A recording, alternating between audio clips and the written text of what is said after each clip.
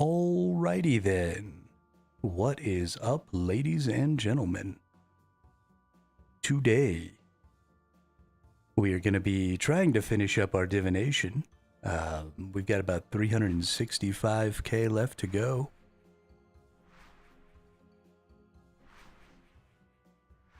And we're going to be rocking and rolling on that. It's possible. So I set up some animations that have some sounds for the game, chat game. So y'all will have to let me know if those sounds are too loud or what's up.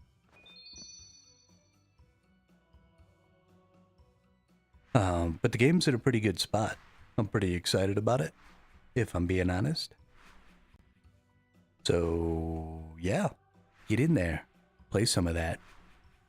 Let's see what happens.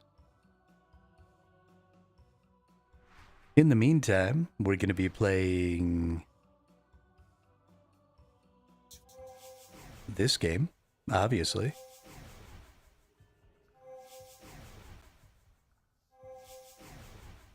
As we work our way. Hey, what's up, Slate? How are you?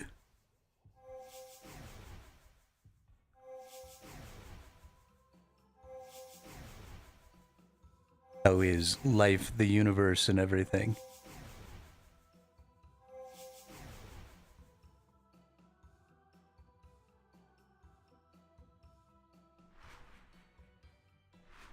Feeling better than yesterday, but my throat is still messed up.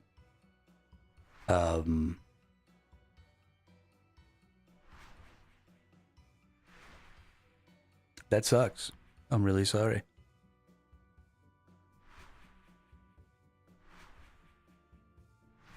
The only thing I know to do for a fucked up throat is to suck on hard candies. Because that's what they taught us to do in theater camp when we started losing our voices. Because we would sing for like 8 hours a day. And they would tell us to suck on hard candies to coat our throat to make it not hurt.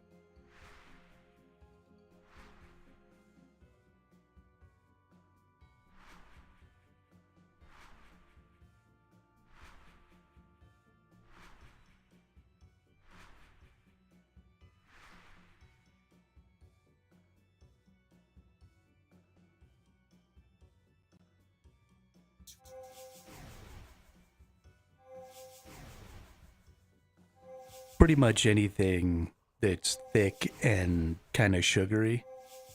So people put honey in tea, throat lozenges, things like that, all kind of run along the same theory.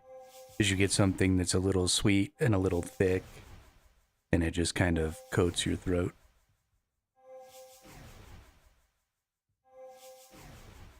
Doing the Lost City quest. Nice. I'm just gonna be on this fucking divination grind. I think actually we should go back down into the other area. We'll go back down into the other area and see about doing this that way. Because I think it's a little faster. I was just doing this last night while I was watching TV because it's a little simpler, a little more AFKable.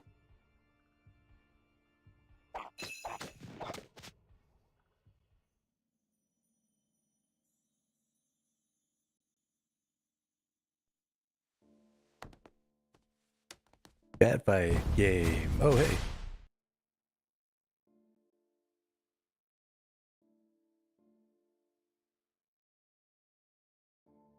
Nice.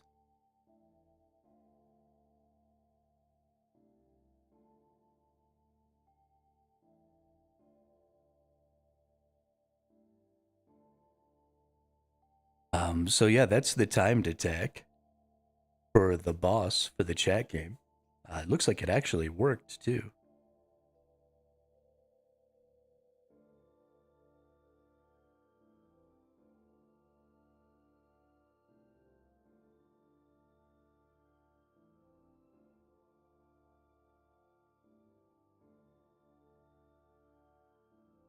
Hey yo, what's up, Master of Light?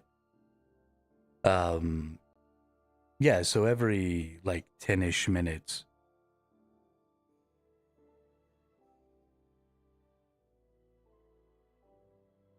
Nice, congratulations. Um, every like 10-ish minutes, the boss gets an attack. And so that's what that was there.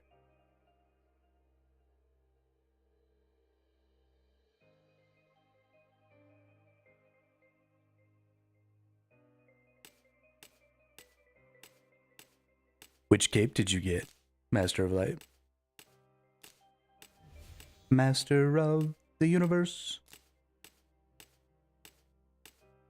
You'll show me.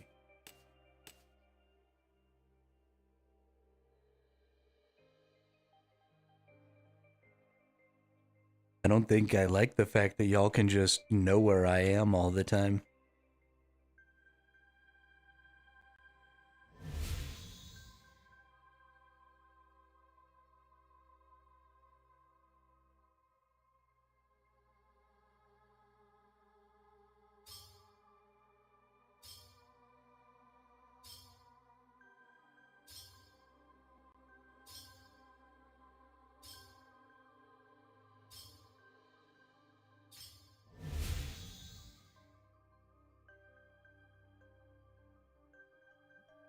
So I don't...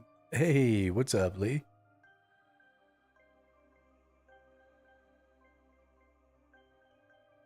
Oh shit. It's a 20-year cape.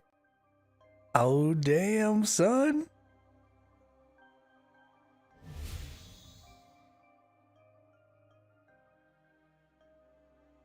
Congratulations. That's pretty dope, dude.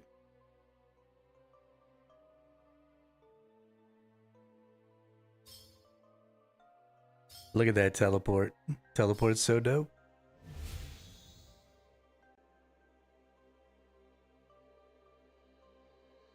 Damn, dude.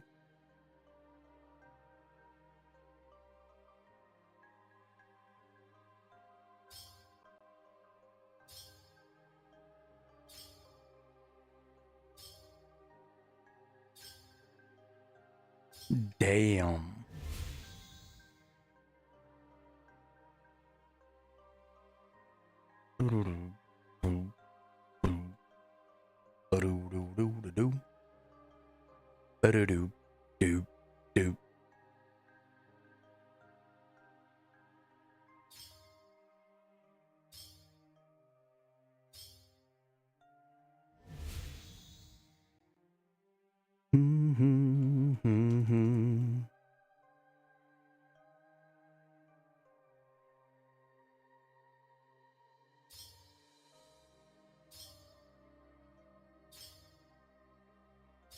I was gonna get the inverted magic cape today, but Jagex is a bunch of nerds. For real though, right? We were in the middle of trying to finish up our attack yesterday when we discovered that we weren't gonna get an extra day and a half.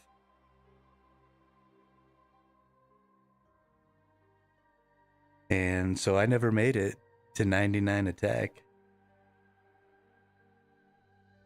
You can still keep getting the shards today, but yesterday was the last day to get the cape. Yeah. Yeah. Yeah, I mean, it's fine. It's XP is XP. It just means that I'm never going to get an untrimmed inverted cape for this account, because that would mean only getting 199 between now and next year.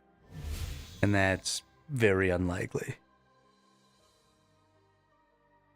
I play entirely too much for that to happen.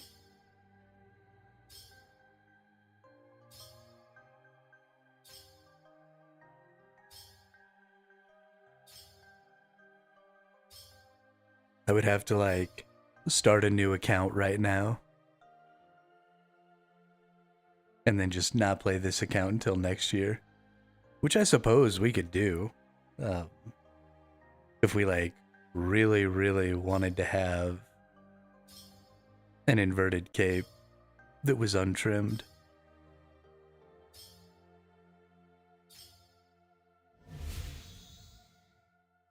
But I'm thinking not.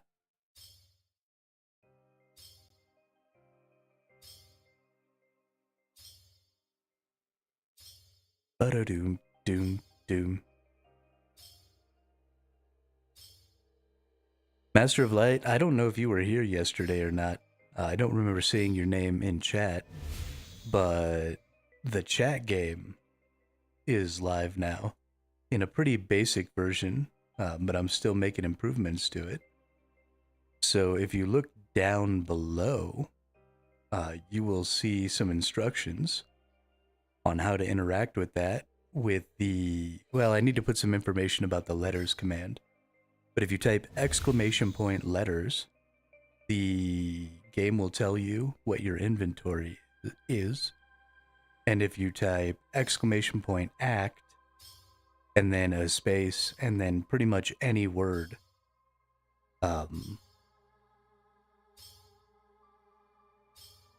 you can do an action. But you have to use those letters for the word that you're trying to make. That's where your inventory comes into play. But it now has animations that have some sound effect, which is kind of cool.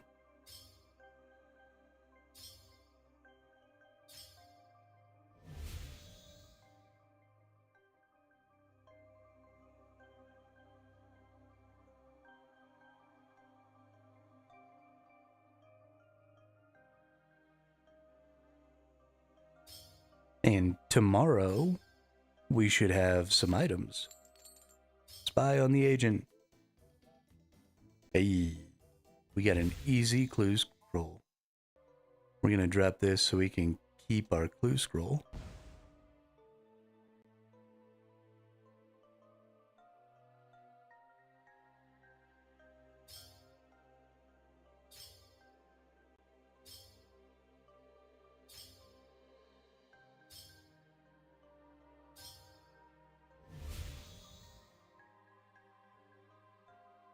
I also meant to and forgot this morning to add a bunch of random words to the list of things that would trigger boss attacks.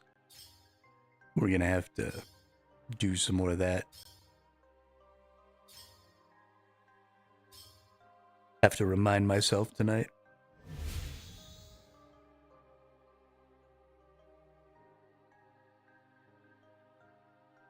To make up a new list of words.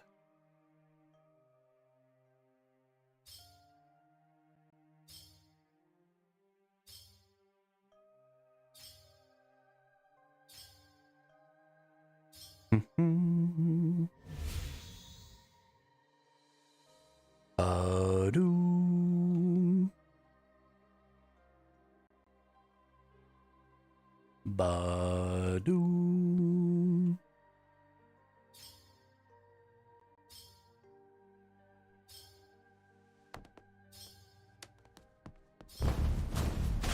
Oh shit. Boss attacked again. I feel like that attack is just a little too loud. Let me see if I can turn that bad boy down a little bit.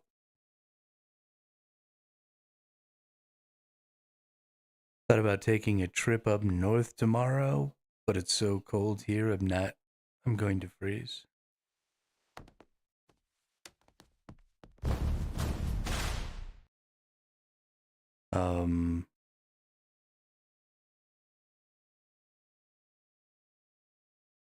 Nobody attacked it. It attacked you.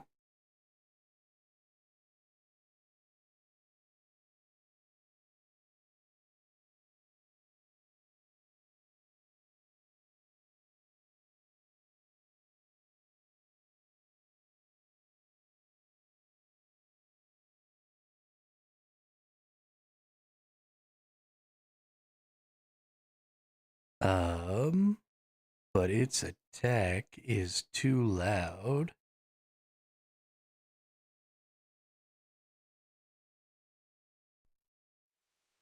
Let me turn that down a bit. There we go.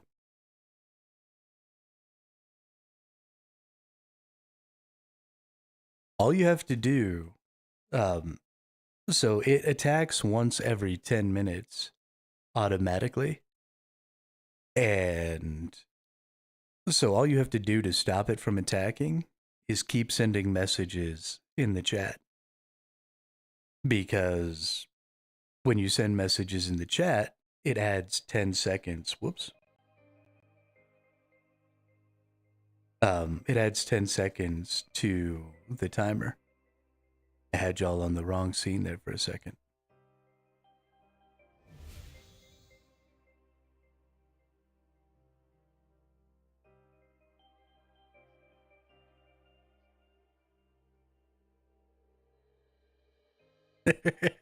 Having a little trouble there. ACT, ACT, because you can both attack and heal. Would it be easier if it was like action or something like that? I actually want to see this. There is still a little bit of a problem with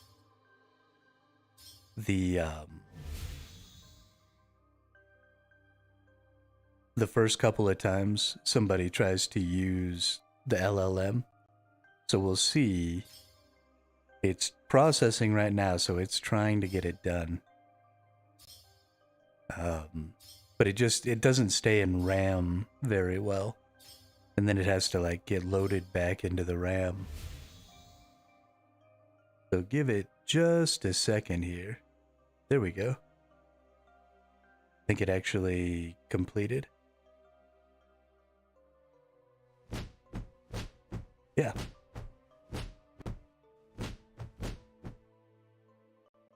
Ooh, yeah. Pick that dino. Oh, suck it actually worked. Apparently suck it is a punch. That's funny.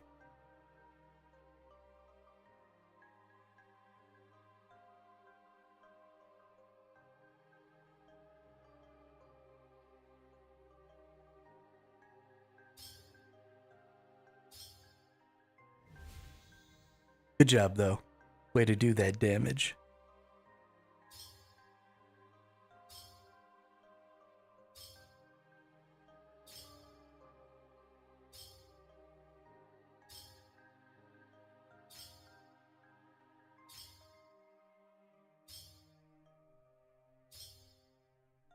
Oh shit.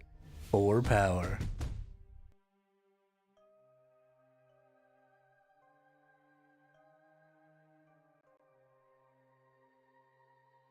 Apparently die is a punch.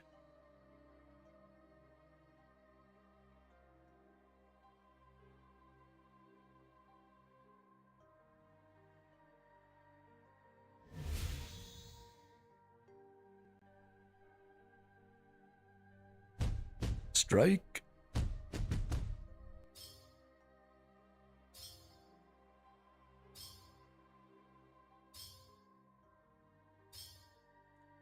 Yo, Lee's got all the fucking letters.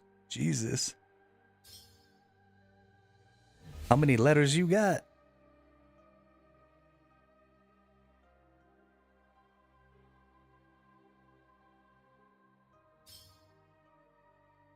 Oh my god. Look at all those letters.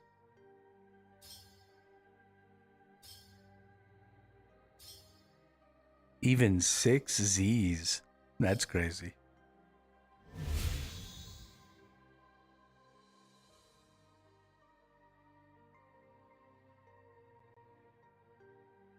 Gotta find a way to use them Z's. Squirt, really? Okay. Oh, apparently squirt heals.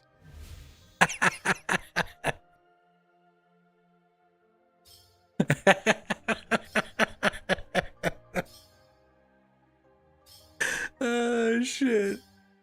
That's good stuff.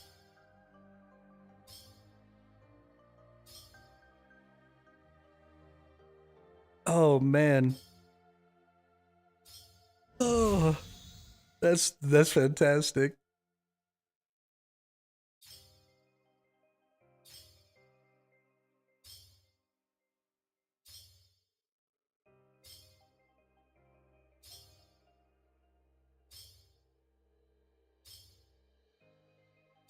This is what I'm talking about, though. I love this because I have no control over this, right? It's all just natural language running through a large language model and being compared to the actual attacks. And the LLM is just deciding, like, hey, this is what that means. And apparently, squirt means heal. And apparently, kill means punch.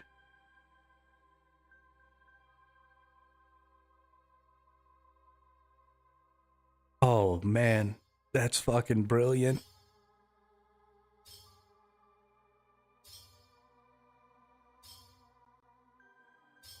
Cucumber? Oh, it better say failure. How is cucumber an attack?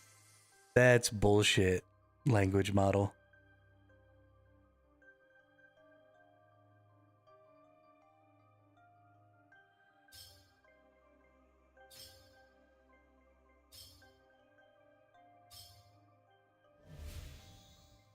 That's bullshit.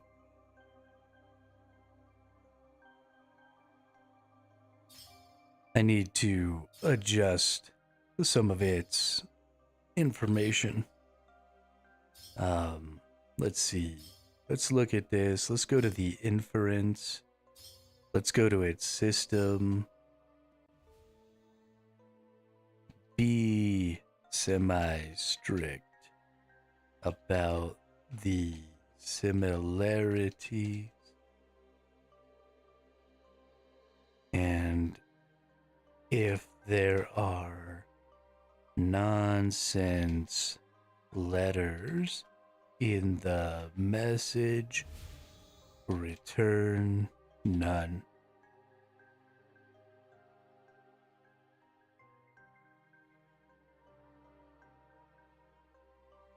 All right. Hey, what's up, Christocho? Yeah, we'll get there. We'll get there. All right. Try cucumber again, Lee.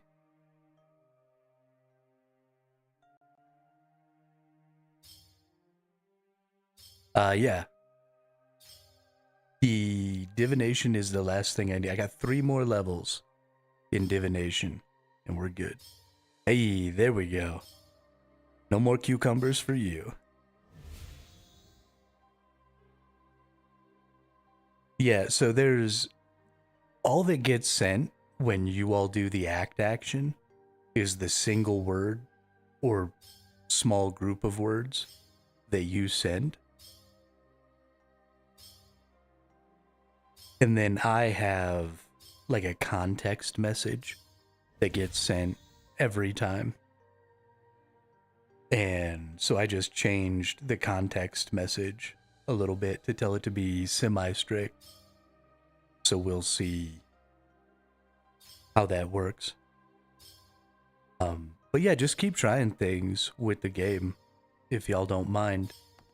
You know, try and figure out where the threshold is for how strict it's being.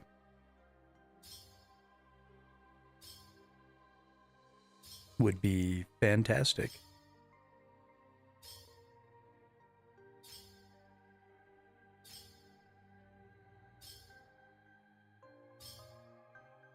Because once we get that context message kind of dialed in for this model, then we can just kind of leave it forever and it'll be okay. And then we can focus on a lot of other stuff.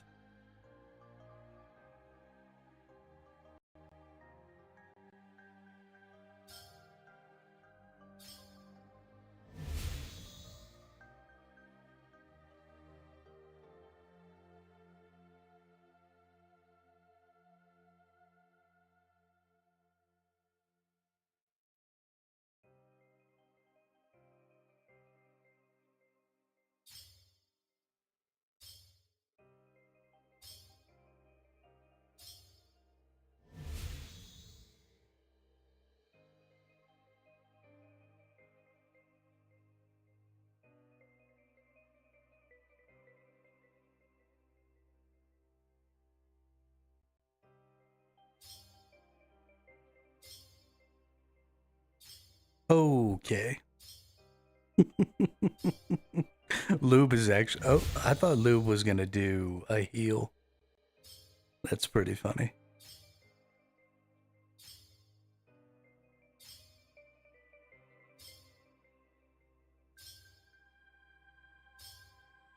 I thought for sure Lube was going to do a heal.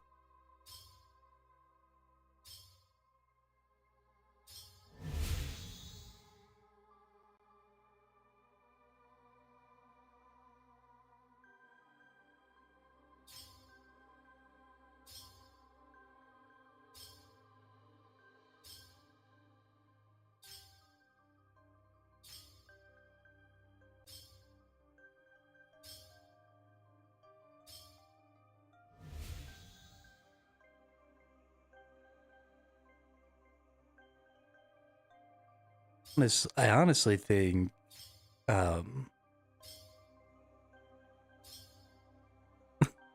just 6 Z's. Okay. No. No.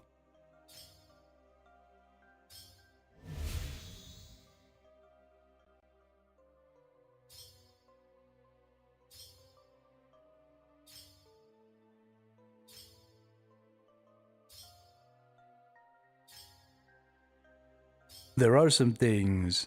So there's quite a bit of stuff coming back from the chat game right now.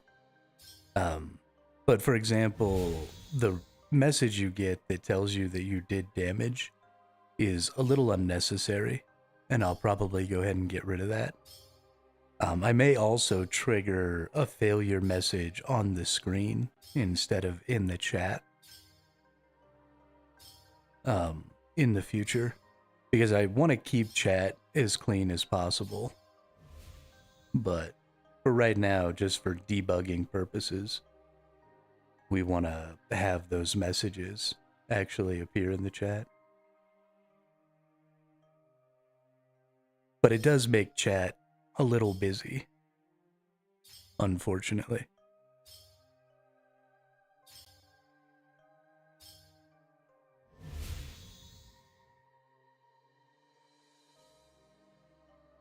Oh, not at all, dude. You're good. I mean, you got to test the game. So, type away.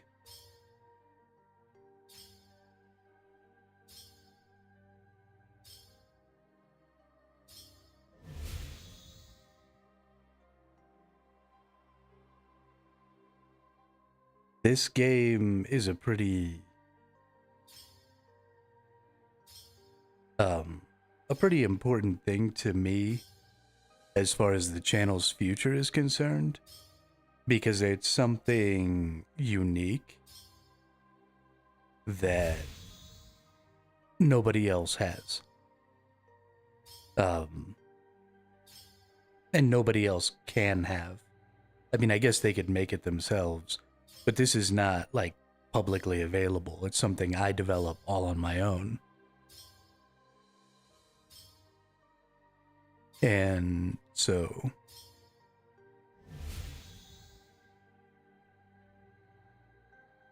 it is fairly important to me that it works and that it becomes an integrated part of the channel.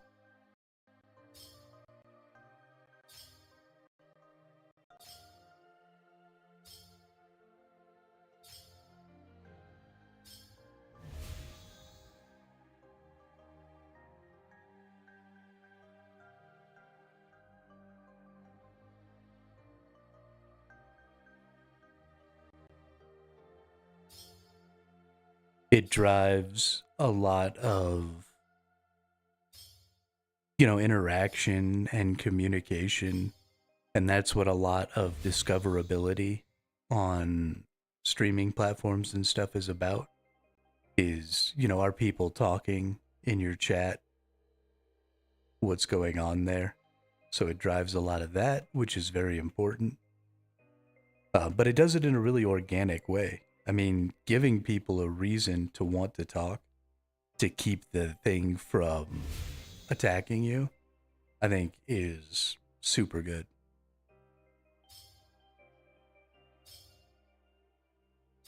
And it's just fun, and fun is good. Absolutely.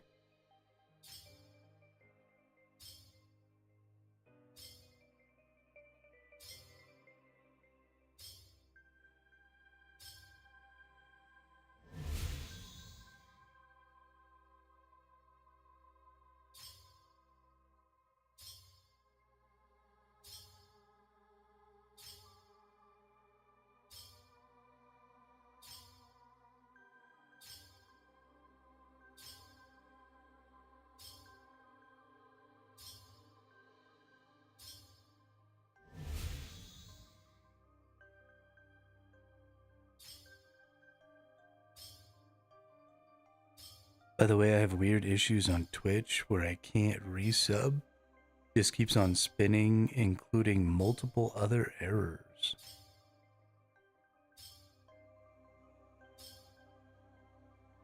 Well, that's weird.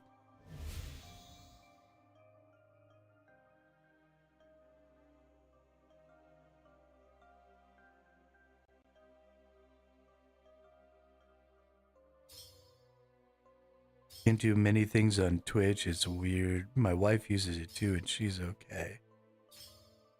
Huh.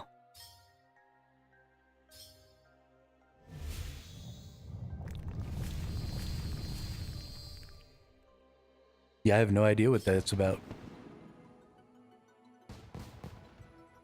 Is it Twitch in general, or is it specifically you have problems on my channel?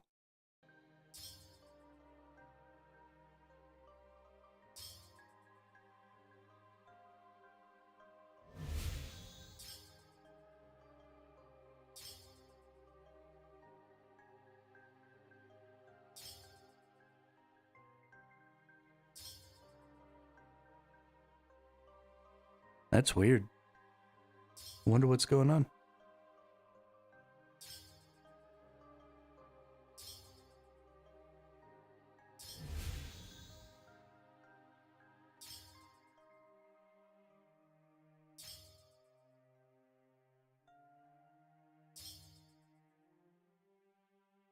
That's really weird.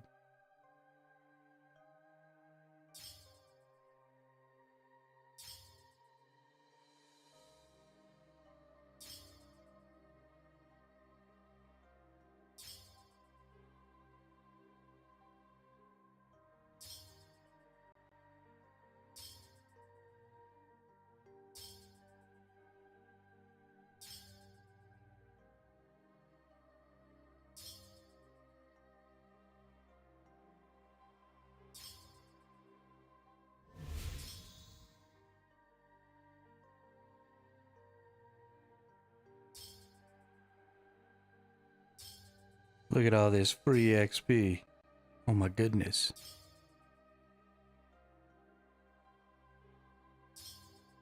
How do I imagine invention?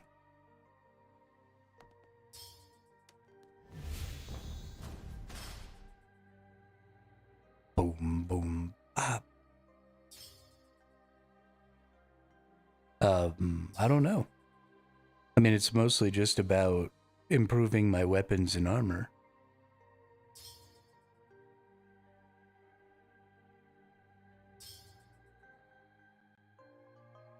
I don't really know what to think.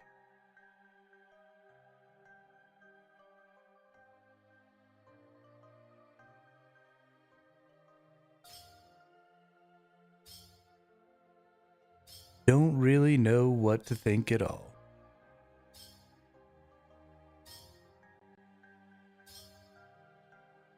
Other than I'm excited to get there, so that I can start working on things. To me, it's confusing, but it might be due to the fact that I'm Zoidberg. Zoidberg!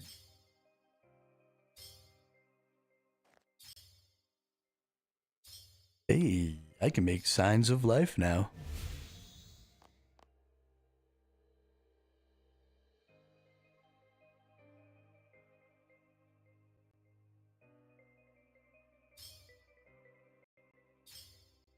Ba-doom, doom, doom. Da-doom, doom, doom, da-doom. Ba-da-doom, doom, doom. Ba-doom, doom, doom, da-doom. Yeah, that's true. I guess there is some like skilling stuff involved that seems pretty unique.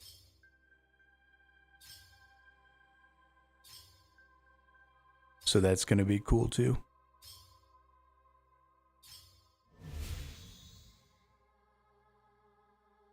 I wonder if that's going to be kind of an indicator of whatever the next skill is going to be, is just to have skills that are a little more supplementary to everything else. Instead of adding completely new mechanics, maybe we're going to be adding stuff that's supplementary to existing skills and mechanics.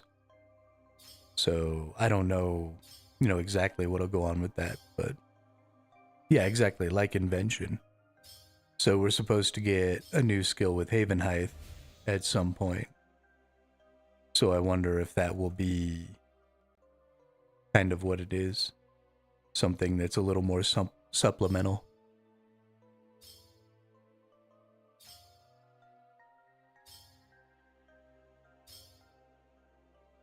Could be cool. I don't know. We'll have to see.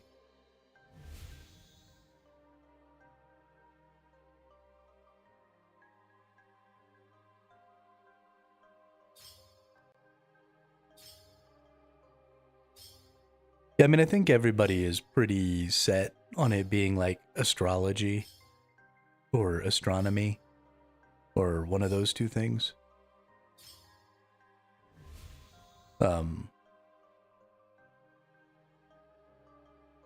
But I don't know. I haven't been around long enough to have heard any of the hints or anything like that.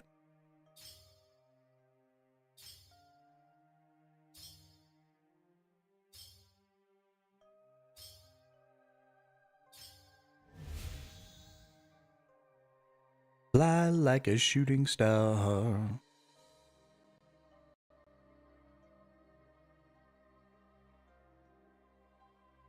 Yeah, I don't know.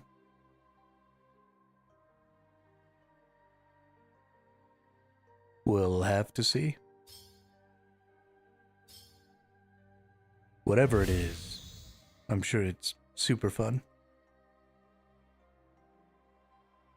Yo, Fairbury, what's up?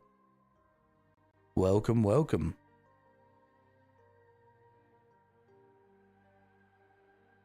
Glad you're home. Home again, jiggity jog.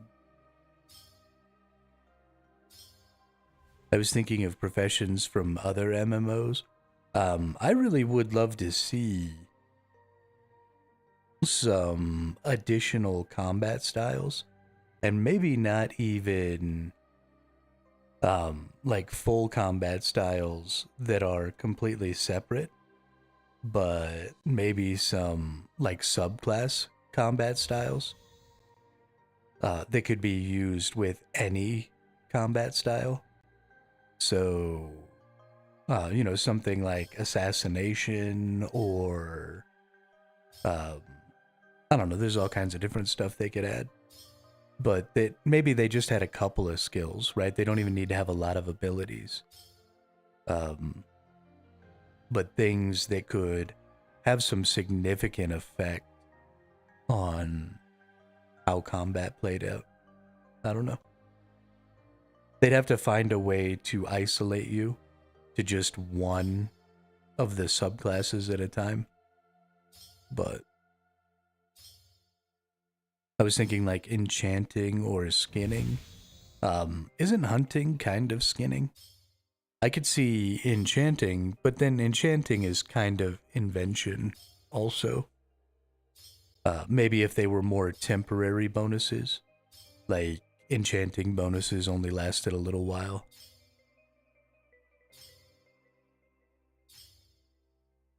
You're right, skinning is kind of crafting, isn't it? Yeah, I don't know.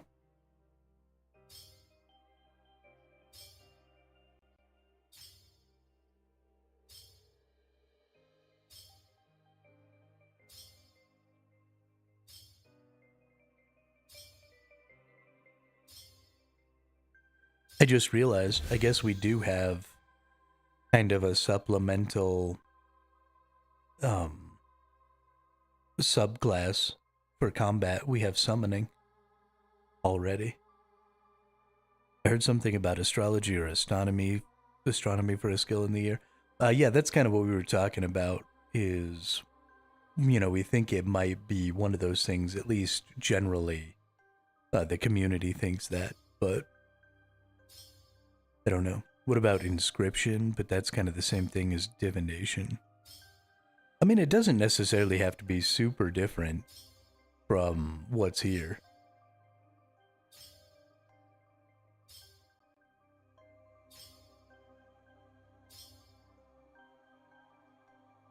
I don't know.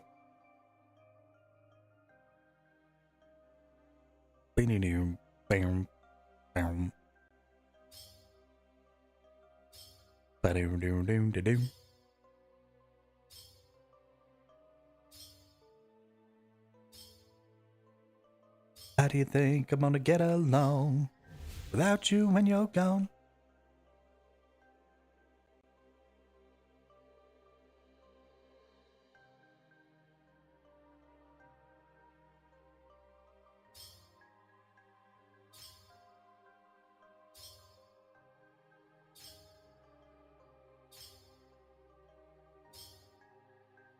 Are you ready? Are you satisfied? How long can you stand the heat? Who that is there? King Renard. Y'all got attacked again.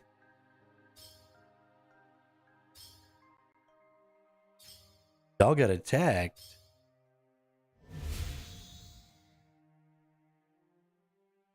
But the message didn't appear. Which means I don't think that that attack was the timed attack.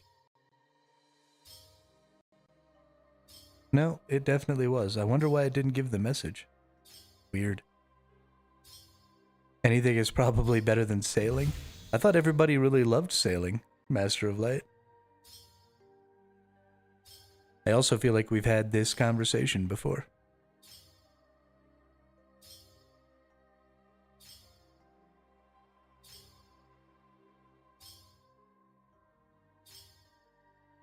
I tried it and the controls are horrible. Well, that's no fun. You gotta have a good control scheme. That's very important.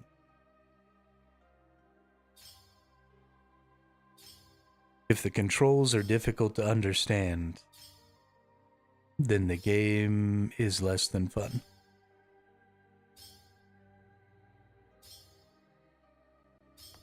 Oh, there we go. I wonder why that took so long to post.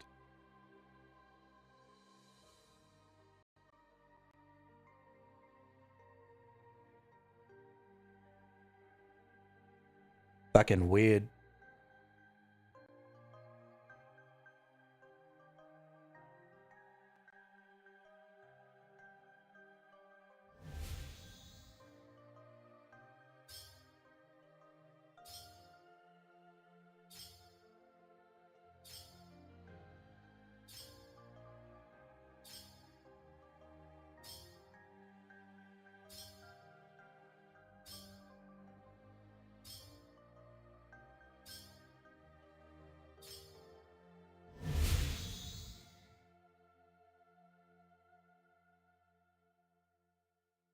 Getting those lustrous memories.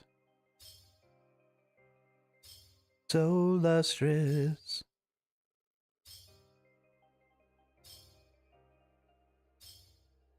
The lustrous memories.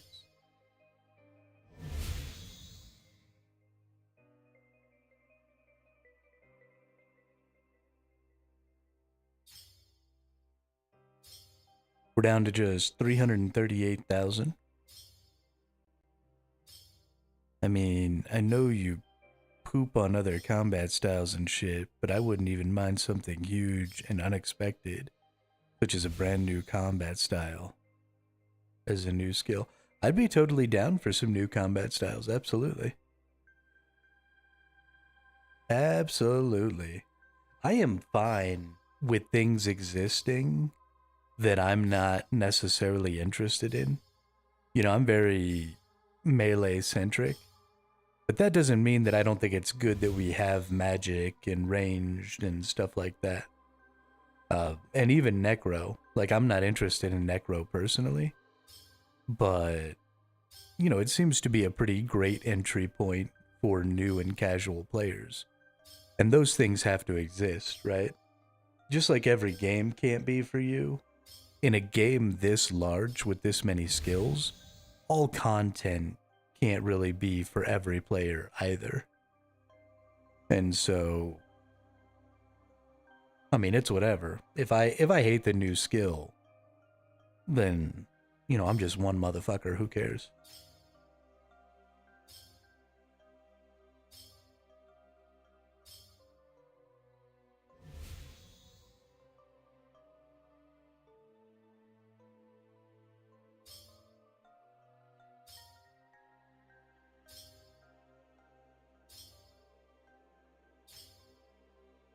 Really like them updating the old.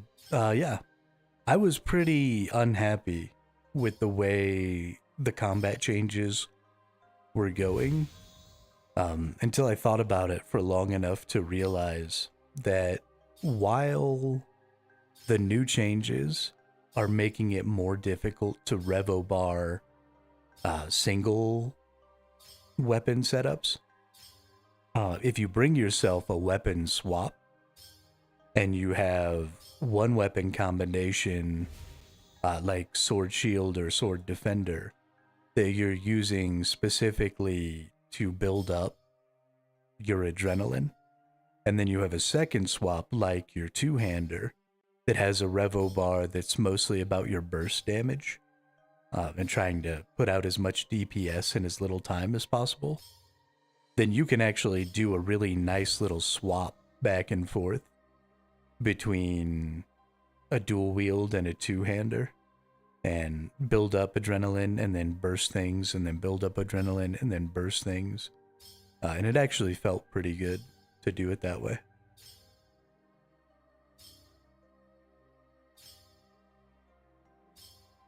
And manual players are getting a much better combat system overall with the new combat changes, because you have a lot more control over when and how you're using your skills.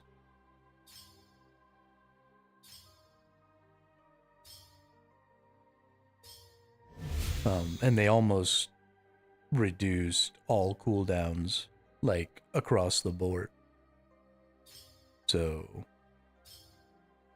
oh, I don't know if you were here, Master of Light and Fairbury, but we picked up our first ever skill pet at 11 million attack. We got our seafood the other day. I don't remember if either of y'all were here, but that dude's adorable.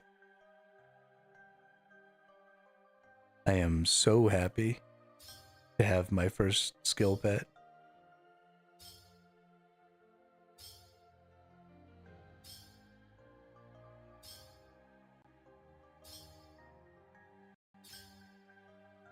So totally stoked.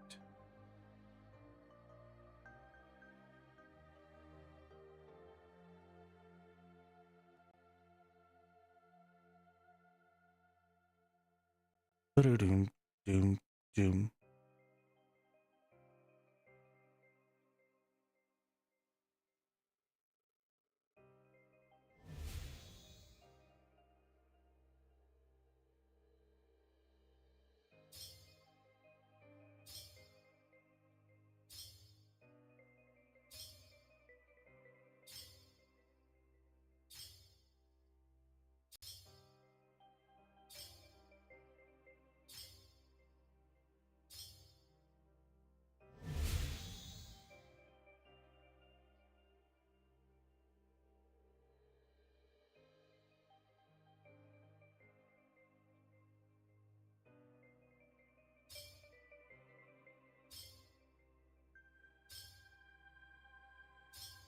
Or memory fragment.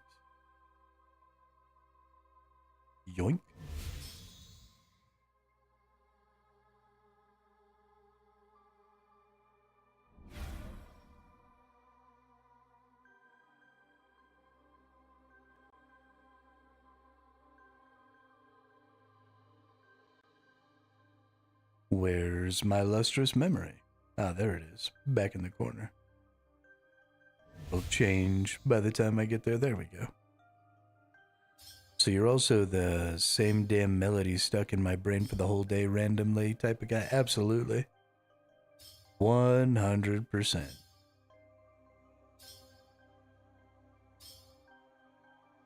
%100%. Especially if I don't like sing the whole song. Because most of those songs that I get stuck in my head, I could just sing them and it'd be over. But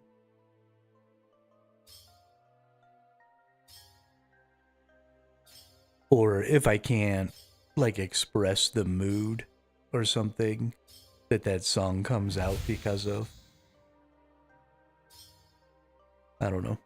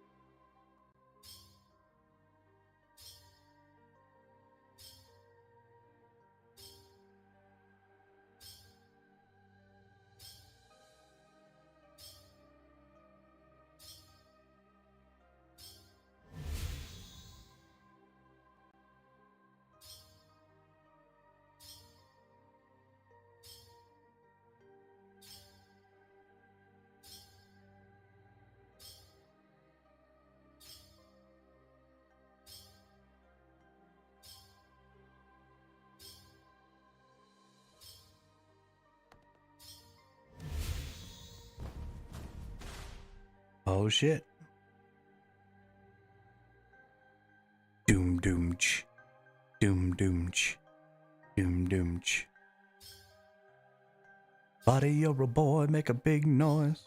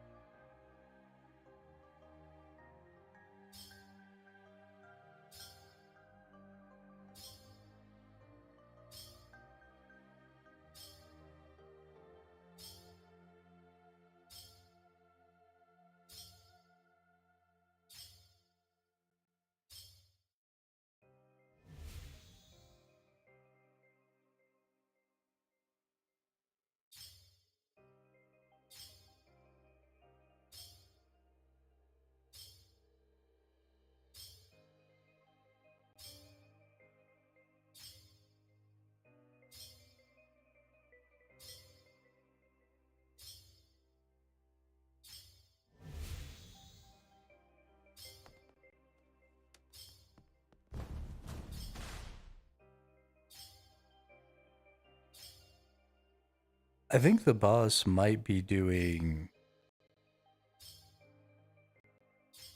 2 sets of its attack right now. I think the logic might be fucked up. So y'all are getting attacked twice. And it probably means you're gonna die. And I'm okay with it. Get wrecked.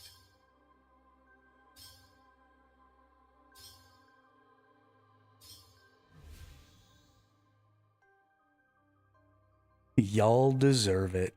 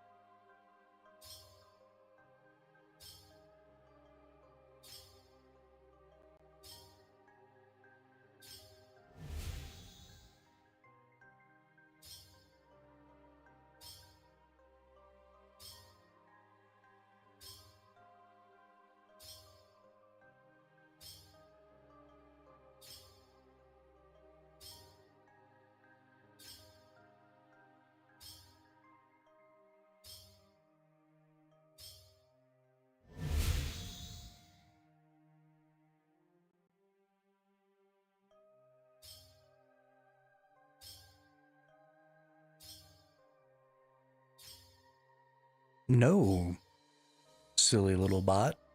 I don't want to be your friend.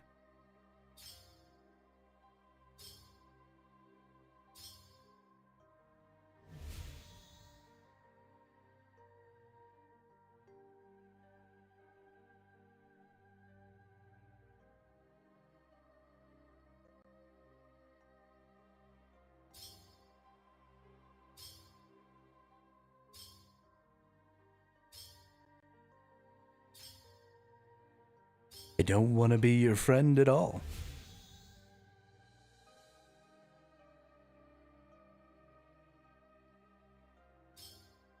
Goofy ass.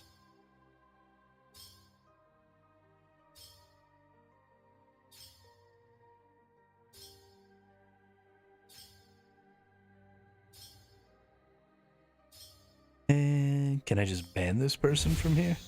Nice.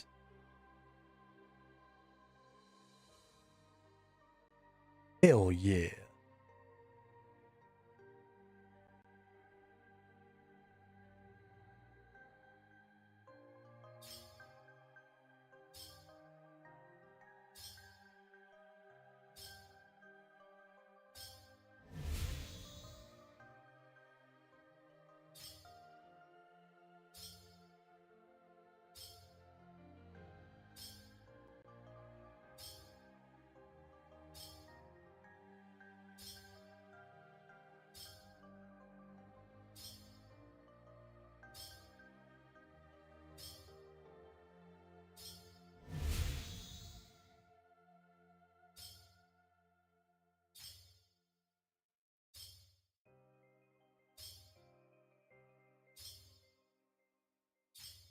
Where is my core memory fragment at?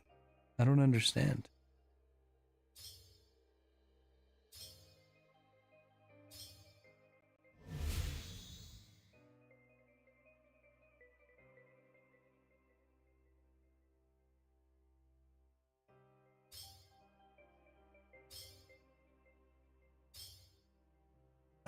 Were any of you all waiting for Ashes of Creation to come out? Or had any of you all purchased Ashes of Creation? How were we feeling about that whole thing? Because, wow. Talk about a clusterfuck.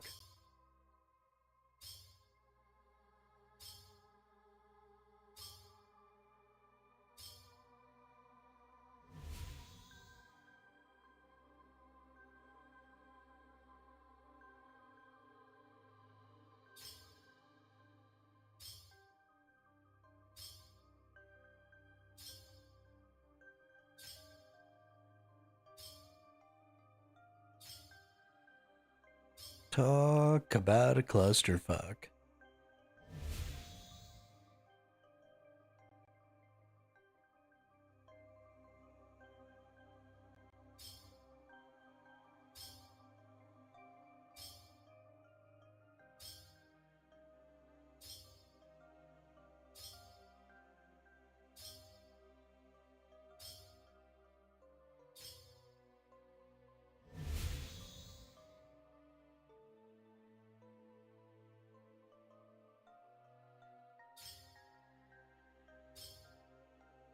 I have a couple of friends who actually pretty recently bought the game.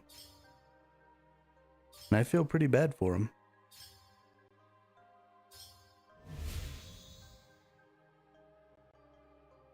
And I feel really bad for me. Because I was pretty interested in that game. More upset the New World, yeah. Especially New World. New World really felt like it was turning a positive corner with the newest update.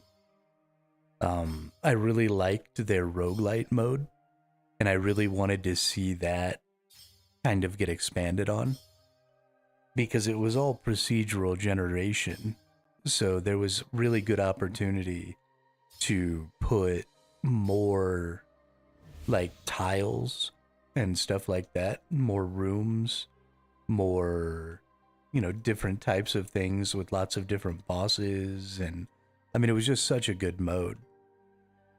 And it had a lot of potential. And I don't know. I mean, there were tons of good things. OPR was really fun. They were starting to have more maps, and that was really cool. I feel like if they had given some of that treatment to war, where, they made each of the war maps a little different, instead of making all the war maps basically the same, that one change probably would have been the last real major thing they needed to do to make New World, I mean, just an incredible game. And then they just closed it down when they were making all this positive progress.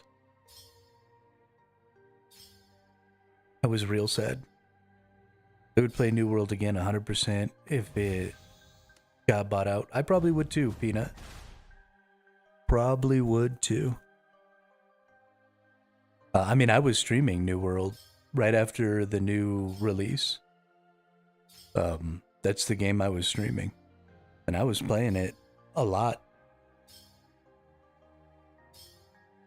And I would have continued.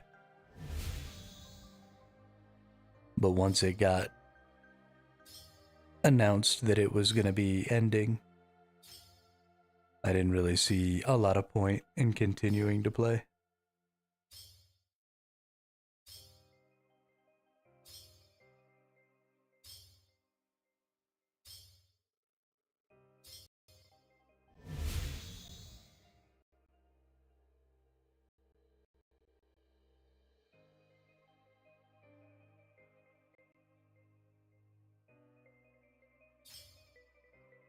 Hey, what's up, Grizz?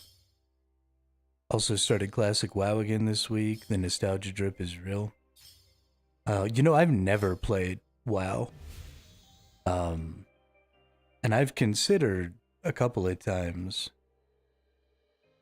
going ahead and taking that plunge, especially into Classic. But I think if I was ever going to play the Classic version of another game, it would probably be Guild Wars Reforged. Because Guild Wars is still one of my top 2 or 3 games of all time.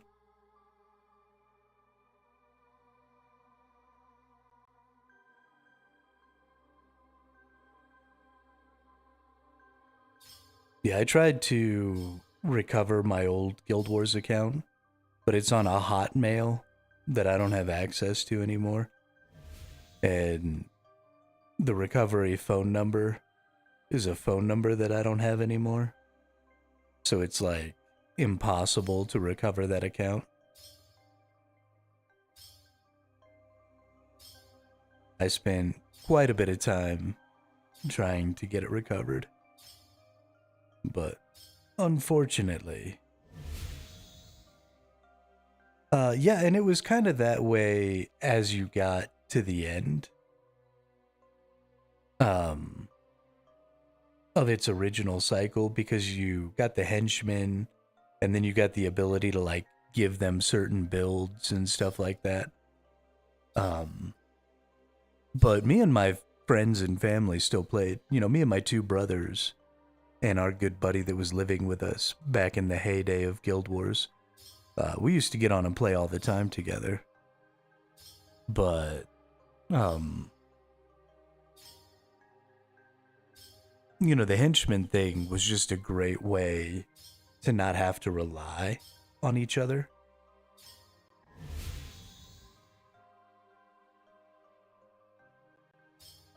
But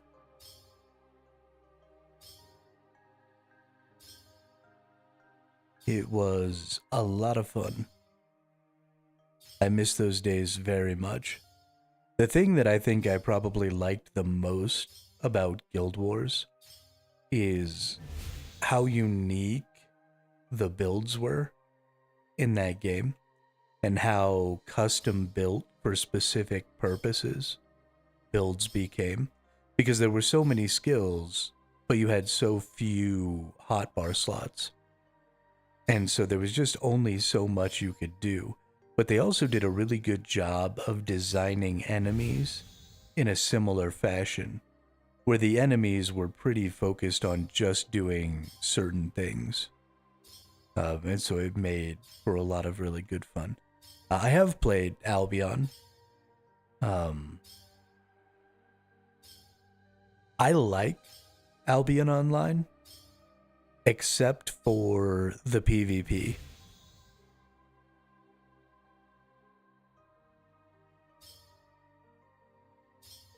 I've actually also streamed Albion Online on this channel. But I have a problem with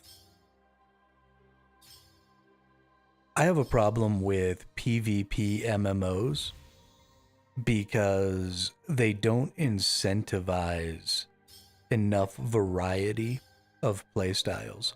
And this is something I've been talking about on Reddit and stuff quite a bit lately. But people always assume, and they seem to accept the fact, that the opposite of predator is prey. And so when you have an open world PvP sandbox MMO like Albion, then the sort of prevailing thought is, you know, either you go out and kill people or you run away from people. But the inverse of predator is not prey. The inverse of predator is defender. And so we don't incentivize the idea that it might be a good idea to counter somebody's gank, or simply to protect another player. And not just protect another player in your guild, but protect just another random player.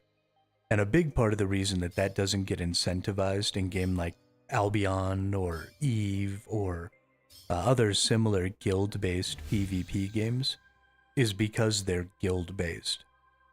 And the guild model limits the number of people who are on your side by a pretty significant margin, and it creates a leverage imbalance between people who run guilds and people who are trying to access that group PvP content.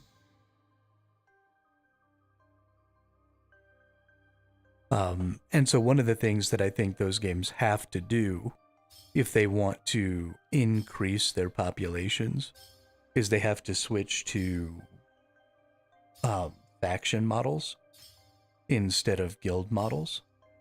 Because if I'm automatically a part of the group and I don't have to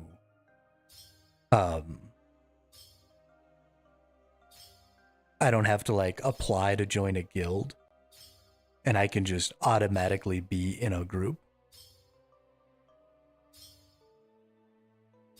then that's really important. Now you can just teleport straight to the front lines without being in a guild or anything. Huge wars. Did they bring the factions out to the Black Zone? Like, you can't kill faction members in the Black Zone anymore? Because that's been one of my huge gripes. No, but they totally revamped factions. It's fucking awesome. Okay. Well, I might take a peek into that. Because that's the thing that I've been bitching about the whole time. Is you go out into the Black Zone and, you know, your faction has a war front out in the Black Zone, right? They have the portal city or whatever. And then you go out into the Black Zone and all of your faction members just kill you. Which is just stupid. And if they would just bring the factions out to the Black Zone, then everything would be better. It would immediately make that game 1,000 times better.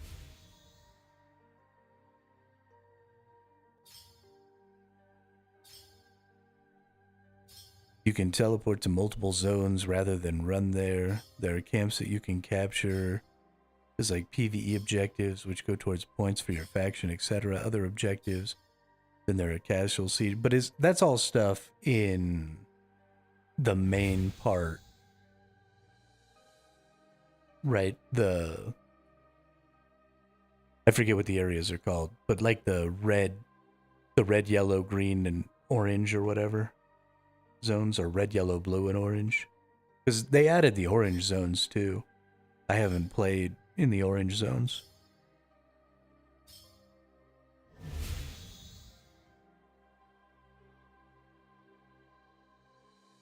But if that's on the main continent, you know, most of the gameplay happens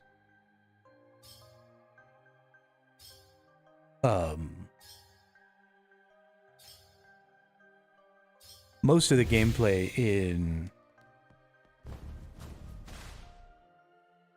Albion happens in black zones, right? The mists and the Abbey and the roads and the black zones, like all that stuff is where especially a lot of the end game content lies. And so that's where a lot of issues are.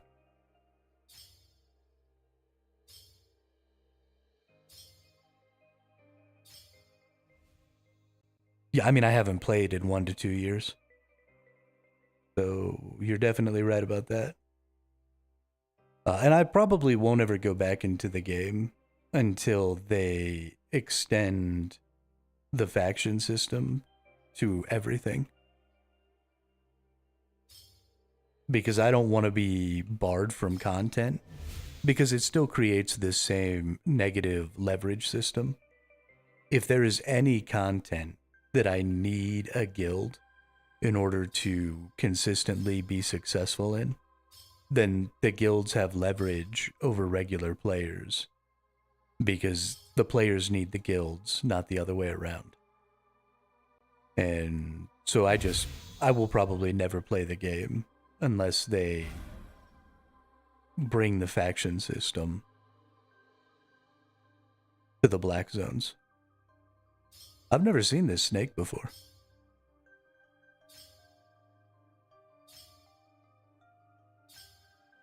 It's cool. I like it.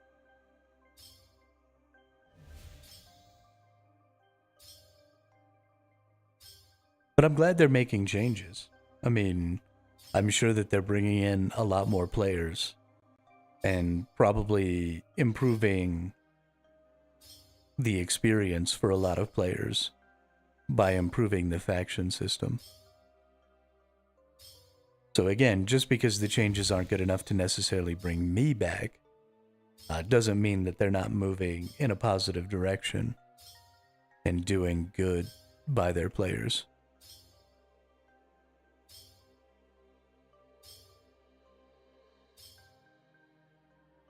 Yeah.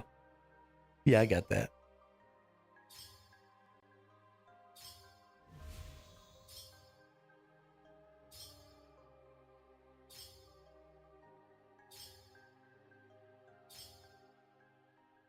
And the core hunting friends chat is cool. But a lot of that stuff, I think, is why when there are other people down here with me, if I don't get the memory fragments and put them in here myself, everybody else just keeps them and hangs on to them for things like core hunting and stuff like that, to go around and do those other things. So while I'm sure that's an extremely efficient way to do it, it does create some contention just in regular gameplay that's a little bit annoying.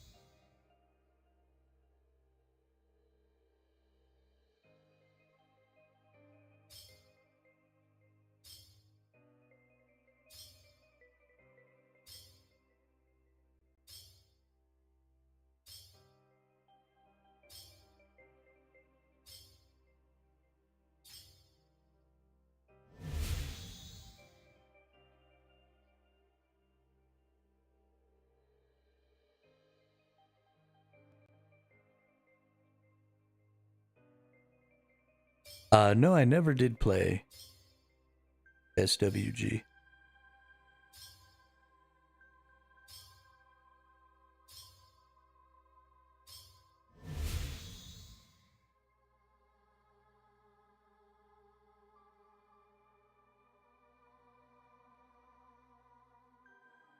Most of my early MMO days were spent on Dark Age of Camelot,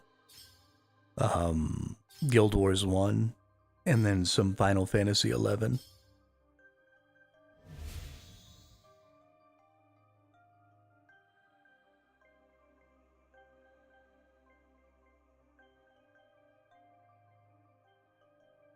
Oh, shiznit.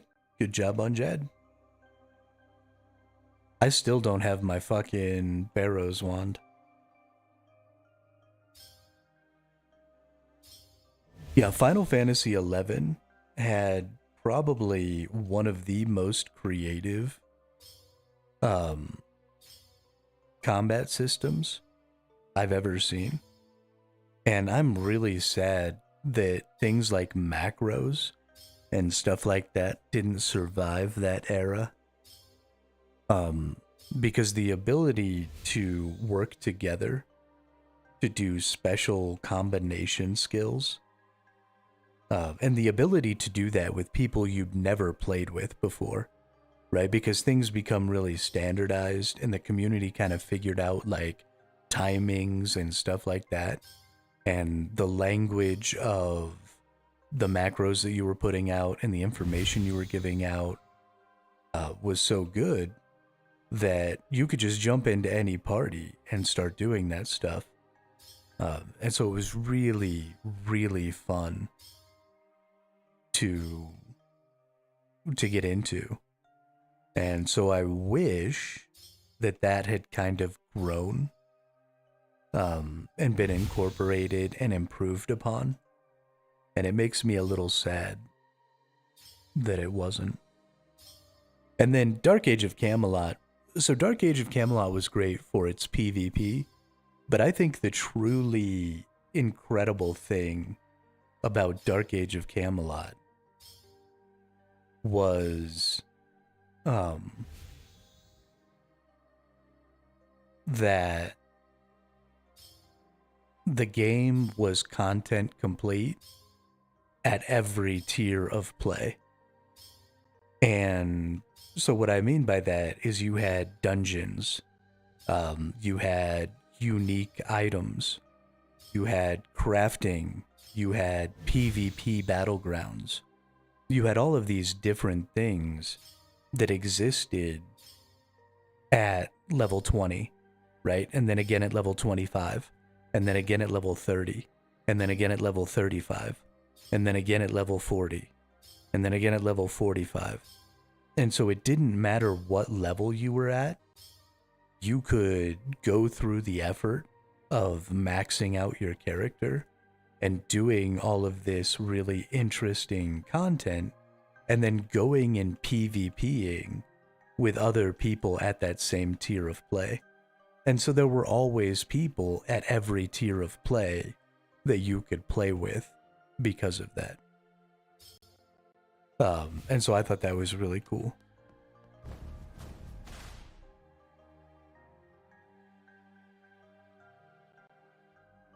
ESO did a really good job with that too. Yeah, I did play some ESO years and years ago.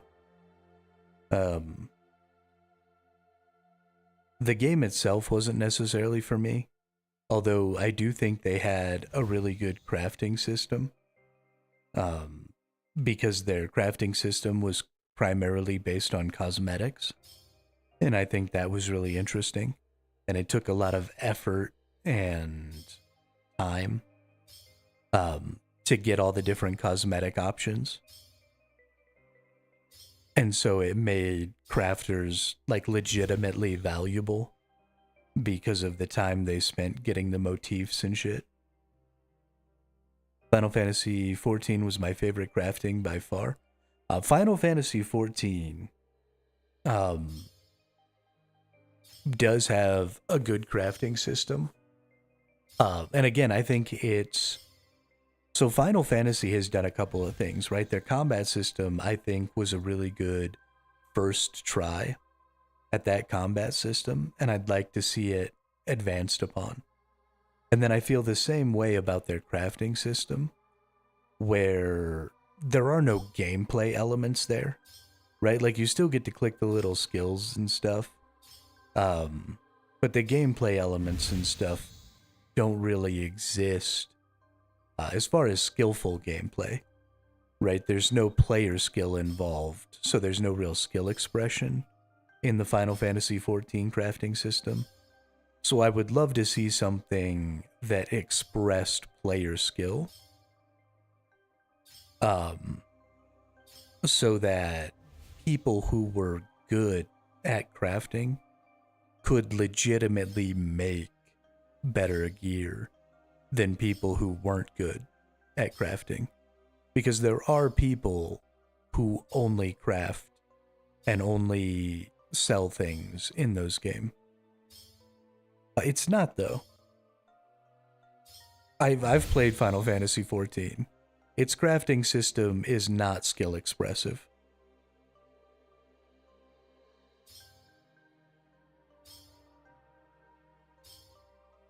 At least not to any meaningful degree. To craft master gear, you need to be a higher level crafter with max gear. Right. When I say skill expressive, I mean expressing the skill of the player, not expressing the skill of the character. So, like, League of Legends is a very skill expressive game because, you know, your rank and stuff is based entirely on how good you are at the game, not how good your character is. The order in which you press the skills in Final Fantasy XIV's crafting system is not difficult enough to master to be skill expressive, right? You might mess up and fail, 6 or 7 times before you figure out what the proper combination is. But then once you know what the proper order is, I mean, they even have macros for it, where you can just tell it to automatically press, this series of skills when you do a craft, and then it just turns into a menu again.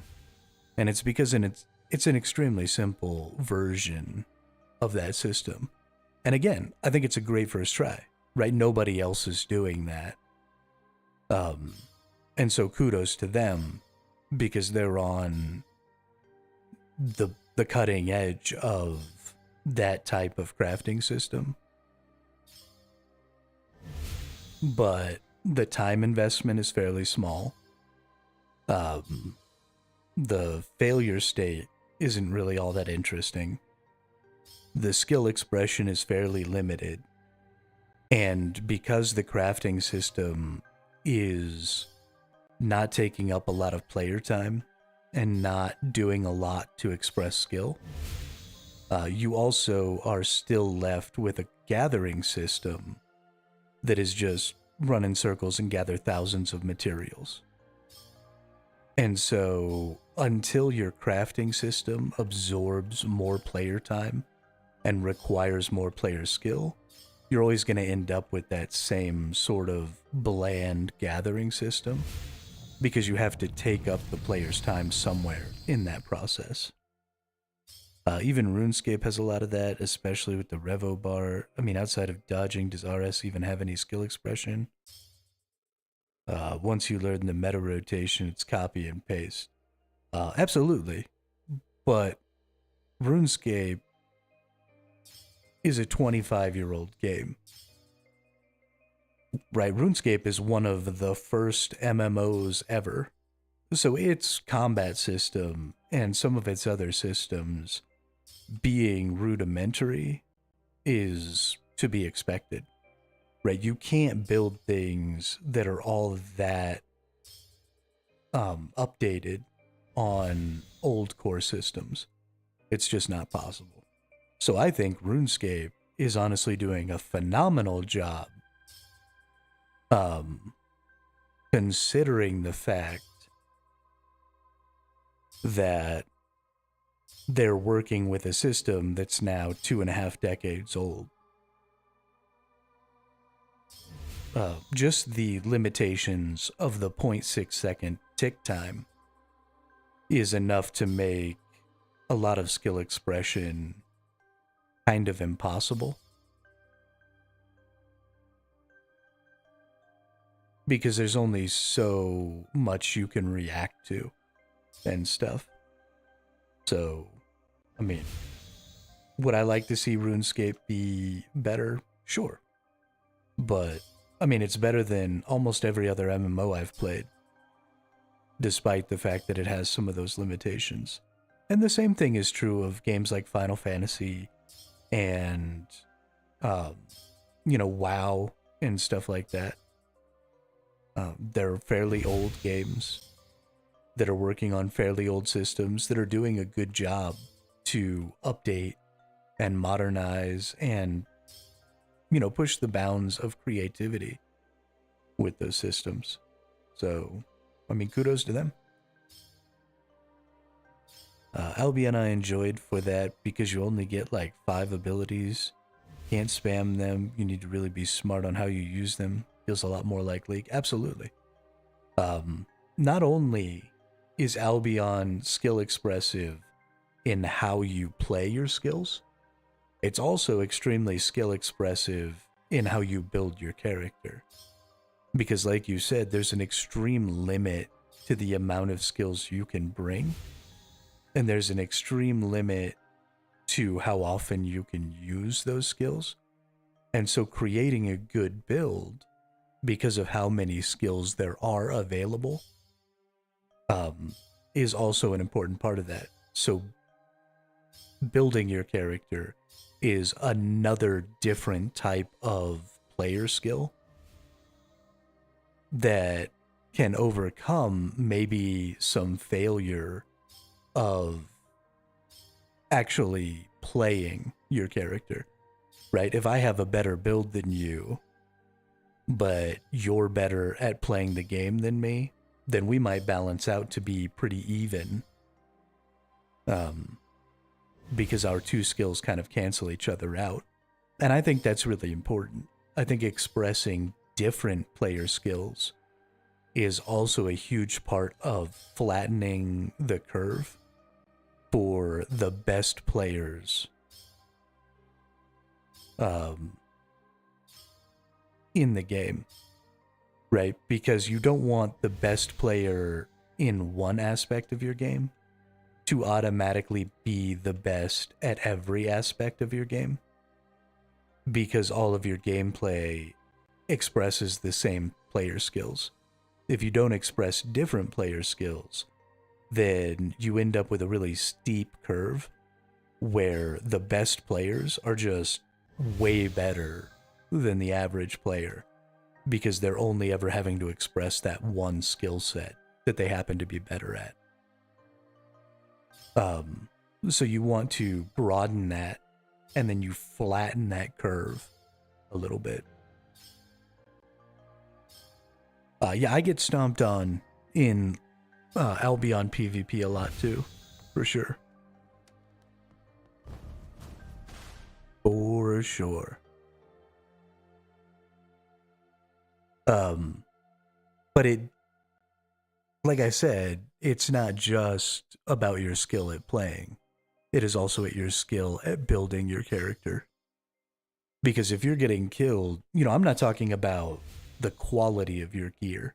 I'm talking about the skills that you selected to bring with you. Right? I'm not talking about being in, 4.0 versus 8.0. I'm talking about, what combination of gear did you bring? And what combination of skills do you have that you brought with you? Because that is a skill set, right? Building a good build is a skill. That's why trading card games are so popular, because deck building is something people are good at.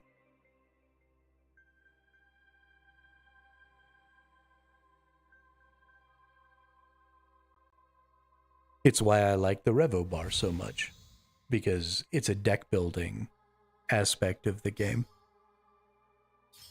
instead of a gameplay aspect of the game. And I am much better at deck building than I am at gameplay, because that's just the skill set that I have.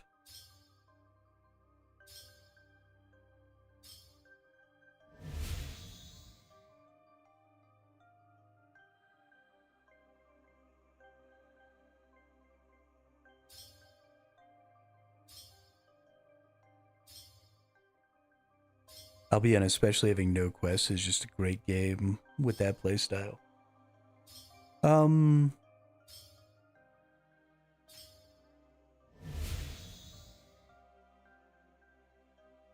I would say more than Albion has no quests, I would say Albion has no storylines.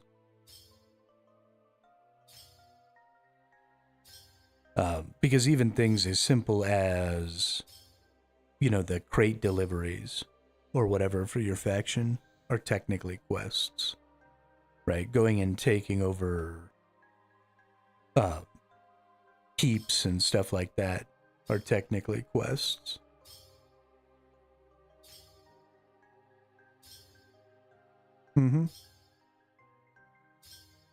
But there are no storylines in the game, that's for sure.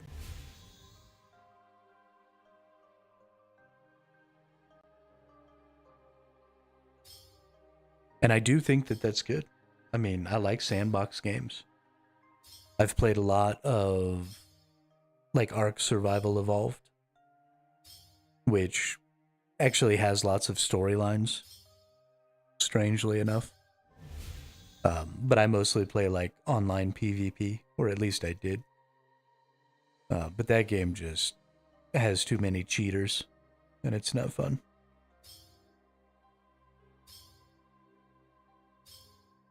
But yeah, I love open world, sandbox, do whatever the hell you feel like games. For sure.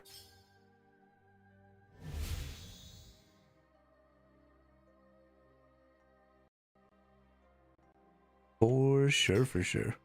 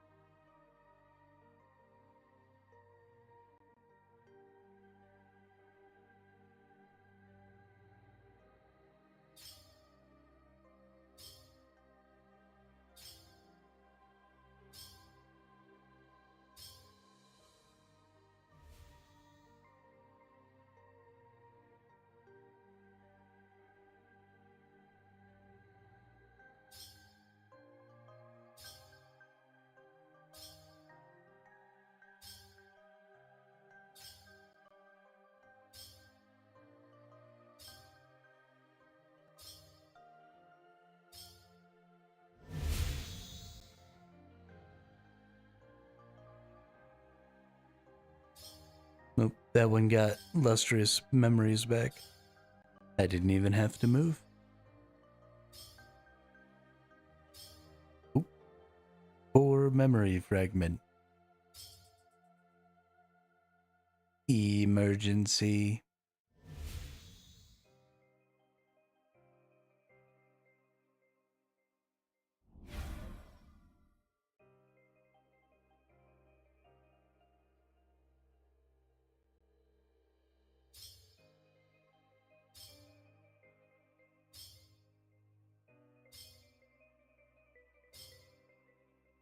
Albion Online is a sandbox MMO where you write your own story.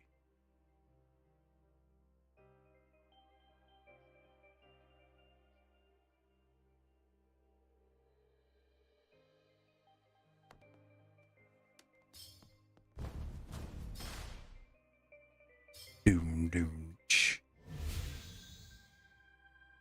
Wish more MMOs put the money they do into marketing.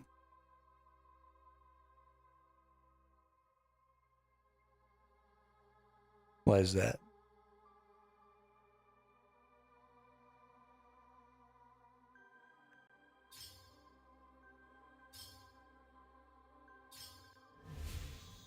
They wouldn't die.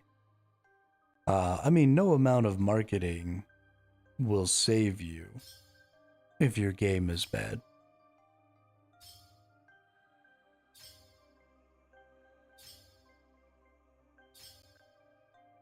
I mean, there are a few situations where maybe some games could have been saved by some better marketing, but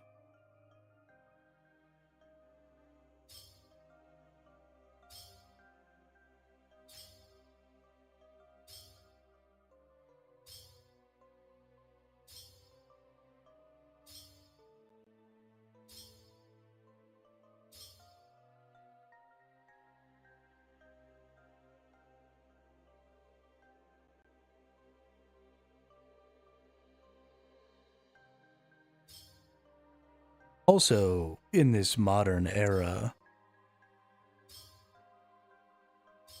um, I mean, I guess I don't know about everybody else, but I get all of my information about what's going on with MMOs from like content creators and stuff. You know, I've got my Lazy Peon and Force Gaming and some of those people that cover gaming on a more general level. And that's generally where I get, you know, my little snippets, my 30 seconds to 2 minutes of information that you would normally get out of an ad. But instead of getting it from the person who's trying to sell you the game, you know, you're getting the viewpoint of somebody who's just trying to give you information about the game. And so I tend to feel quite a bit better about getting my marketing from those sources. Sorry, I'm not talking much, cooking dinner and watching you stream. Yeah, don't worry about it, Gris. I am happy to have any number of people here in any capacity. Whether you're just lurking, or whether you're talking, or whether you're playing the chat game, whatever is clever.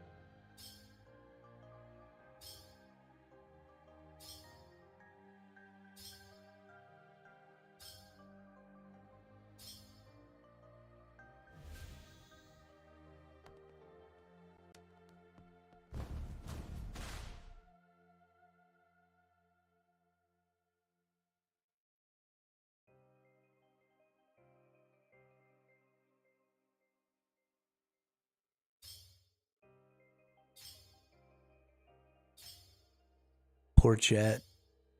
They're totally gonna die.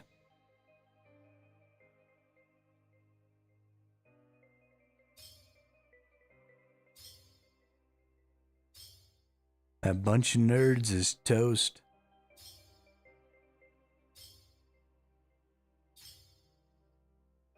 How do I use Seeker's Charm at Flesh Hatcher?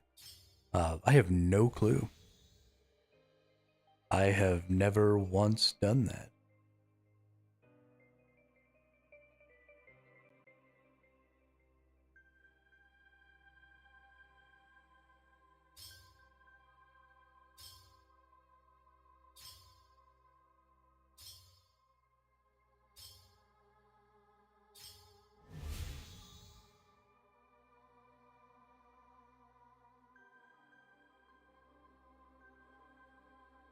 punch, kick, slap.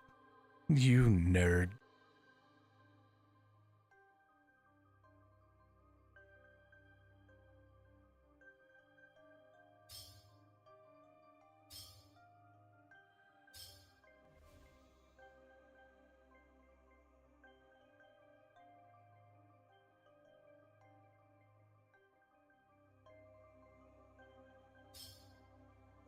Not enough C's. Oh no.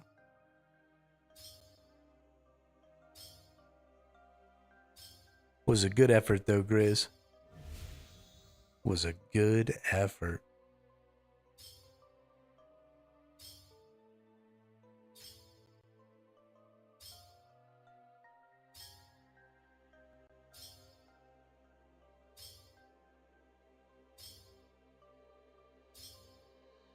I'm thinking about changing the way the letters are given. We might hand out... So there's a couple of things I want to do. Number one, every time the chat player dies, I want everybody's letters to reset. So something we might do as a part of that is we might reset the letters and like give everybody 20 letters. Right, so when chat dies and the game sort of resets, we'll start everybody off with a random like 20 letters. And then I think instead of giving one letter every 1 minute, we might give like 5 letters every 3 minutes. Because I don't know, there's so many letters in the alphabet that, and you need such a large variety. You know, if I can get it to give you 5 letters every 3 minutes without duplicating any of those 5 letters, so you always get 5 different letters, that might end up giving a better spread. Because, I mean, if you look, like right now you've got 7 O's and 6 E's. But then you've got, like, no C's. I don't know. I'll think on it.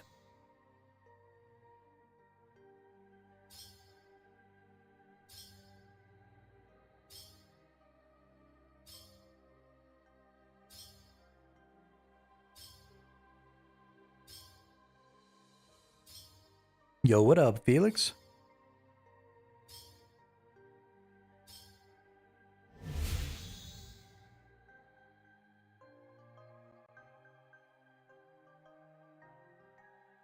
How are you today?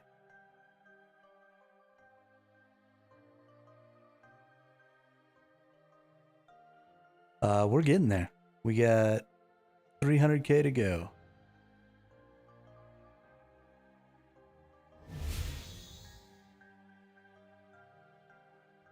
We're almost at a full inventory of memory jars here. So that'll be 75K. Yeah, we're going good.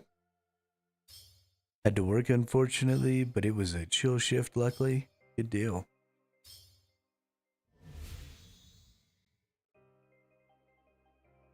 Good deal.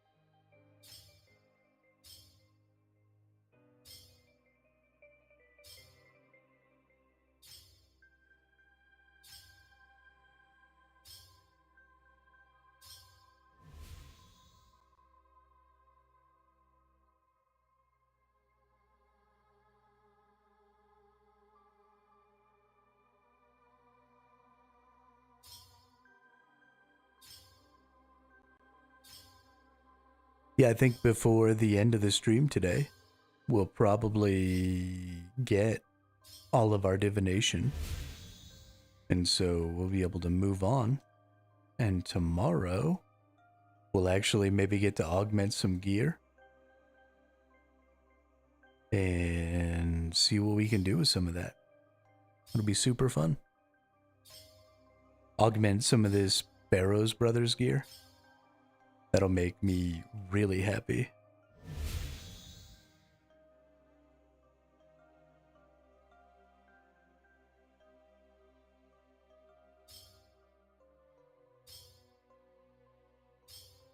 And then we'll finally go murder Jed.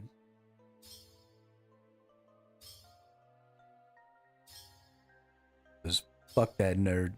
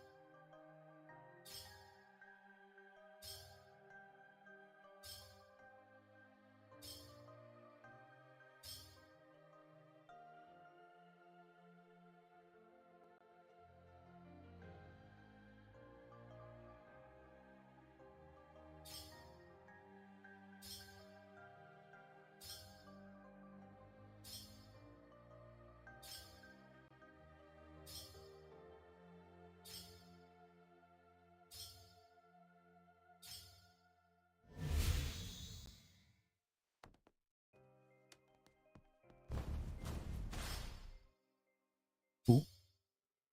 Chat got smacked again.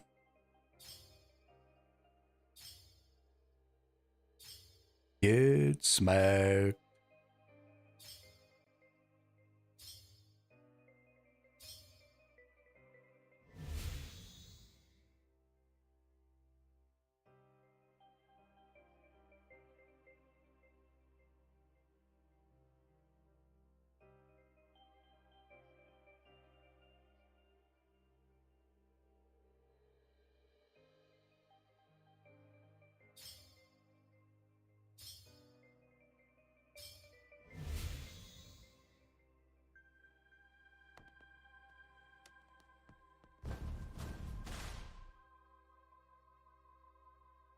Yeah, there's definitely something wrong with that boss. Keeps attacking way more often than he should. I'll see if I can figure it out after the stream today. It makes me so sad.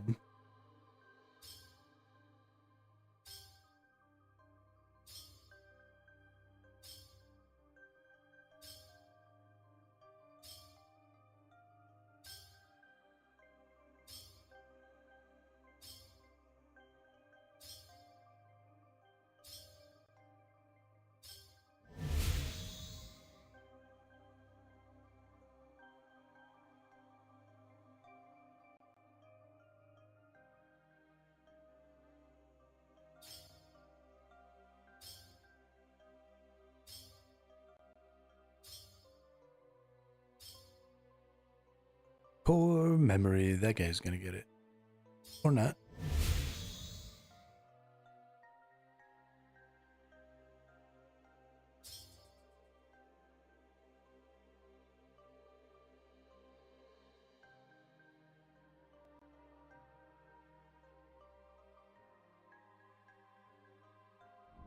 Phew.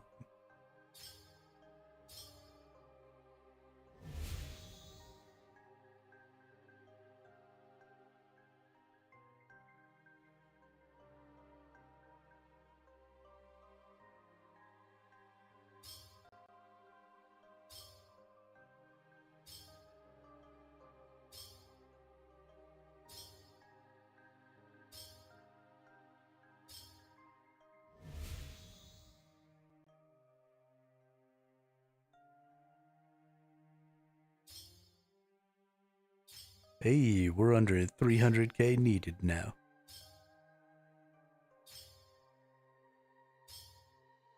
Only at 299k to go. It's been about 2 hours. We've gotten a little over 100k.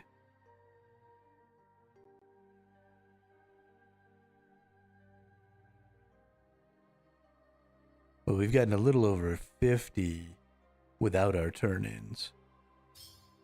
Yeah. So we'll get there by the end of the stream. For sure, for sure. We might even get to do a little augmenting today. That'll be cool. I do have a little bit of some kinds of energy, but it'll be fairly easy to turn some memories into energy. So that won't be too much of a problem. We'll go to the level 80 or whatever tier we need to go to and get just pure energy instead of XP.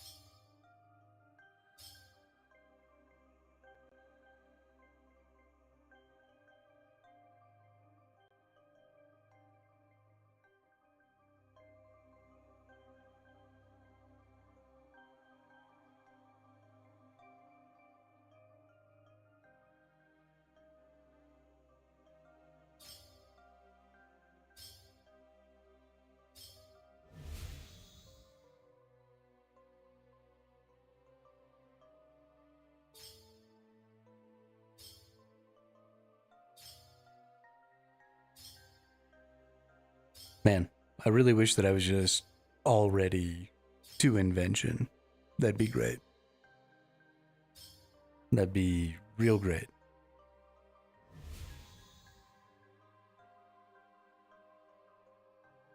I am an impatient motherfucker. Is it mostly my fault that I'm not already to invention? Because I didn't do my caches like I should? Absolutely. But I'm gonna blame the game anyway.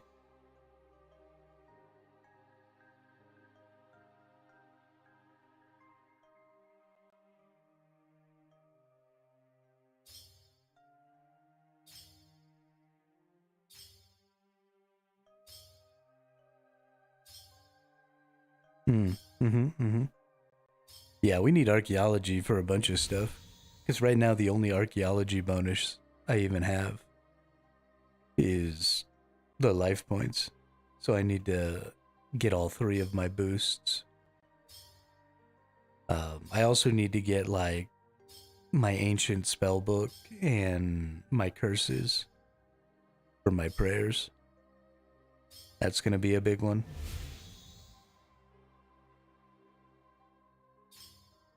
We're going to be cooling it quite a bit on the boss fighting for the foreseeable future. Mostly because we need to do a lot of these secondary skills and stuff. Need to get arc up, need to get dungeoneering up, need to get agility up, need to do a bunch of quests. Need to do a lot of things.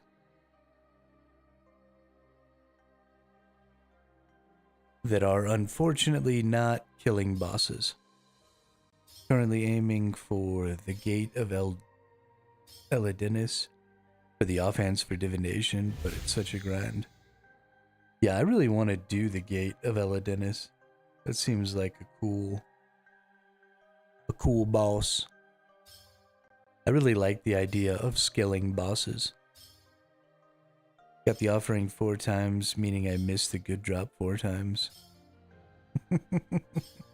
Ouch. That's rough, dude. I'm sorry.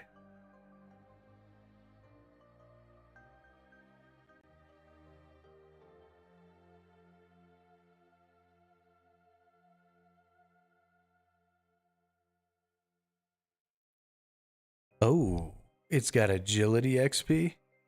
Okay. Okay. I see you. I see you, baby. Core memory fragment. My core memory fragment. Boop.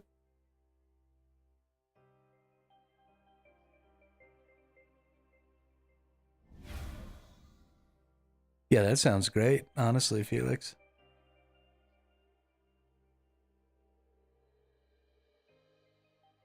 Absolutely not. Fuck double surge. New mission in life. Kill all the bosses without getting double surge.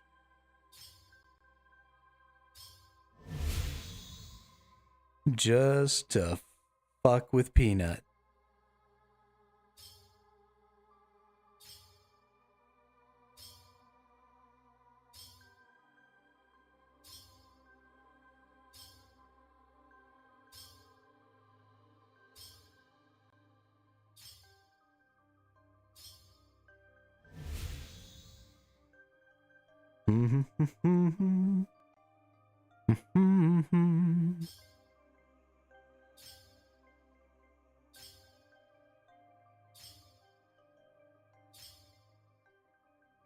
I have a question.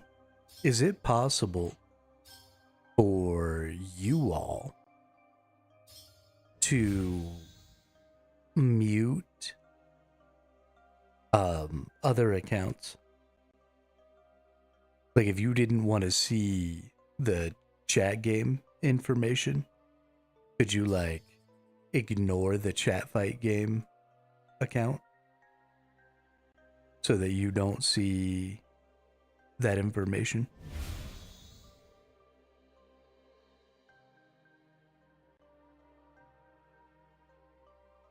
Can report or block.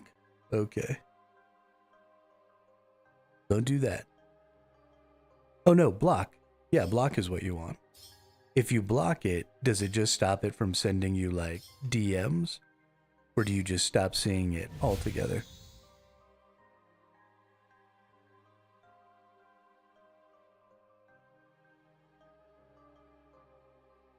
And then I wonder if you can unblock it. So if you decided you did want to be able to see it.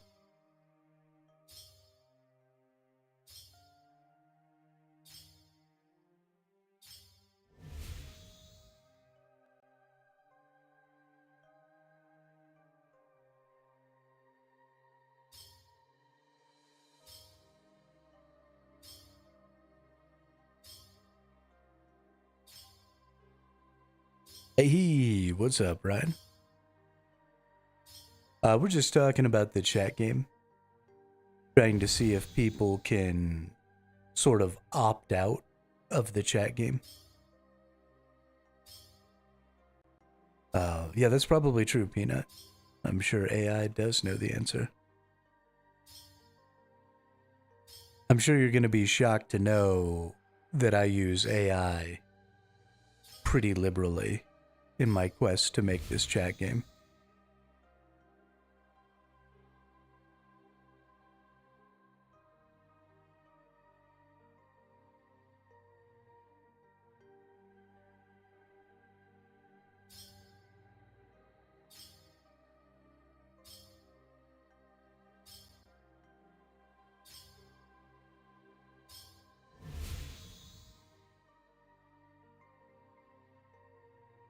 YouTube, Ryan. YouTube. Because I created new accounts on YouTube and Twitch, and then attached them to the game logic. So now any information about the viewer chat game that I'm creating comes through those bot accounts. So instead of also being associated with the cross platform chat, it's now a completely separate user that puts out the information for the game. And so if you were a person who maybe didn't care about the game, then you could potentially just block that account, and then any information that was coming up about the game wouldn't appear to you. So it wouldn't interfere with your viewing experience. So we're going to find out here soon if blocking that account stops that information from appearing.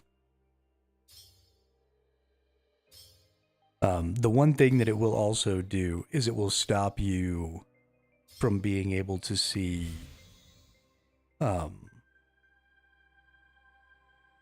your letters. So it's kind of an all or nothing thing, unfortunately. But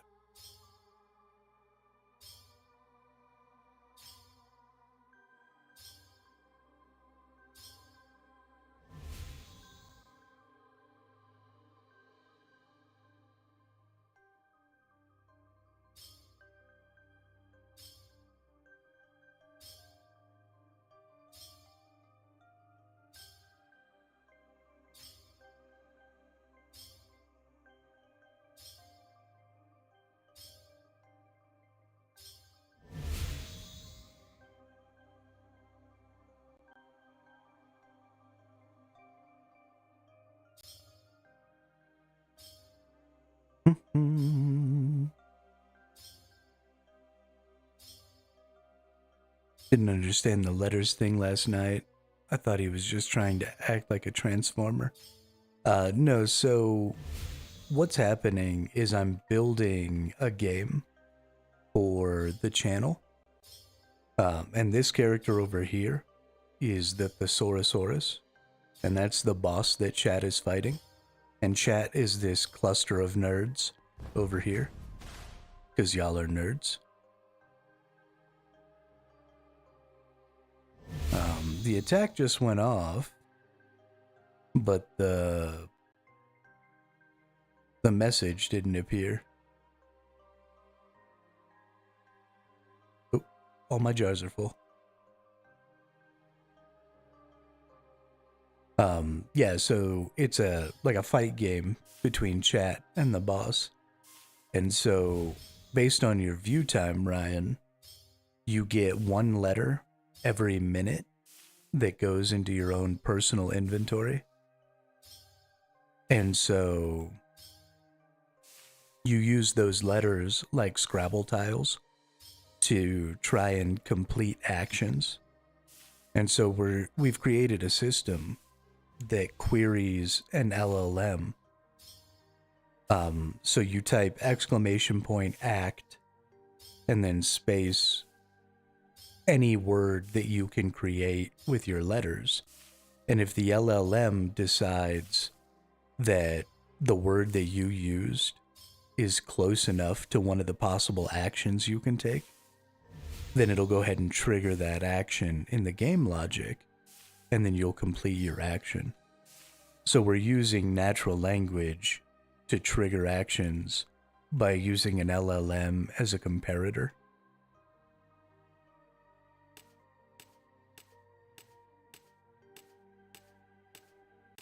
And then the damage that your attack does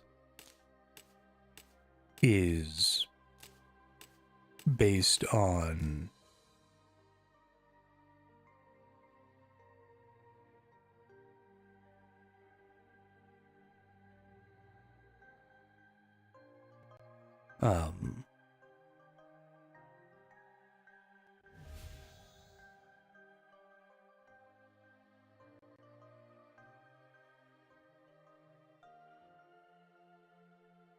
based on the letters you used, like Scrabble. You think what's only working for Twitch, Peanut?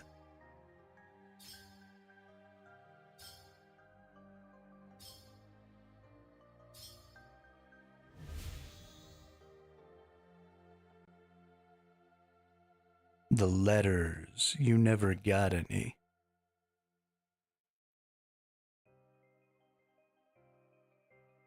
And the message only ever mentions TTV.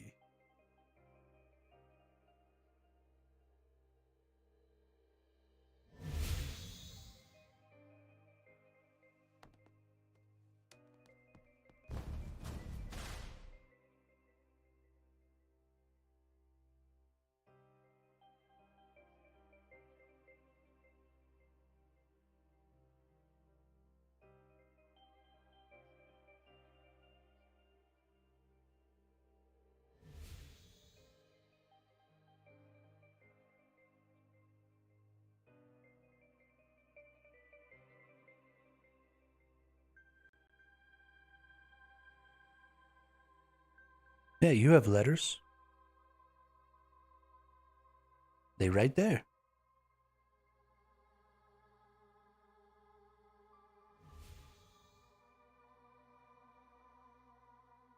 Yeah, so that's your personal inventory.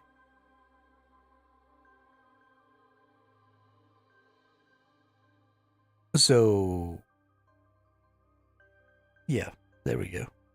So those are the letters you have available based on your view time. And then you type in something like !act is the action thing. And then you put a space after that. And then you put any word that you can make with those letters.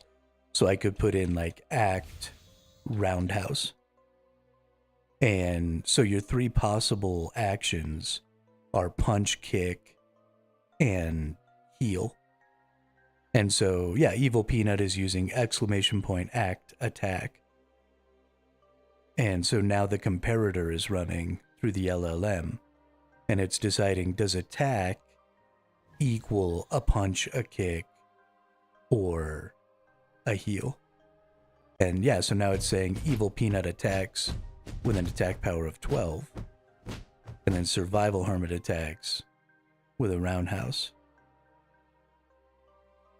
And so combined, we just did 26 damage. And so based on the letters you used to make your word, it adds up the values of those letters, like Scrabble, and then deals that much damage. Or heals you for that much as well. Because you could also put like act, bandage, and then yeah, it's spelling the words wrong because it's grouping them based on how many of them are in the word.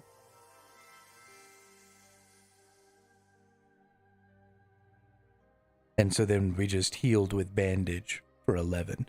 It says attacks, but it's a heal. Eventually, so that's just for logging that information that's telling you how much damage it's doing. Is just for logging right now. Because I need to be able to see it like written out in case something bad happens.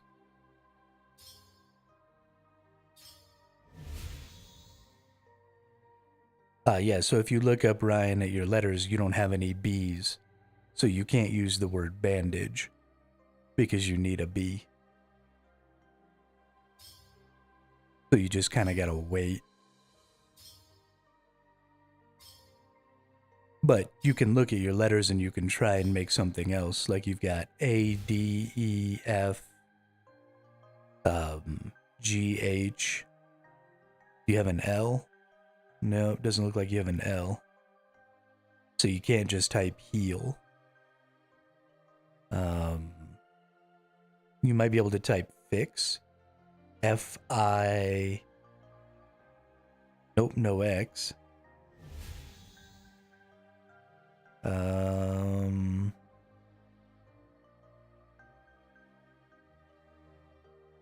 you type help? H-E, nope, L, no L.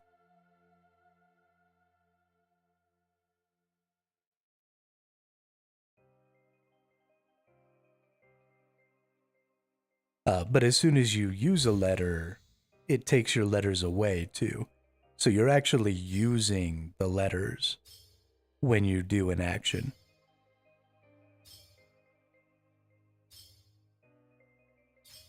And so then the other thing, the other aspect of this, Ryan, is the chat or the boss's attacks are also tied to chat. So the boss has an auto attack cycle that is 10 minutes long. So every 10 minutes, the boss does an attack. But every time somebody types in chat, the boss gets 10 seconds added to their auto timer. So you can hold back the number of times the boss attacks by typing in chat. And then the other part of that is that there are words that chat might say that will trigger additional attacks based on the gimmick of the boss. So this boss is called the Thesaurosaurus, and he doesn't like synonyms. And so there are some words that if you say them, the boss will attack or heal themselves. And then you'll know, or you'll be able to figure out what word triggered that, and then try to avoid using synonyms of that word in the future. And then each word can only trigger a boss attack once, and then it gets removed from the pool. So somebody couldn't just keep saying the boss's attack word over and over to try and kill chat. You have to like figure out which word it is and use synonyms and stuff. So there's a limited amount of griefing that could be done by somebody. So you're incentivized to talk to hinder the auto attack, but then by talking, you risk triggering additional attacks.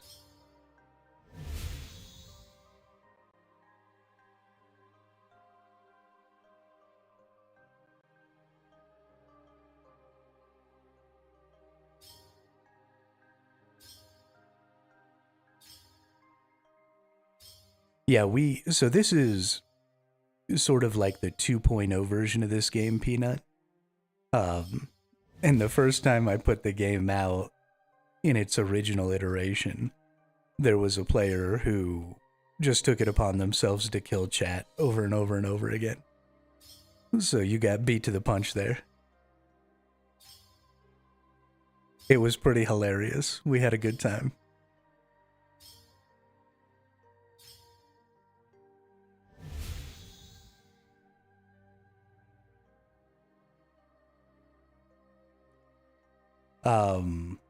I mean, it's taken quite a bit of effort to get it all set up, Ryan. It has not been an easy task to get it done. But I use a program called streamer.bot to run all the game logic. And then I feed your action commands into an LLM that I run locally with LM Studio. And then I feed the LM Studio response back to streamer.bot. And then all of the animations and stuff are run by triggering the visibility of certain sources in my OBS. So it's all just super hacked together by a bunch of different programs. It's actually running on 2 different computers, because the computer that I play games on can't run the large language model that I use for a comparator. So that's running on my laptop, which is also showing me my chat right now and operates as my second screen. So I got like a whole home network thing going on to get the game working.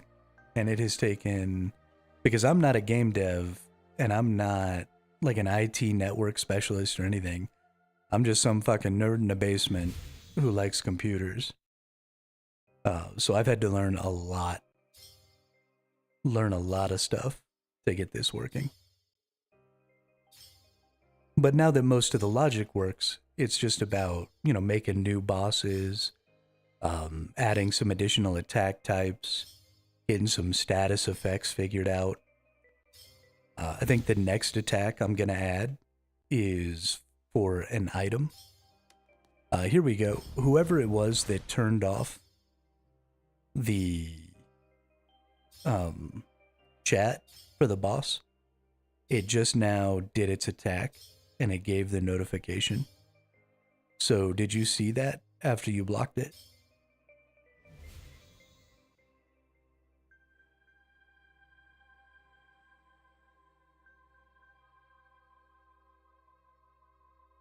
Oh, I thought somebody did block it.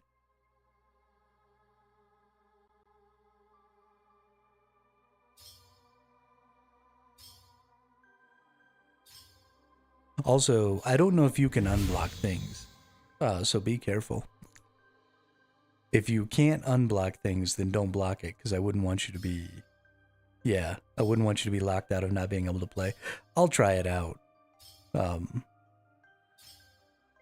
my own account, because it doesn't matter if my primary account can see it or not. I'll just have to do it after the stream, because if I try and turn on a web browser right now, my computer will explode.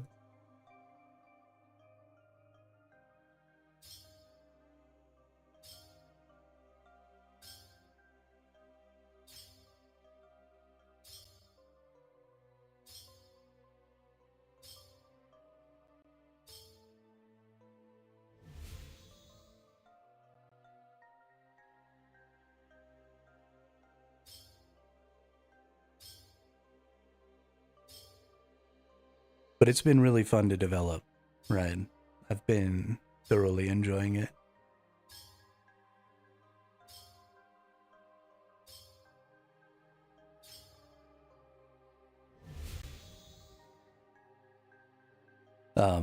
Yeah, but so the next attack that I want to make is going to be for a slashing weapon. So eventually, after you defeat the boss, a poll will appear to give everybody the ability to vote on the item that they want. And so it's going to be like a roguelite, and you're going to defeat as many bosses as you can, and you're going to build up items. Yeah, so jump doesn't count as a kick or a punch or a heal as far as the LLM is concerned.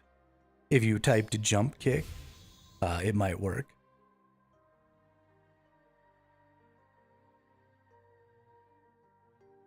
But it doesn't recognize just the word jump as a type of kick. And so that's the really cool thing about this is, like I said before, I don't have any control over what it decides is a kick. I've given it a little bit of context, telling it like what I'm trying to accomplish and what its comparison needs to be and how it gives a reply. But other than that, it's completely up to the LLM whether or not the word you use is close enough to one of the possible attacks.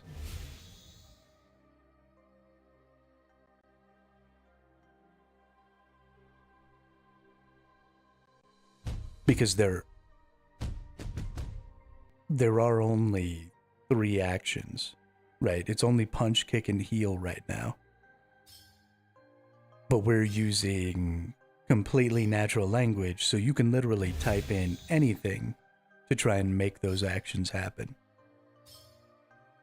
Even though technically there's only 3 actions. But the next thing we're going to do is slice with a weapon. And that slice is going to create a status called open wound.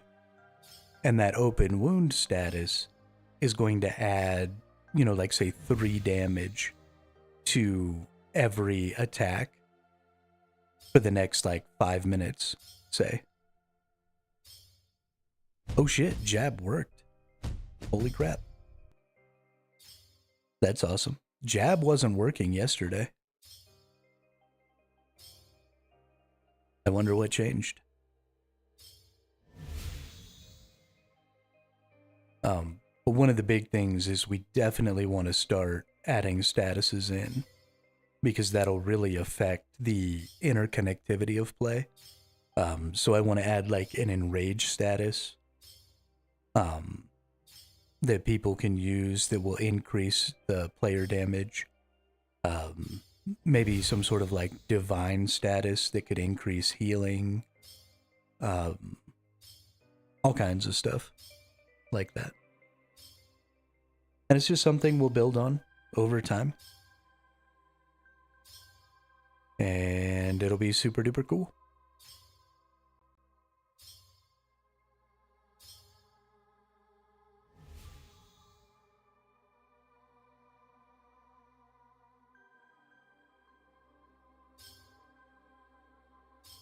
Merch World 78.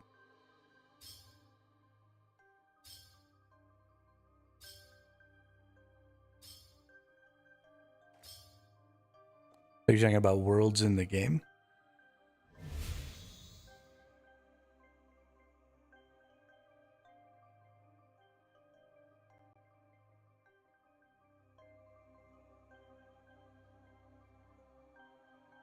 Deep Sea Fishing Hub.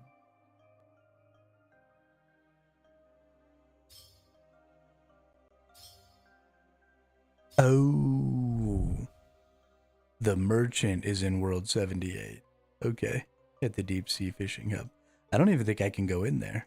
Don't I have to be able to go into the Fisherman Guild?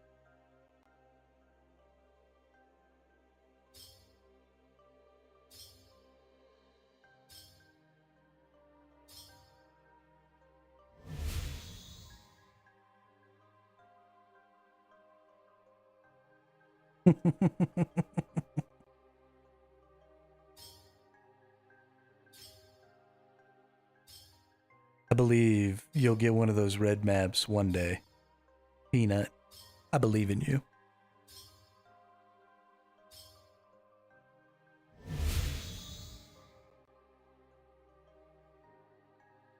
If you believe within your heart, you'll know.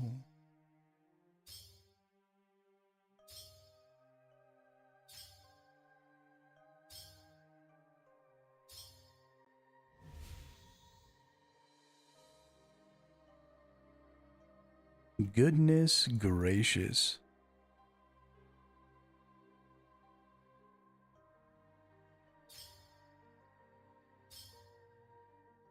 I mean, you're all nerds.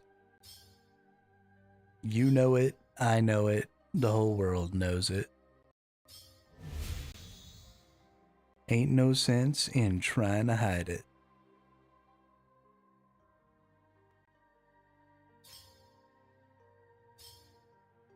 Now once I was downhearted.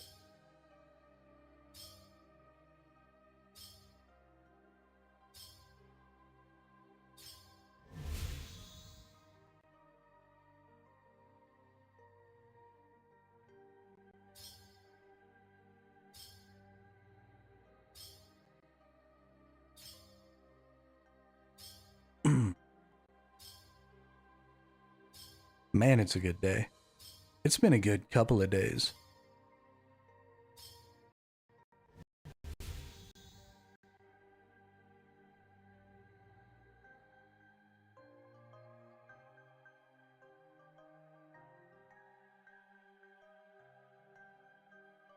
Hey, core memory fragment.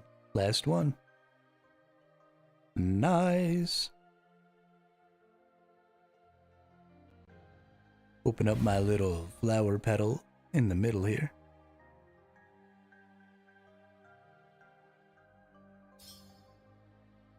Somebody's alarm is going off outside my house. Is there a backin' nerd?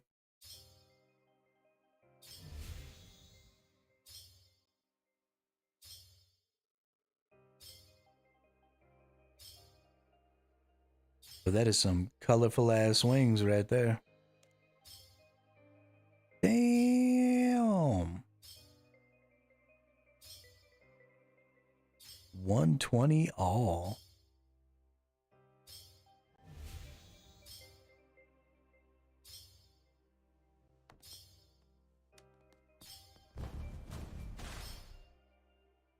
Doom doom ch.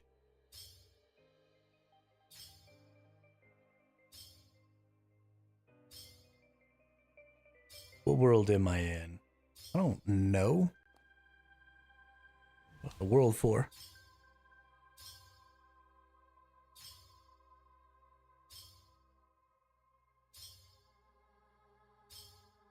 How can I be expected to keep track of those things? Come on now.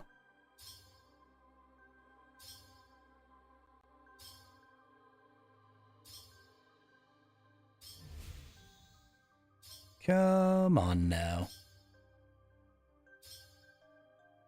Totally unreasonable.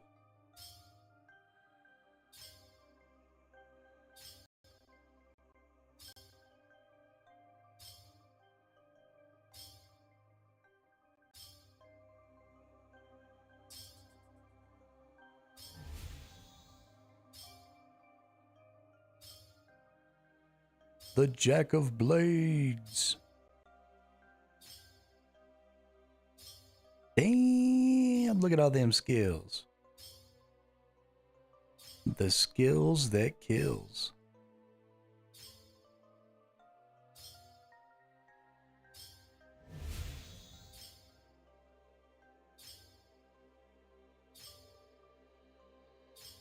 That's a pretty dope cape.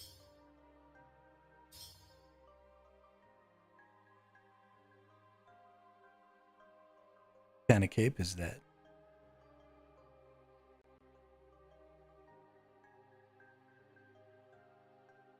Max cape. You can change the colors. Ooh. Well, that's exciting.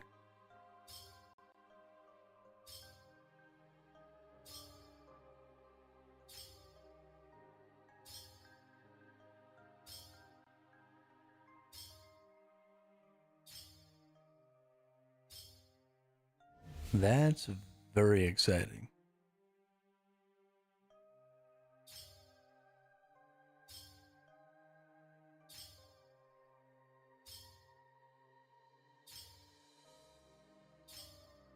Ooh. What's that one?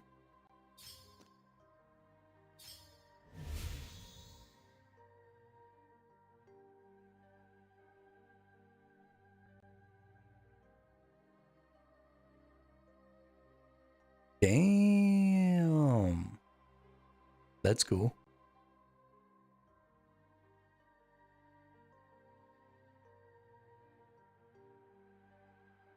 I will sadly never have that.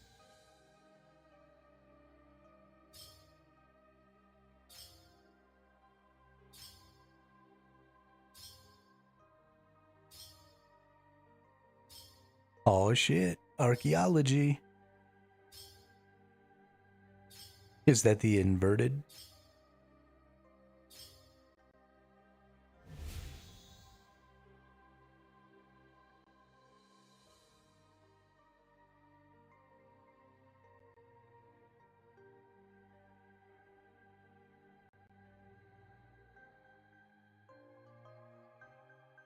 Nice.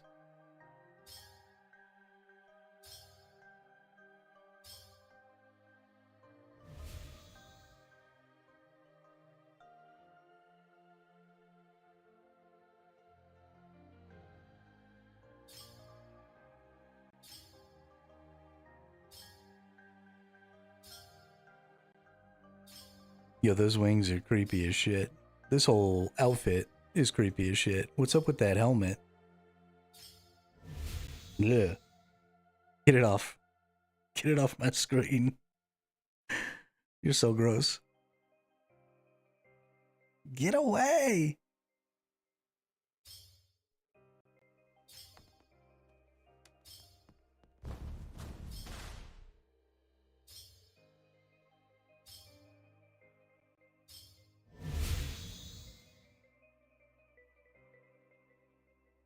You nasty.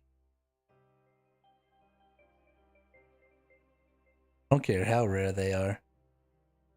It's ugly. You fugly.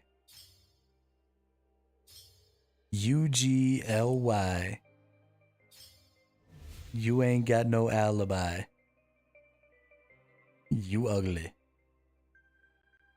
Oh shit. Purple Santa hat.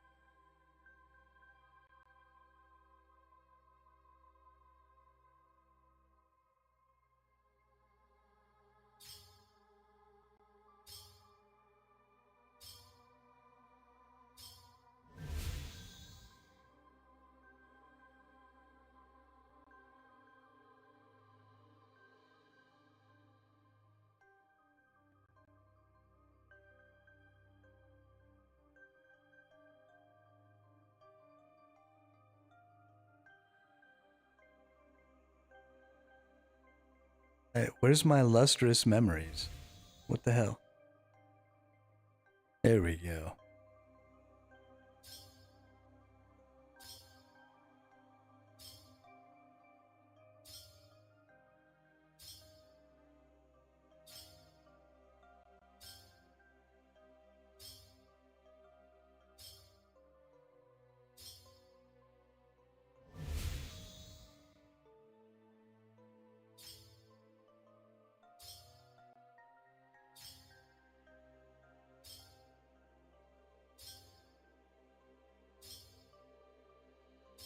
Ooh, I like that purple cape.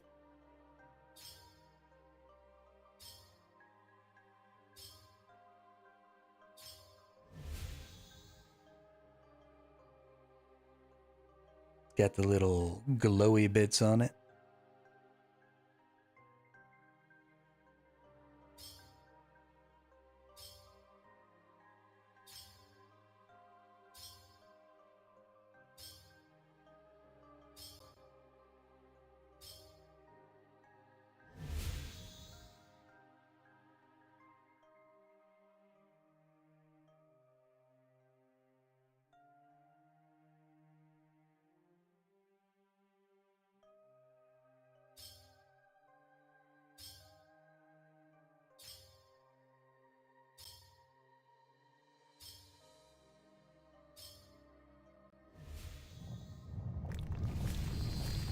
Oh shit.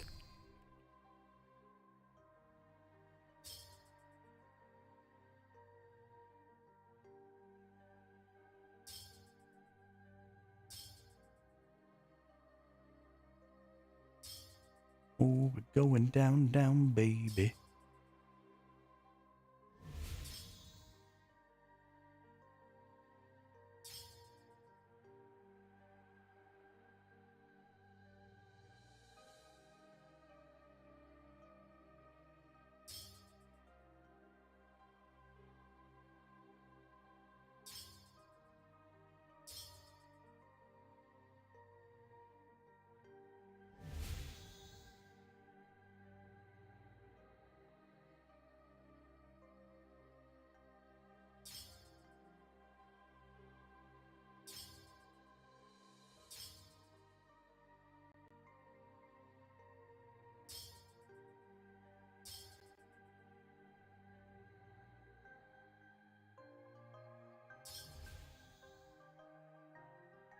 Is that what that part of that song is?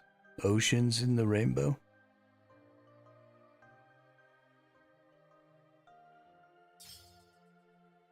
I never knew what he said there.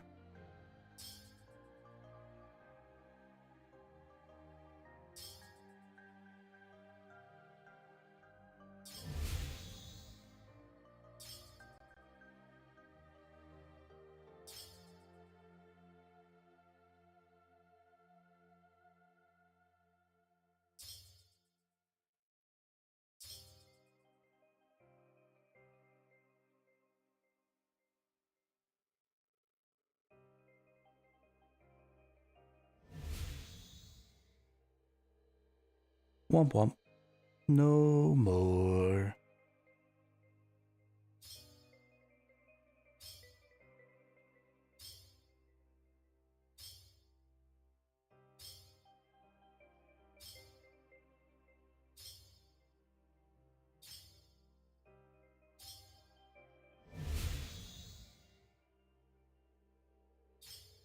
Light it up and take a puff. Pass it to me now.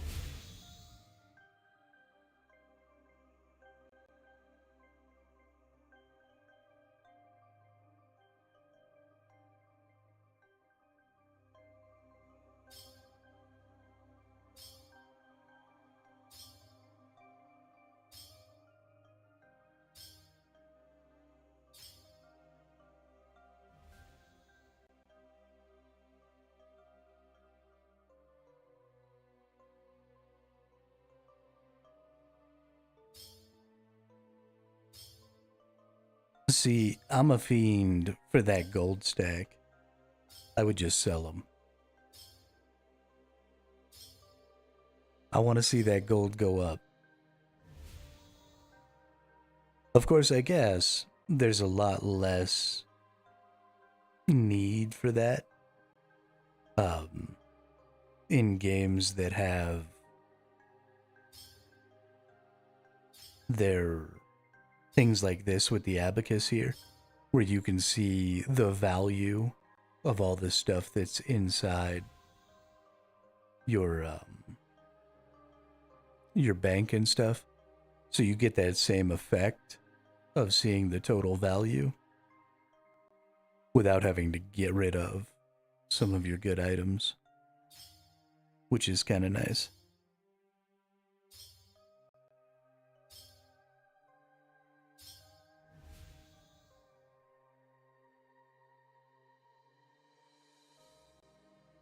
Yeah, I mean, I'm with you, Peanut. There is a certain amount of currency that you do need.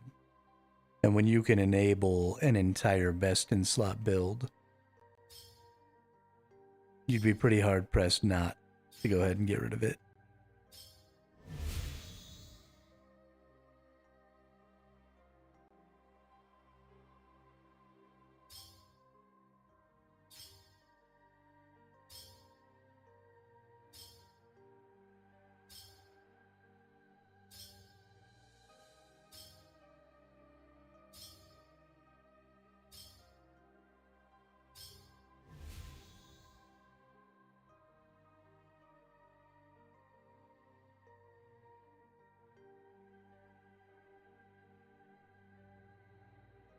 Yeah. Yeah, I'm with you on that, Peanut. There's also kind of an opportunity cost there. I mean, if you keep the P-hat, like, that's cool to have.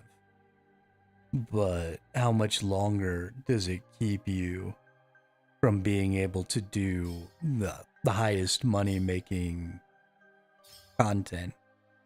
And could you just get that 13 billion back by doing some of that really high-end PVM and then just buy the P-hat back?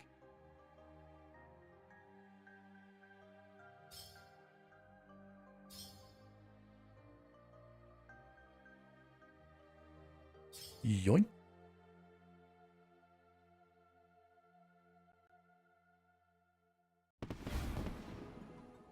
I mean, not yet, but you never know. Hey, level 79. 187k to go. We're there.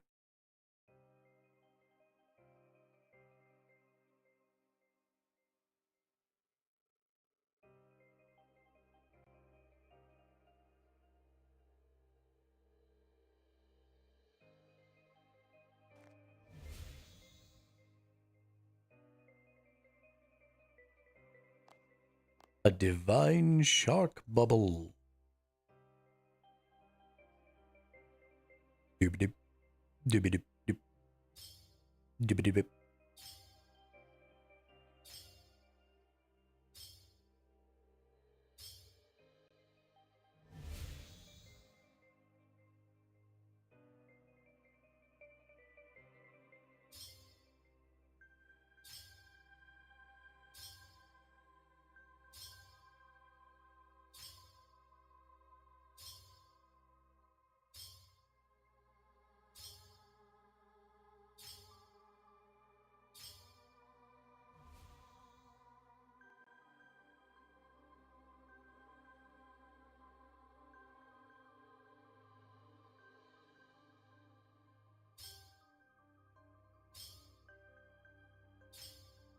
One more level.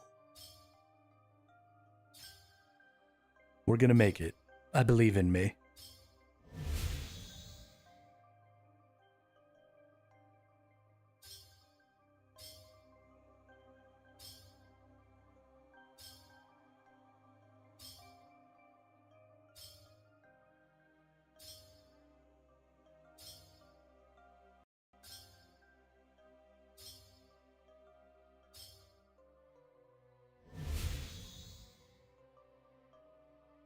Yeah, that's honestly kind of crazy to me that people value those cosmetics less if other people don't have them turned on. Like, it hasn't changed the number of people who care at all. Because the people who care still have their cosmetics turned on. And the people who don't care never cared anyway when you walked by.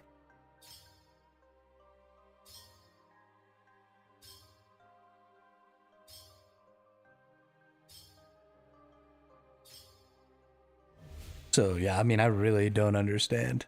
Don't make no sense. Those people are crazy. I've seen some Reddit posts about people like wanting to quit playing the game because other people can turn off their cosmetics. Like there's some sort of value there.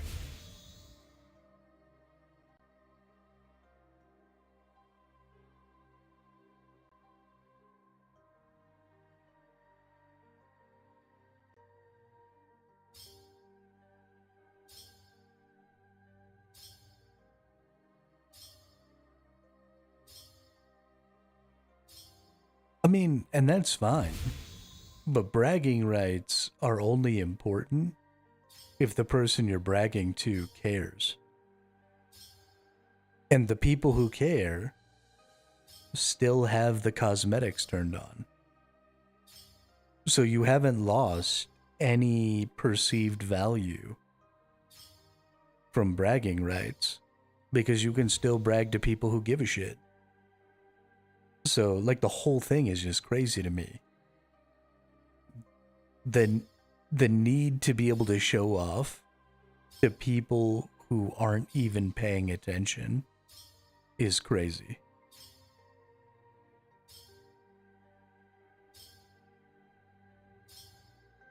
I mean, I think using them is great. I mean, I've been running around in my little smithing outfit or whatever for a while because it's like one of the few cosmetics I have and I kind of like it. But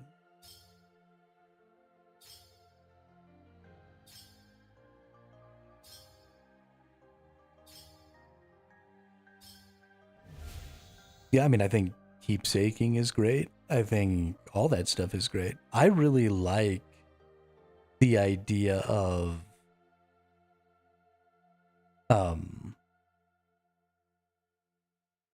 cosmetic systems like that can have monetary benefit for the devs. Right? Like, I think it's great to be able to spend money on stuff that doesn't impact game power, stuff that doesn't impact, gameplay. The keepsaking system, I think, is really cool because,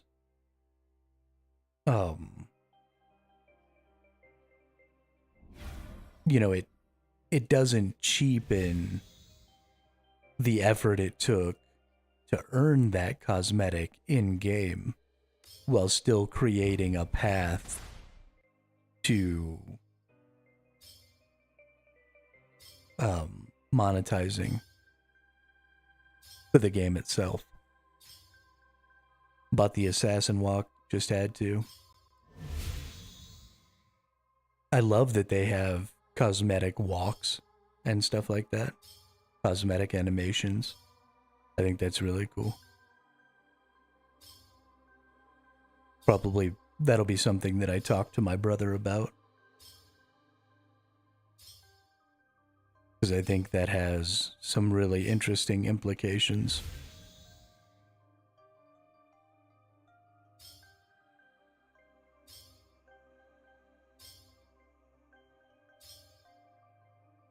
Yeah, skills you use a lot or that you like a lot.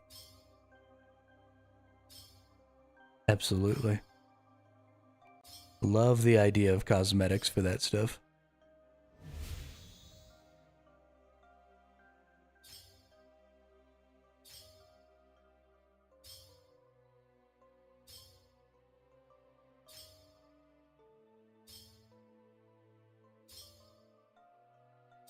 That's something that MMOs could learn from ARPGs about.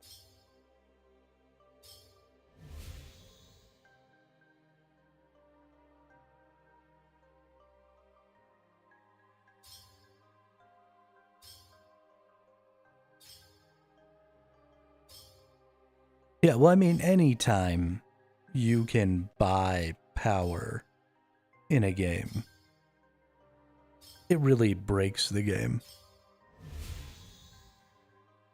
Or I guess more like if you can buy progression, because power isn't the only form of progression.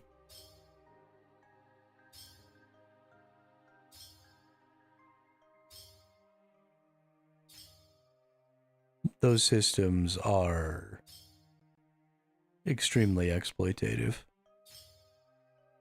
Which is why, despite the fact that we've taken away the treasure hunter, I'm still not terribly happy with the fact that we still sell stars.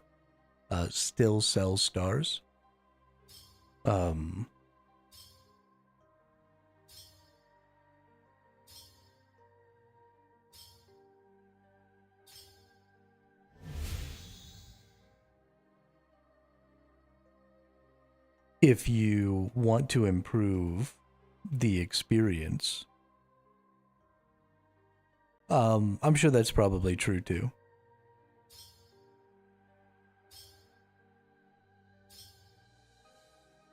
But I think that you could probably just enhance the rested XP system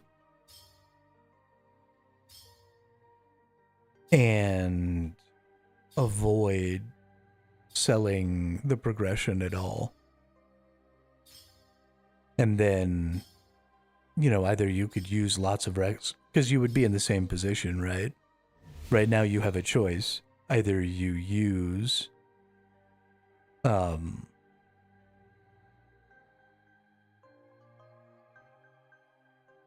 MTX shop to buy stars, or you don't. But you could be in the same position, right? Either you use rested XP to bonus XP, or you don't. But then there's no monetization behind that system. And I just think that would be better. Albion has something similar now. You can flat out buy learning points now, where before they were earned like monthly. Oh yeah, no, you used to just get a certain amount of learning points for having your subscription. I don't like the idea that you can just straight up buy them. That's gross. The reason that they're doing that, though, is they're trying to bring new players in. And they recognize that if you don't have a way for those new players to catch up, as far as their power progression is concerned, then it's hard to keep new players. And those systems specifically keep new high-spending players because they don't really impact your casual, like free-to-play style players, because those players can't really interact with those systems. And so, honestly, it's kind of a disgusting way to weed out, players who are going to spend a lot of money and try and just draw in those players and push more monetization. I was playing with a guy who did it for the reason he felt rushed to catch up. But there's really no rush. I mean, there is in a game like that, because you want to interact with the PvP. And this is why I was talking about Dark Age of Camelot being a feature-complete game at all tiers of play. Because you had access to, the PvP, the PvE, all the different sort of aspects of the game, no matter what tier of play you were at. But that's not really true in Albion, because there's only one PvP area, right? And everybody goes there. There's very limited tier-based PvP. And so the only real tier where you have the ability to compete is the final tier. So you have to get to the end before you can participate in some of the activities. And so it creates a pressure for people to get to the end game. And then because there's that pressure to get to the end game, anything that the game does that hinders your ability to get to the end just feels like they're trying to monetize you. Now you can do PvP in many different areas and many different people running around in just 4.2. You can be in full 4.2 within a half hour. Right, but you can't be a full 4.2 with 100 skill points. Because 4.2 with maxed out skills across the entire weapon type is very different than 4.2 after I've been playing the game for an hour. Right, you're talking about hundreds of LP in difference there. So it's all well and good to say, oh, well, you can just go PvP in 4.2. But that's not And so again, that creates a benefit for having maxed out skill points, because then you get to spend less in-game currency to have ultimately more power, right? So your risk of in-game resources is mitigated by having those higher skill points. So I can go out in 4.0 and be the same level as somebody in 6.0. So my risk is significantly reduced.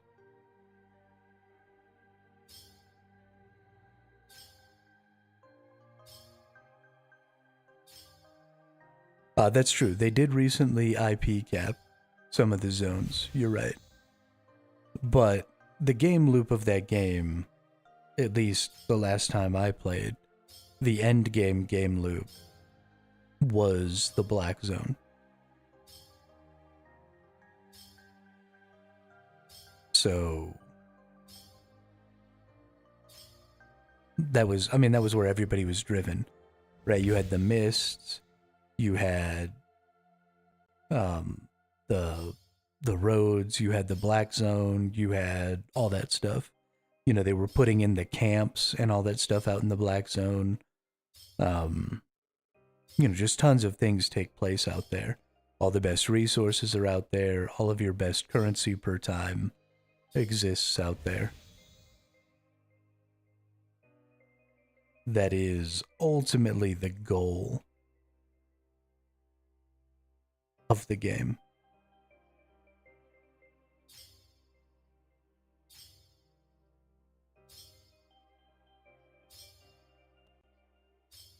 But Eve ended up doing the same thing, right, with skill injectors and giving you the ability to buy skill injectors off of the player market and also off of the like real currency market or whatever. And so the same thing ultimately ends up happening, is it was a catch-up mechanic because the game's been going on for too long and there are too many weapons and it takes too long to skill up and catch up.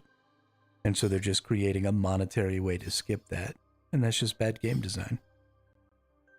Vertical progression in general is bad game design.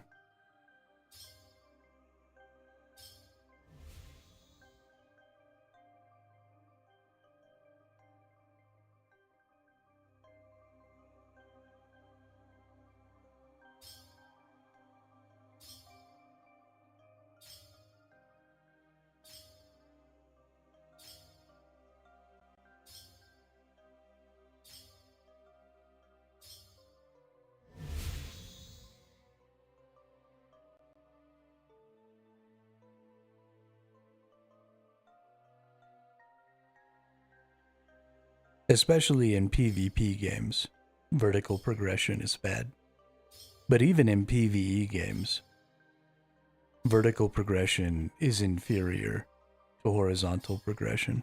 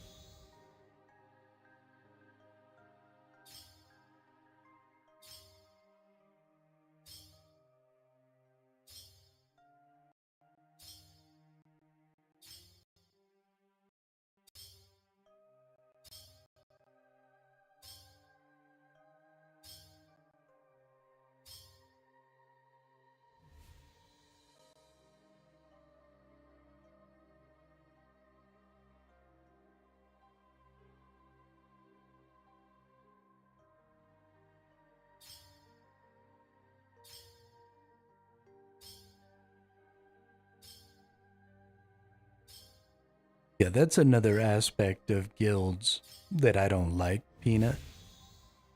And one of the reasons that I think you need to have faction-based systems is when you have guild-based endgame PvP, they can make demands like that to have you playing certain builds and things like that.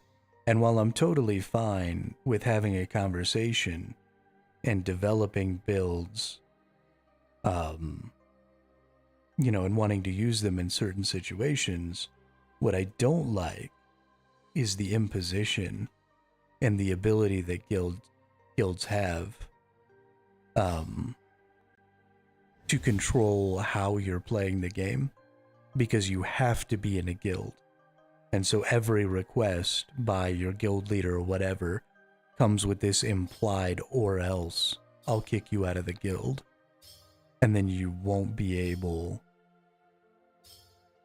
to do the content without us.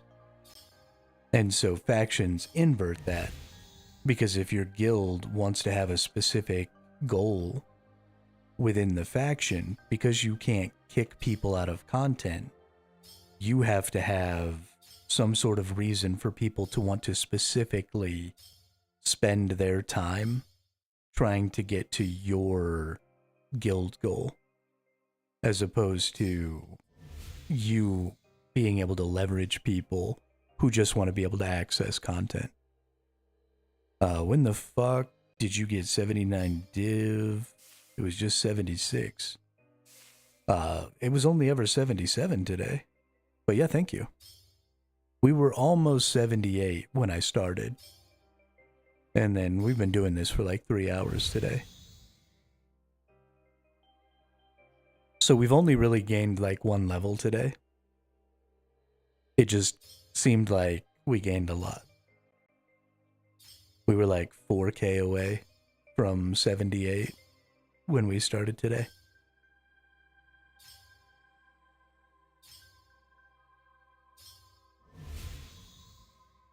But yeah, I think we're going to make it by the end of the stream today.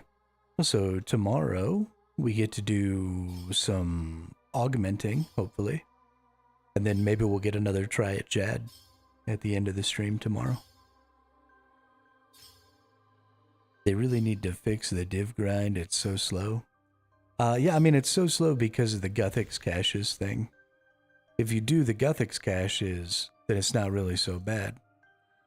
But the minute you don't do them for like a week, you miss out on, you know, a couple 100,000 XP.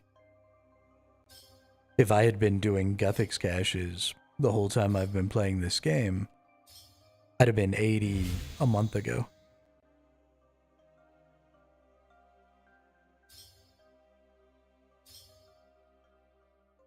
I think divination, especially leveling divination, is one of the most daily scape hindered skills in the game, if I'm being honest. And you'd have the full div set, which is nice. Yeah, absolutely. El Sancho, welcome to the chat. How are you? Cash in the memory strands, nice XP, you can collect more than 10k. I tried to prestige or whatever, but it said that I had to do something else. Like I wasn't able to cash them in. I did try and do that.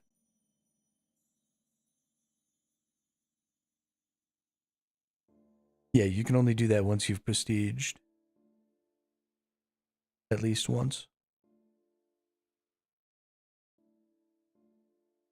And I don't know exactly what to do to prestige. If it's something that I could get to, like in the next couple of hours, then that'd be cool. You do it at the fountain though, right? Yeah, prestige. Prestiging will grant you a small amount of divination experience and serves the connection, or severs the connection between all charged engrams and their echoes. You will be able to charge the engrams again to unlock additional reward slots. All currently active bonuses will remain. Prestige. You still need to charge 11 engrams and hand them into Orla.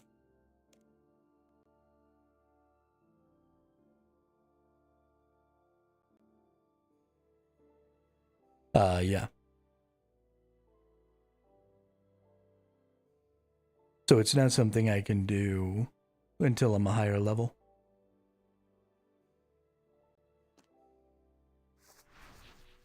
Bummer.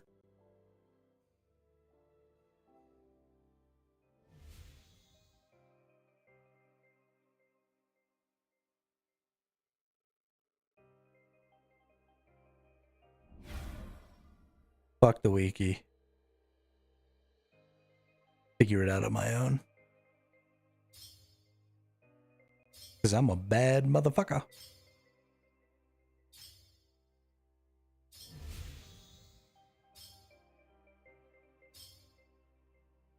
You went out and got Ingrams you can do. That's a ton of XP too. Oh, okay.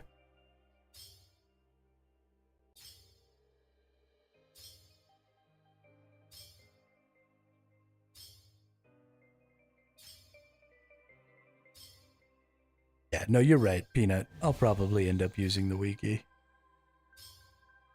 Because a lot of things in this game are just hidden in a way that makes them almost impossible to find. And I don't want to deal with that. It's no fun. No bueno.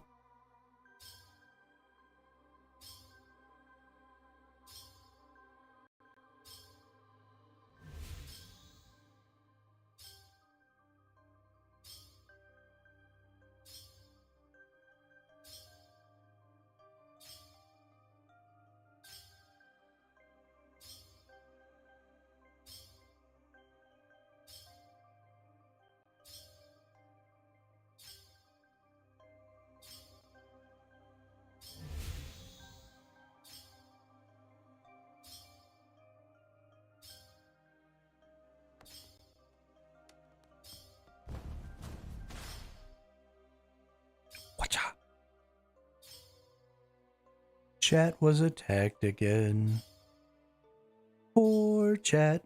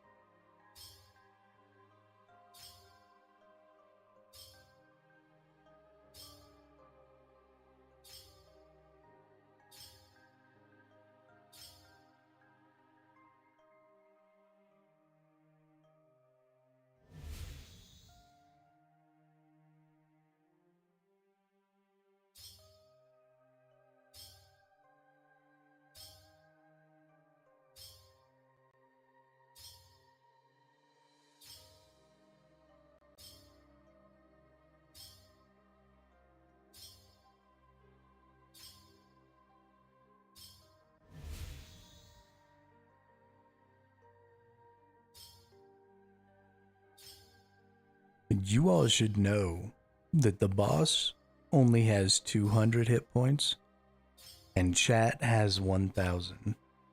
And y'all are about to lose. In case you didn't know.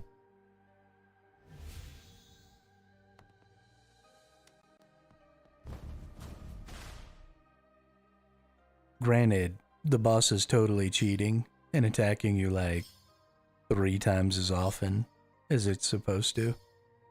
But still.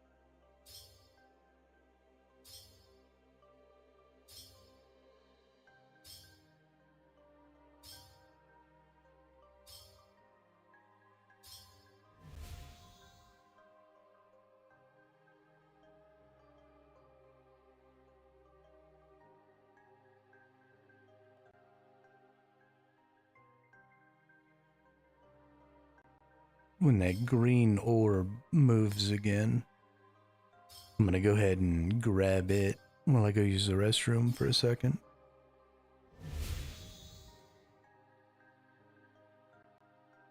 'Cause I gotta wee.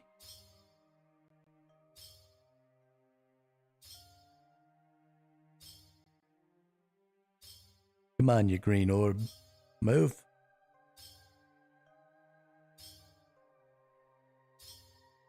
Move it, football head.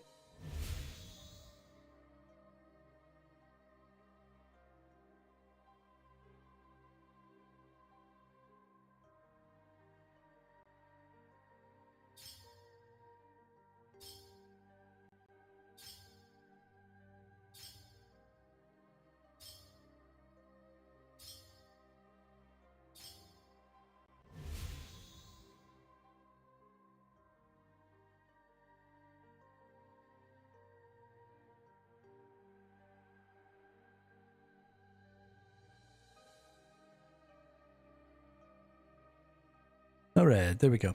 I'll be right back.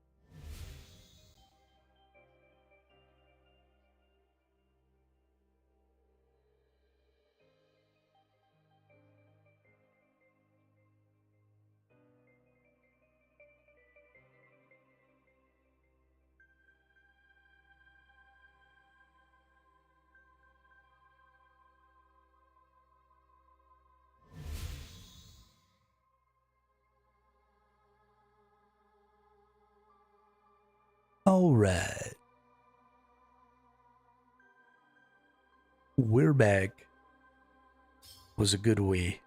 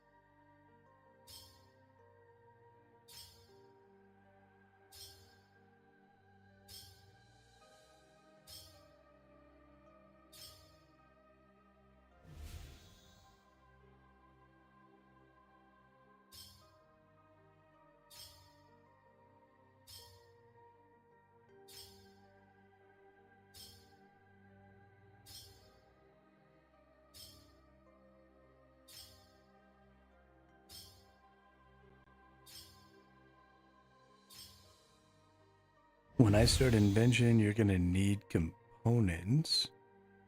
You get them from disassembling all type of items. Yeah. One of the things that I think a lot of people do for that, they've been telling me, is they use the logs from miscellanea. So I actually have a couple thousand maple logs, and I haven't even gotten the ones that have been building up for the last 2 or 3 days. So hopefully we'll be good on some of those like basic components, at least to get a little bit of stuff done. All I really want to do is get like 1 or 2 gear sets augmented. I don't know if I can augment the War Priest gear. If I could augment my Tuska's gear, I'd be pretty stoked about that, but I don't think that I can. I'll have to look into it. Or can you even augment armors? Or can you only augment weapons? I don't even know. I don't know anything. But we're going to figure it out in the next day or two.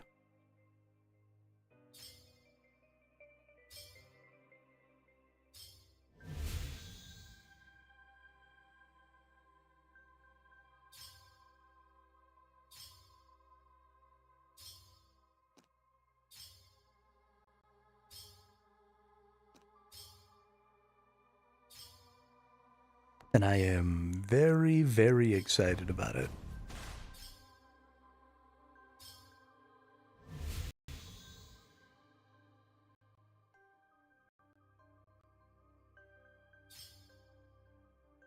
I wonder what happens when chat dies.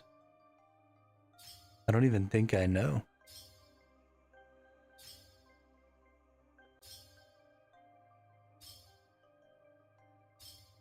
Yeah, I don't have a chat dies. Oh, here we go. Boss attack, kill chat.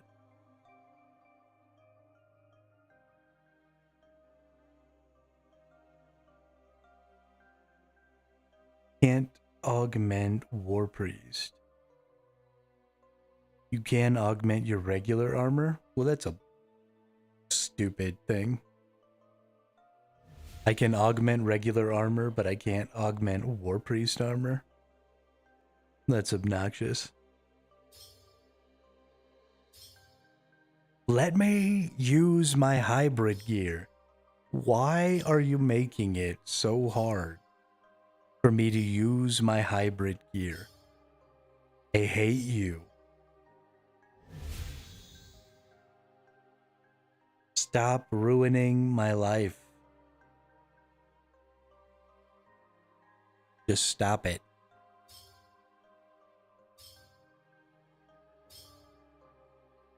Why do you hate me? I just want to live my life.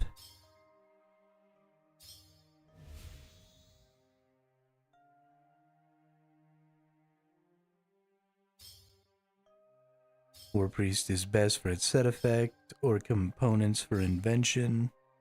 That's what I use all my War Priest drops for. Yeah, I mean, I love their set effects. I think their set effects are great. I just want to be able to augment them so that they become legitimately viable later on in the game. Because having no bonus HP, no bonus attack power, no bonus anything. I mean, their set effects are good, but they're not that fucking good.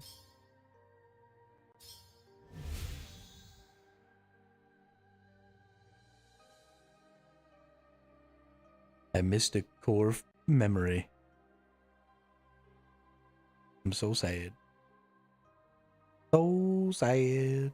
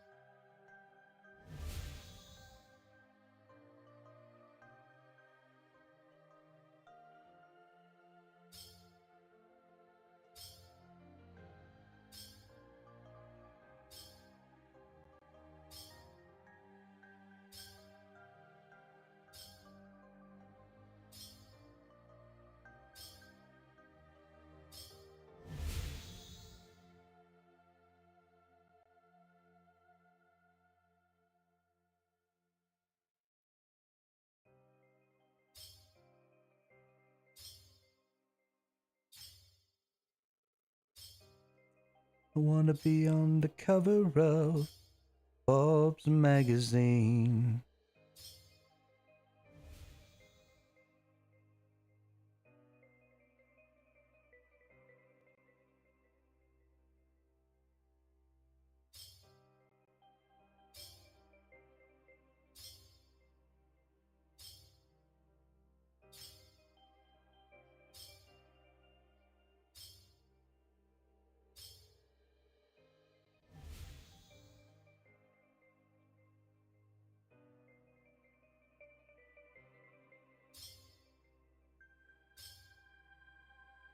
So close and yet so far away.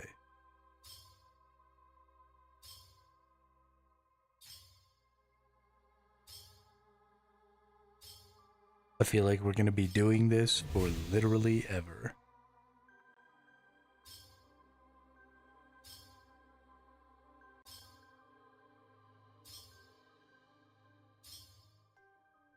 Doom, doom, doom, doom.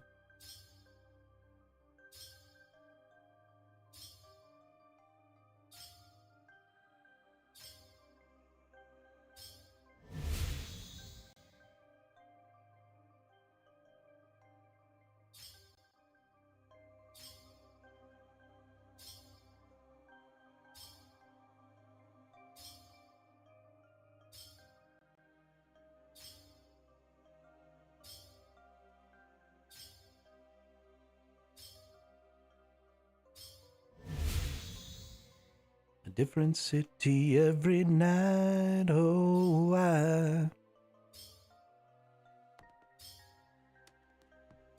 I swear.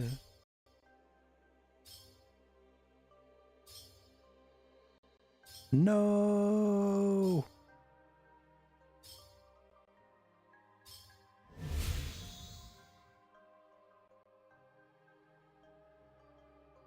You only have 6 hit points left.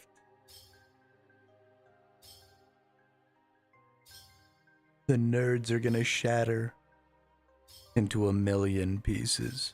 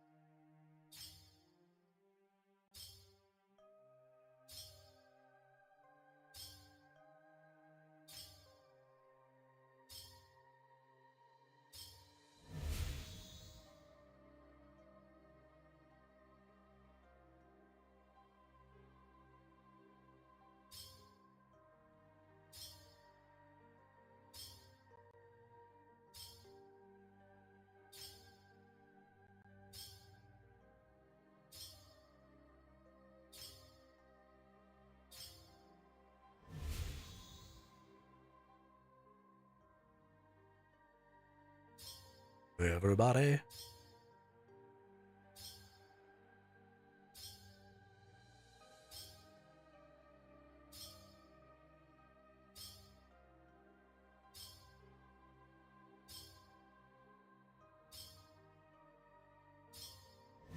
Down, down, down, down, down, down. Down, down, down, down, down, down. Wow, wow.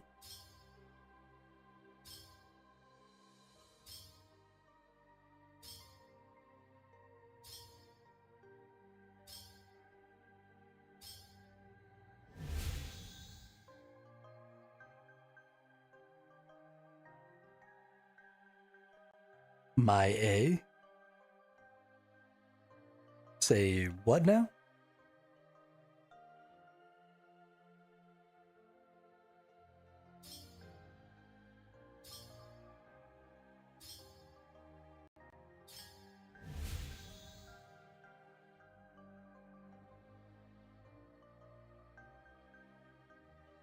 Gotta go get this core memory fragment.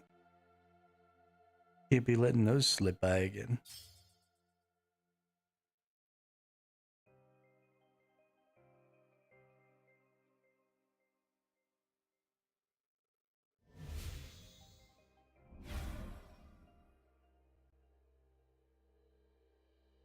My strength, defense, range, and mage is at 90. Need to grind Arc Glacier to get them to 99. Why Arc Glacier?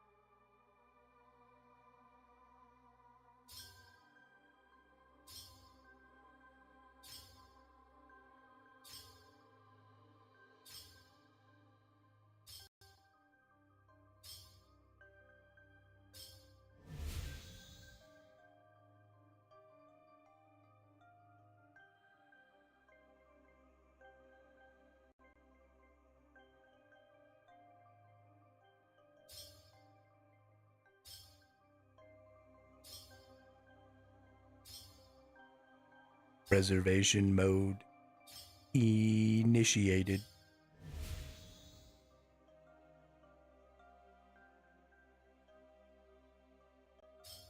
Great upgrade drops, and I can manage all 5 mechanics, and the XP is more than double Flesh Hatcher. Damn.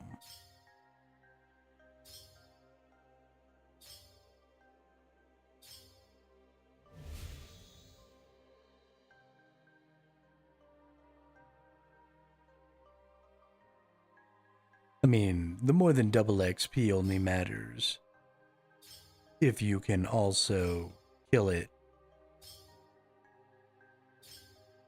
in less than 3 times the amount of time. So, I mean, if it's taking you like 30 seconds to kill the Flesh Hatcher or something, you have to be able to kill the Glacier in like a minute 15.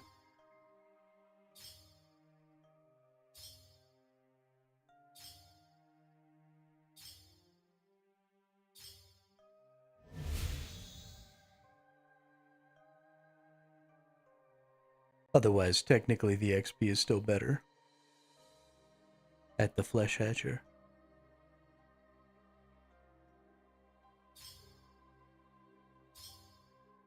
But you are right about the drops being good.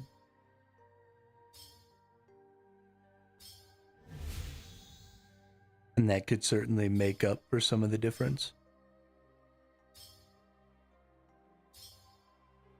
And also, the Glacier is a lot more fun to fight.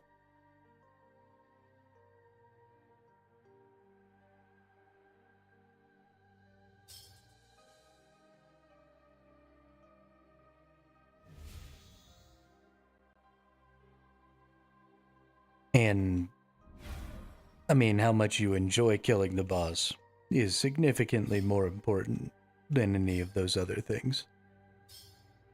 It could be the worst drops, and it could be the worst XP. But if it's the most fun, probably still worth doing.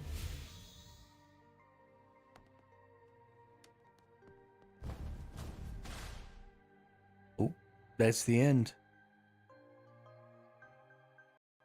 Pretty sure y'all just got killed. You were at negative 22 HP.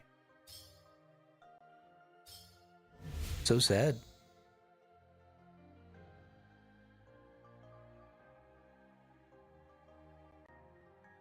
Well, gotta fix it.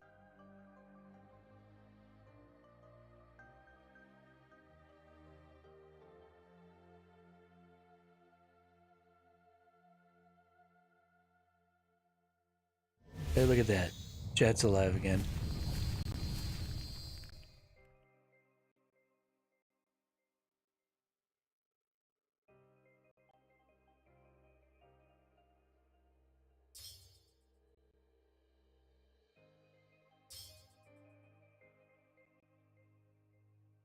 Digga digga da da da da da da da da da. Digga digga da da da da da da da da da.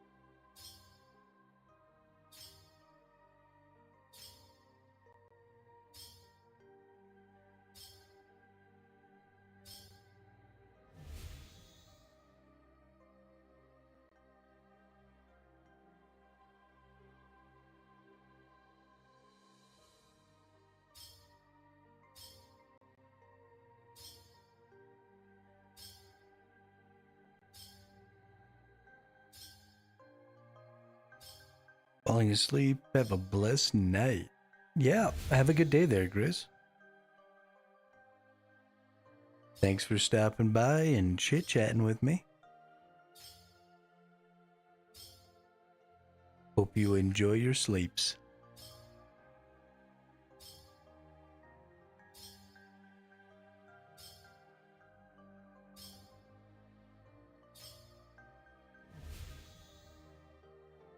Hey yo, what's up, Pickle Pike?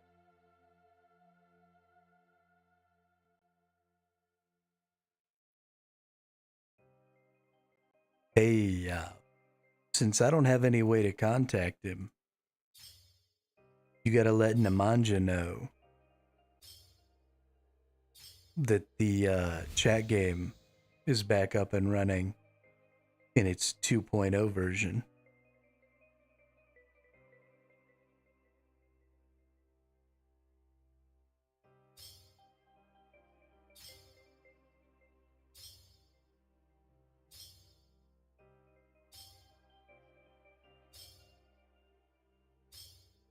Wasn't it Nemanja who was the person who sent you this way?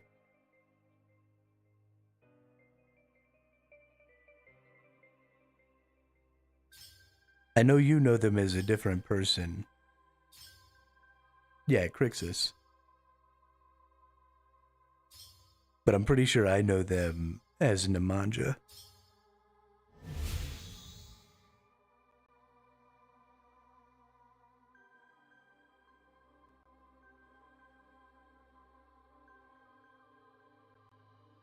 But they were fairly instrumental. The chat game, this character down here and this character here, came into existence while we were playing Eve.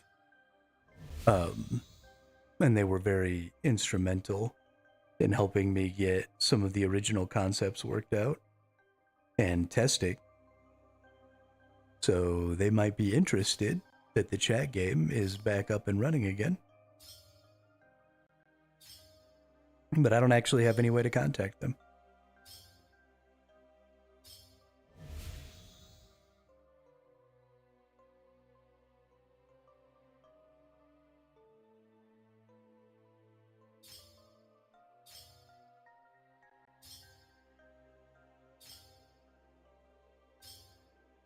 But thank you.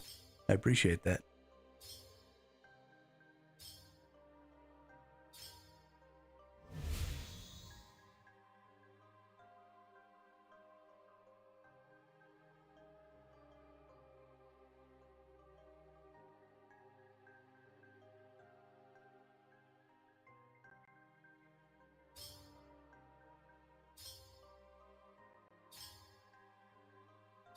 It's good. We're going to be hitting 80 divination soon, which is going to unlock invention for us. So I'm really excited about that. Really, really excited. Finally get to augment some gear and take a look at what all that entails. Gonna be a hell of a good time.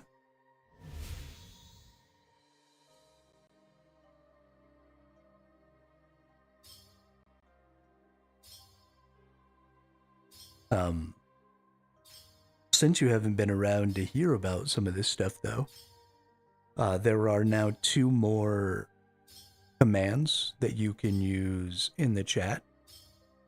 One of them is exclamation point letters, and the other one is exclamation point act, like ACT. And those 2 commands are going to interact with this chat game here. And the way it works is when you watch the channel, every minute you will get a letter, sort of like drawing a Scrabble tile. There are more S's, for example, than there are Z's available. So you'll get, more of common tiles and less of rare tiles. But the goal is to defeat this boss here, the Thesaurosaurus. And so the way you do that is you use the other command, which is exclamation point act, and you type exclamation point act and any word or words that you can spell with the letters you have. So I'm going to type in exclamation point left hook there.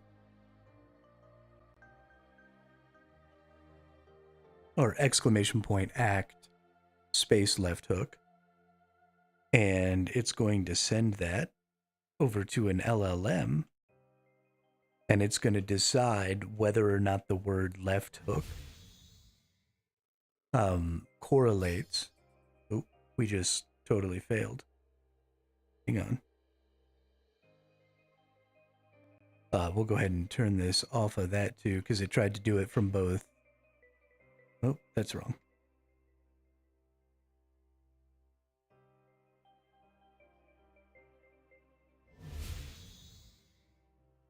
Anyway, so you use your letters to choose commands. Oh, wow, this whole thing is just broken all of a sudden.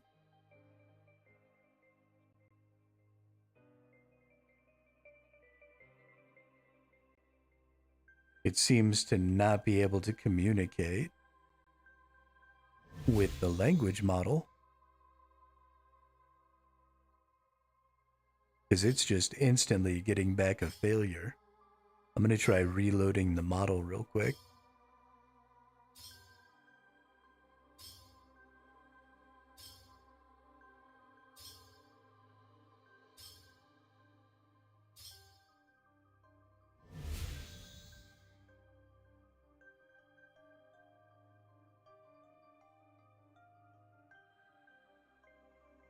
Ooh, if I even can.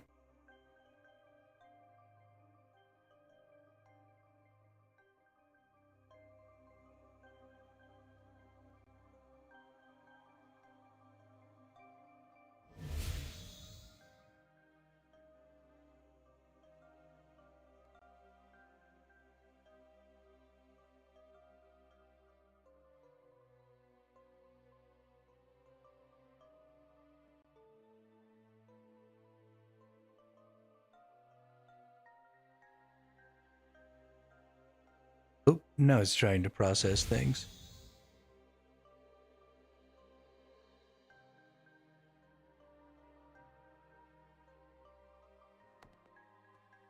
Yeesh.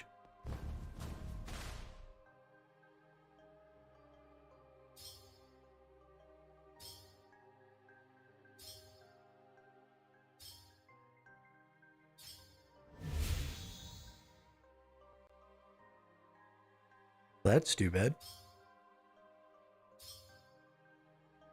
I just lost my chat and everything. I'm trying to get it back real quick.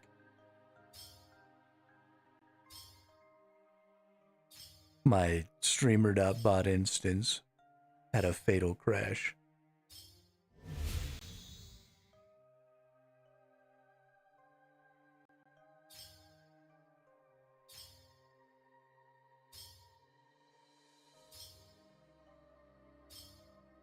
So as soon as streamer.bot comes back up, I'll be able to chit chat with y'all. But in the meantime, so what happens is there are 3 possible actions that chat can take, and that is punch, kick, and heal.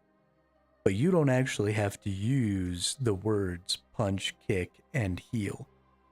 You just have to use words that you think the LLM will associate with punch, kick, and heal. So when you use the act command with exclamation point act, then you put any word or words that you can make with the letters you own after that, and then that word or words is sent over to the LLM to be compared to the possible actions that chat can take. And if it determines that the words you used do in fact constitute one of those actions, then the game will add up the value of the tiles that you used. Just like in Scrabble, rarer tiles are worth more points. And then it will do that action, and it will use the value of your tiles as the base action value. So like if you're attacking, that'll be your damage. If you're healing, that'll be how many points you heal. And so it rewards creativity in trying to use letters that are more rare and have more value, or using really long words that mash more of your letters together to do more damage in a single strike, or to heal more in a single strike.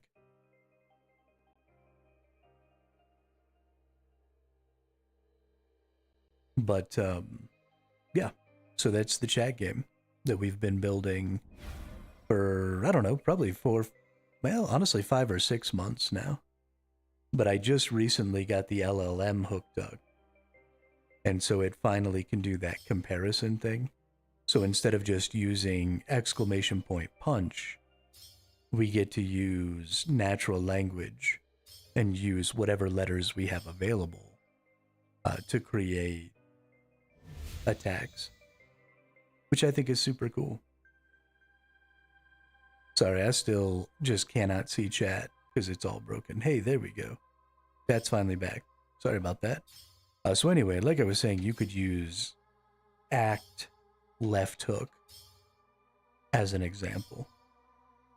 And then it would send that over to the language model.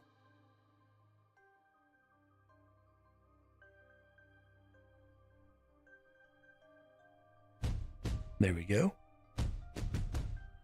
And then, so it actually did the punch attack, and you saw the animation there for the punch attack, but it added up the value of all my letters and then did 18 damage to the boss because of the language I used. So you can also put exclamation point letters,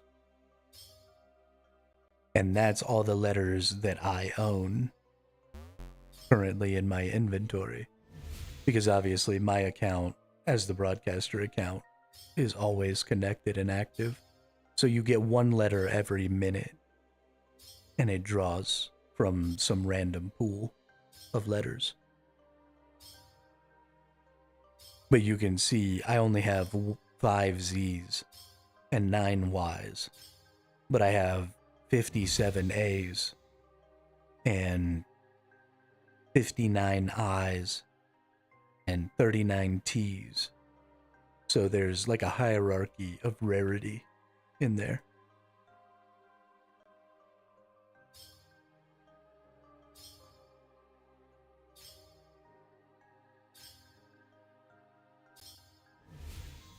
And hopefully tonight I will get the equipment logic set up.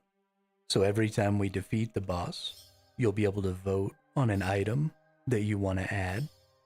And that may give like additional attacks. So if you vote to like get a sword, for example, you might get like a slice attack. And then you'll be able to use a whole new set of words to try and mean slice.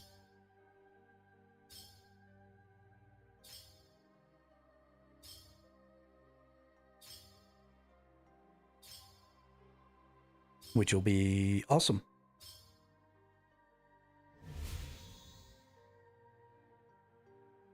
And then whenever you defeat a boss, a new boss appears.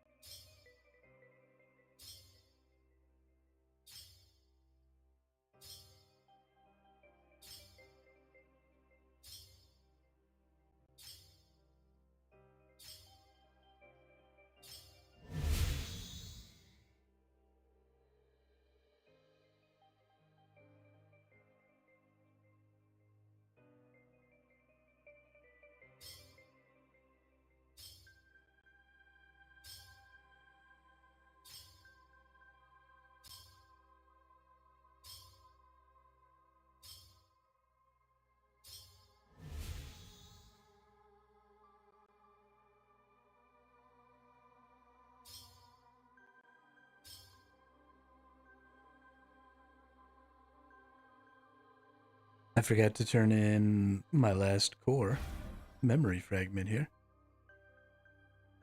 Oops, and then I lost one. Haven't really been paying very close attention. Womp womp.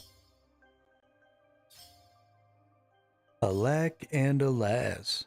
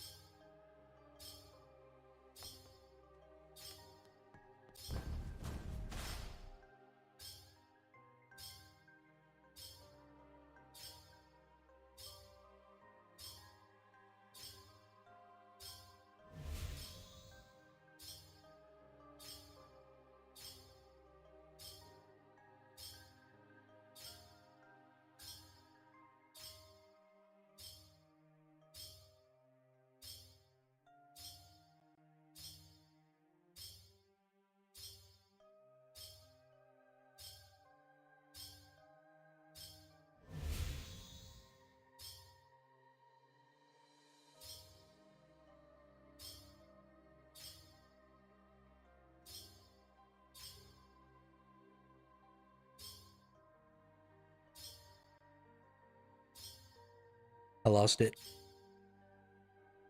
I was going real good there for a minute, but I lost it.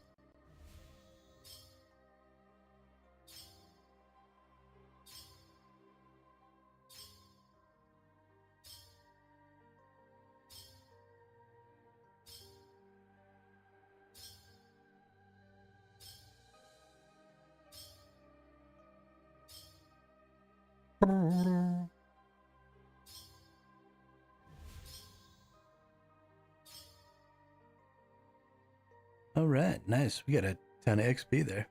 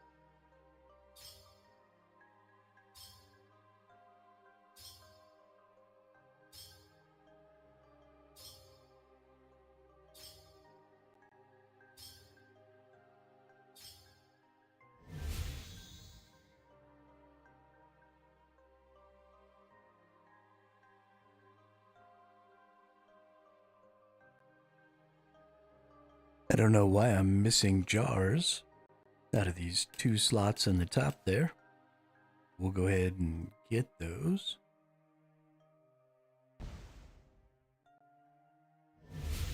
So that we get a nice full inventory.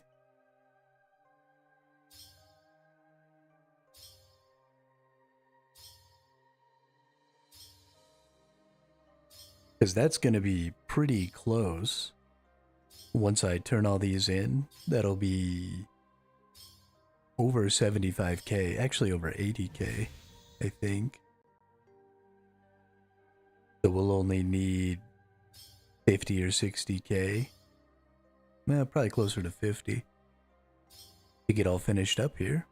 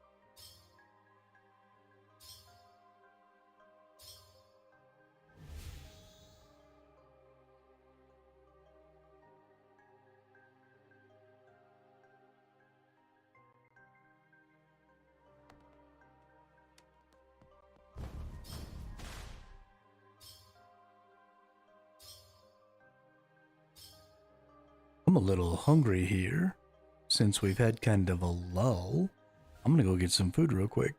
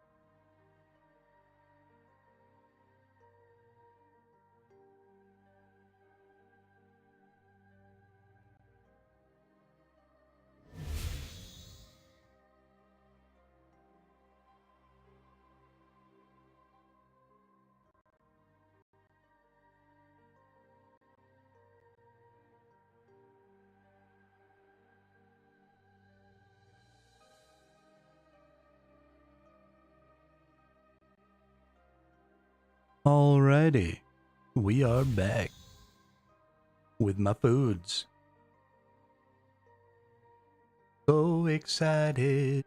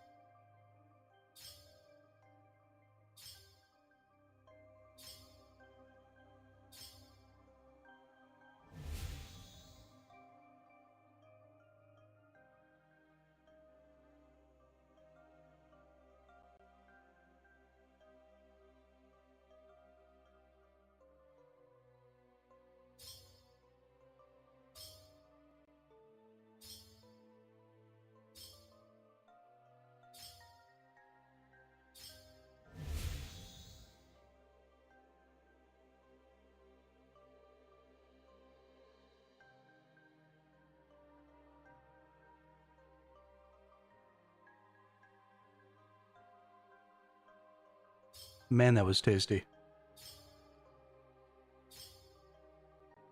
I love lunch. I don't know why, but I feel like the food in the middle of the day tastes the best. Like breakfast is kind of meh. Dinner is kind of meh. But getting hungry in the middle of the day, it doesn't really matter what you put in your face. It tastes delicious.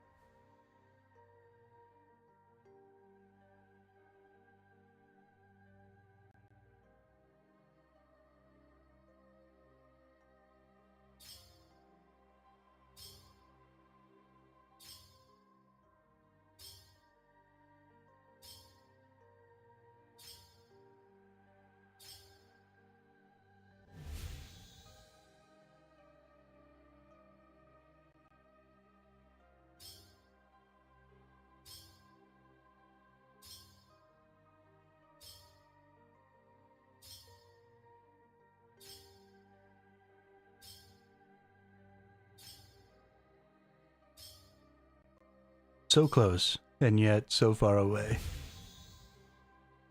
We've already gotten 200,000, a little more than 200,000 XP, and that does not include the 80 or so thousand that's in here.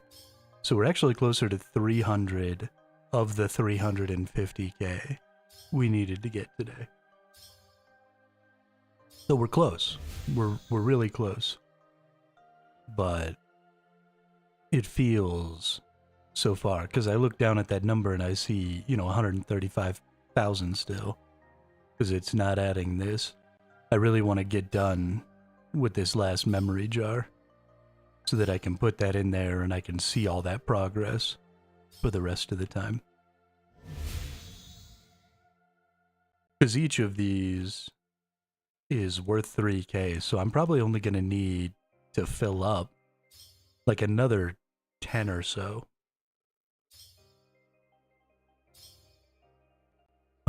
To get that last little bit. Not even, like maybe 7 or 8. Because I'll be getting some while I am filling up the jars. And then we'll be good to go, man. That'll be great. We'll be at invention, and then all day tomorrow can just be working on invention, learning about invention, maybe getting a Jad kill in there with some augmented gear, which will honestly feel real good because there's so many enemies to kill that we'll be able to like level up the augmented gear so that we can siphon that stuff so we can get a bunch of levels for invention, and that'll feel fucking fantastic. Super excited.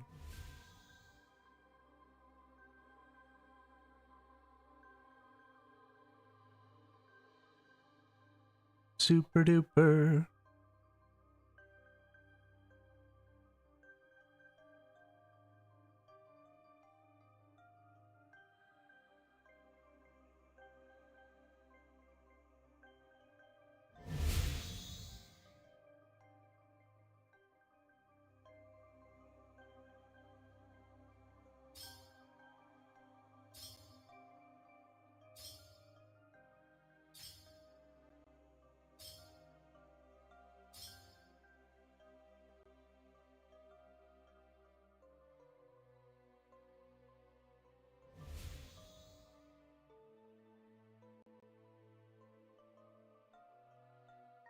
Went the wrong way.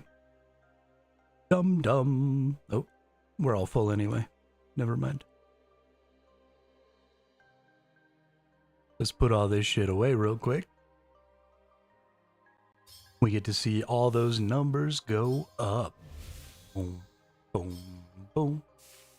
Ba-da-dum, boom, boom, boom, boom. Boom, boom.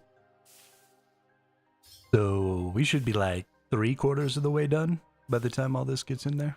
Maybe 3/5. I hope. It's not filling up nearly as fast as I want it to.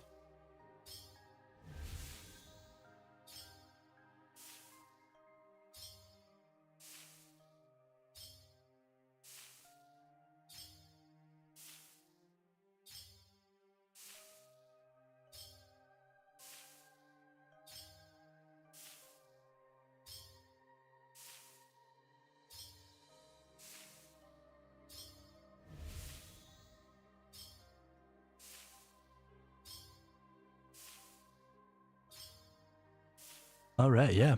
We're almost exactly at 3/4. We need almost exactly 50k. So we're going to go get ourselves some more of these jars.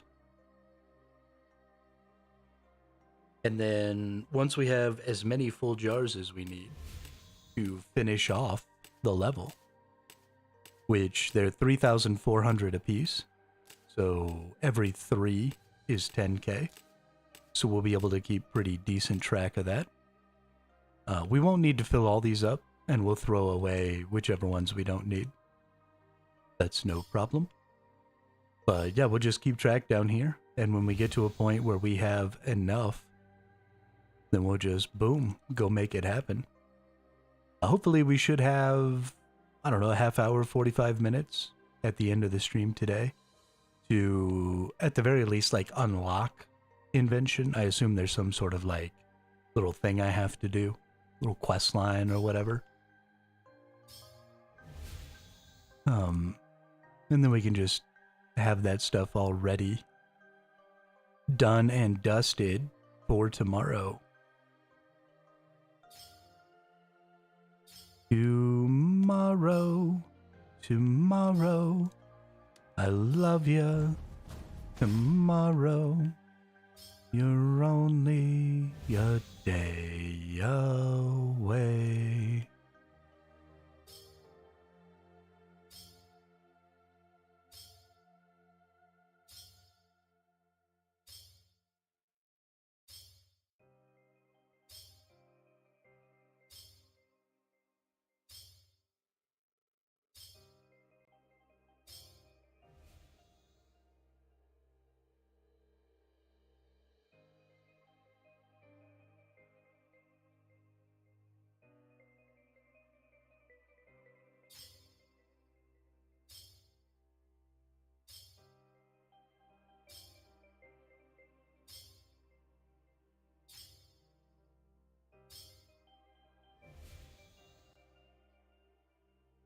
I do think tonight I'm going to create some idle animations for the chat fight characters.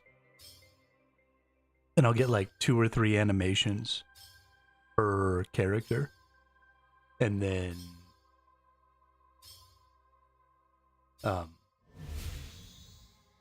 that will allow us to just randomly cycle them every 30 seconds or so. We'll put them on a loop, and then, you know, on a 30-second interval or something like that, we'll just change what the idle animation is. And that should be fairly easy to do. Take me a couple of minutes. And then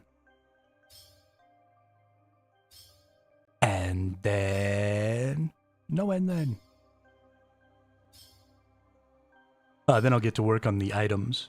I'll get a couple items set up for tomorrow so we can kill the boss and vote on items.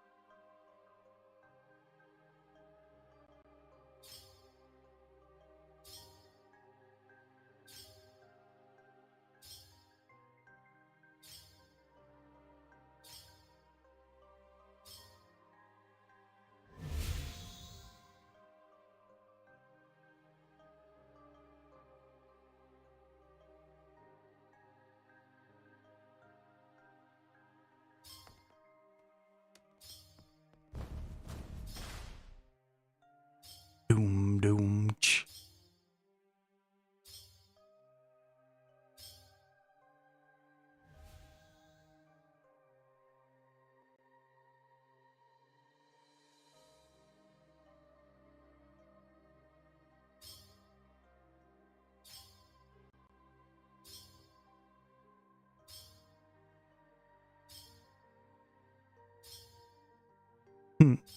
I just realized the original version of Mickey Mouse is no longer in copyright. And so to mess with them, a bunch of people have been like making Mickey Mouse stuff, but I should totally use that character as one of the bosses. What was the name back then? Was Steamboat Willie? Was it? I don't remember.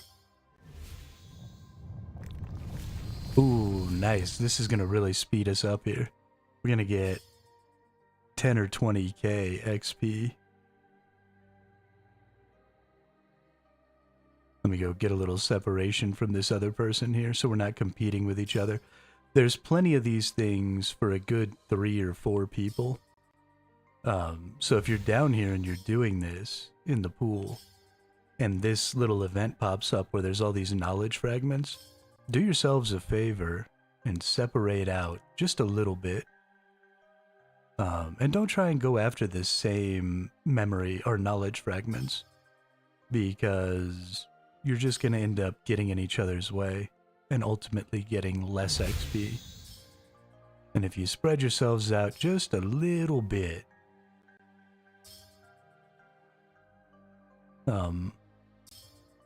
even if the other people aren't cooperating and they keep coming into your area, you know, just keep moving. There's always fragments around that you can get to.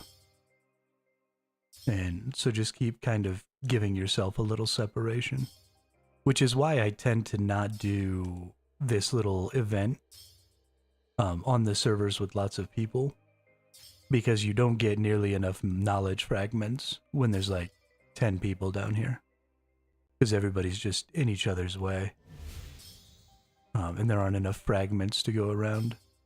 So it's better just to go ahead and find a different server. And I think in general, you just make more XP if you're out here a little bit away from the peeps.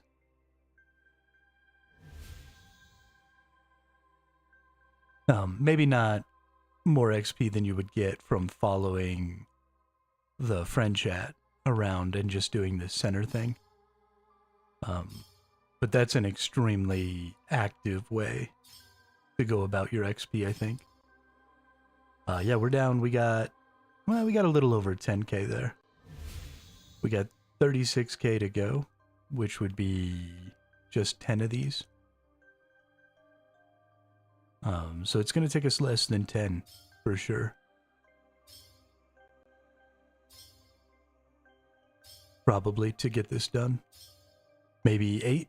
I'm going to guess 8, which isn't too bad. There's just 2 rows. And then we'll be all donezo with the divination, which will feel great. I like it a lot.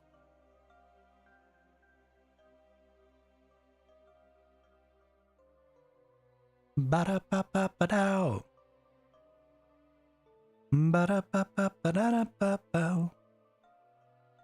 Evil pigeon.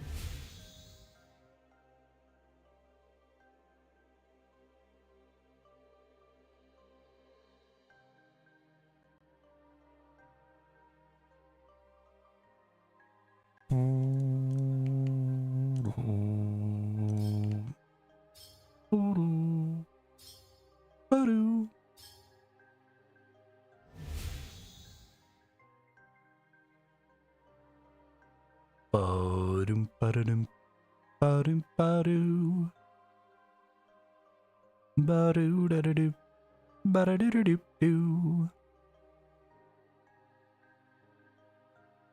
Meow-meow-meow-meow-meow-meow.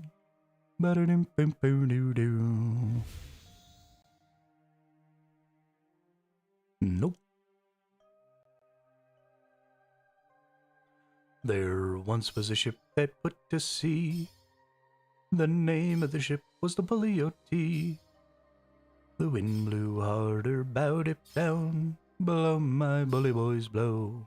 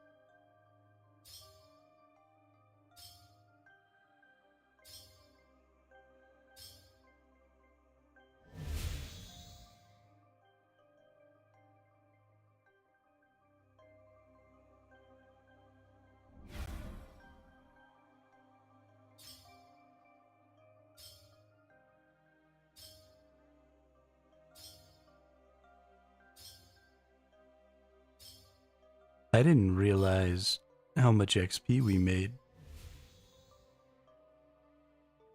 in between filling up each of these jars. Just getting the memories from the harvest here is worth quite a bit of XP.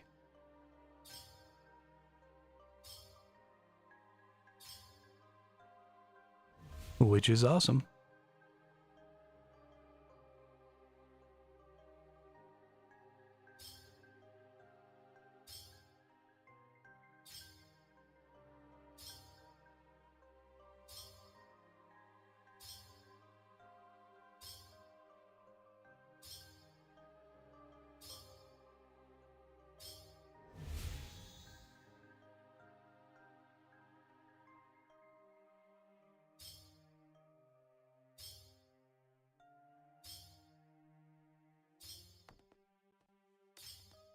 Another core memory.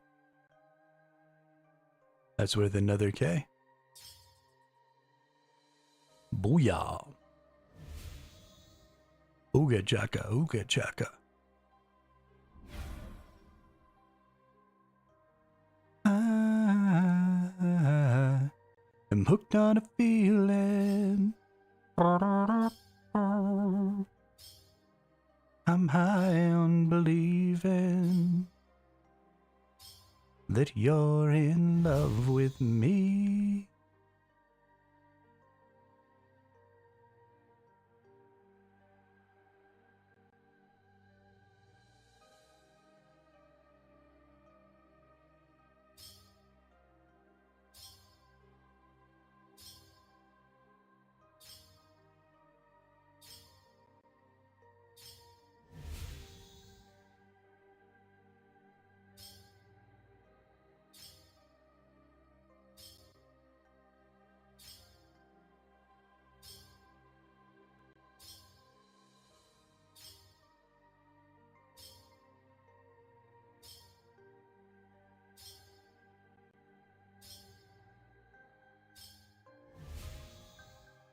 Been putting the last few crafting levels off for so long, I gotta get it done within the week.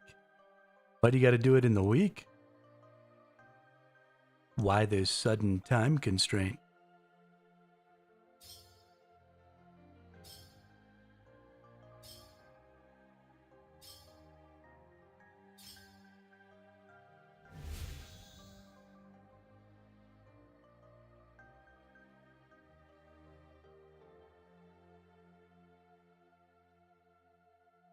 More of a personal go? Alright. That's understandable. How are you today, Demonics?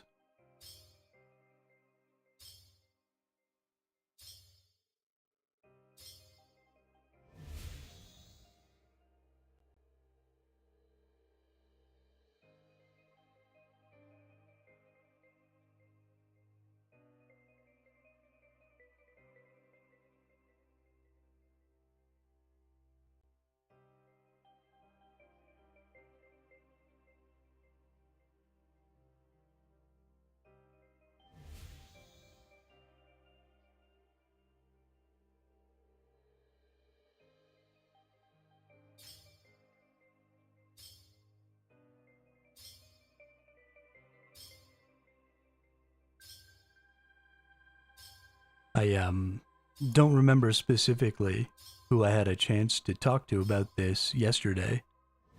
So let me know if you already know this information. But I have launched in sort of a alpha beta phase the chat game that I've been working on. I finally got it hooked up to a language model so we can use natural language to trigger attacks instead of having to use specific attack commands. So it's all set up, and if you type !letters, it'll tell you how many letters you have available in your inventory so that you can make words to try and do attacks with. And then if you type !act, ACT, and then a space, and then you use those letters to make any word or words, it'll send that off to an LLM, which will evaluate it and see if it makes sense for one of the attacks. And then if it does, it'll execute that attack. Right now the attacks are punch, kick, and heal. So you want to use words or phrases that are similar to those things. But it's actually been working really well. And I'm very excited about it.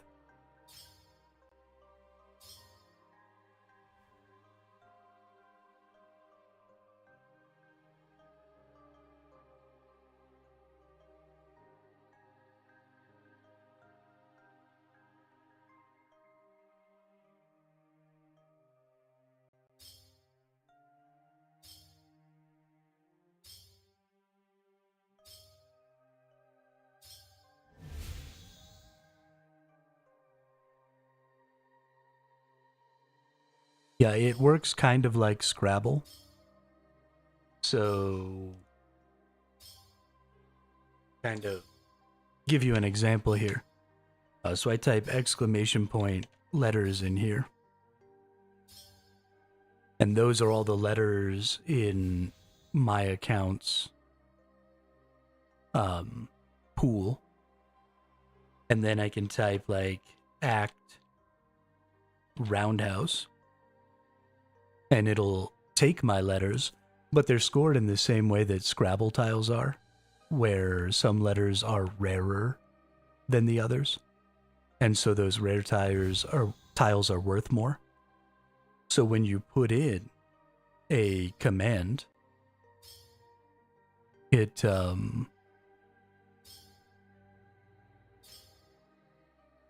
there we go. So Survival Hermit attacks with Roundhouse for 14 power. And then it says, chat has defeated the boss. Congratulations, nerds. The realm is safe once more. Now you can collect your loot. There is no loot right now. Probably will be tomorrow.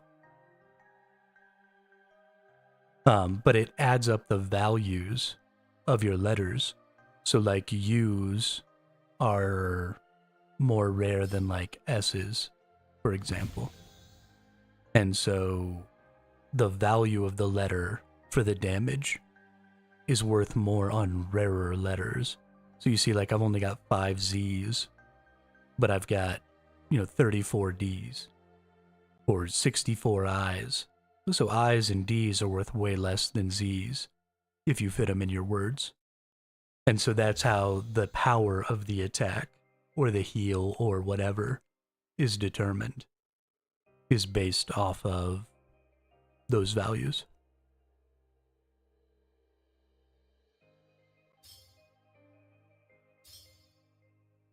But now that the boss is defeated, it should have disappeared. And it'll come back. Nope, it didn't disappear. Womp womp.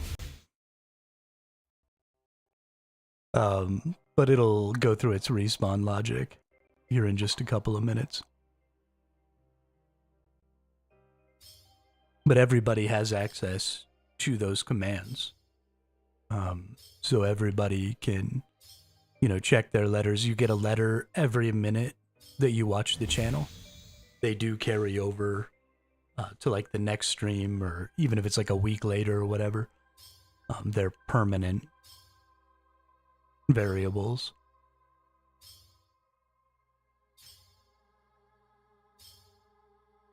And yeah, just collectively, chat tries to defeat the boss.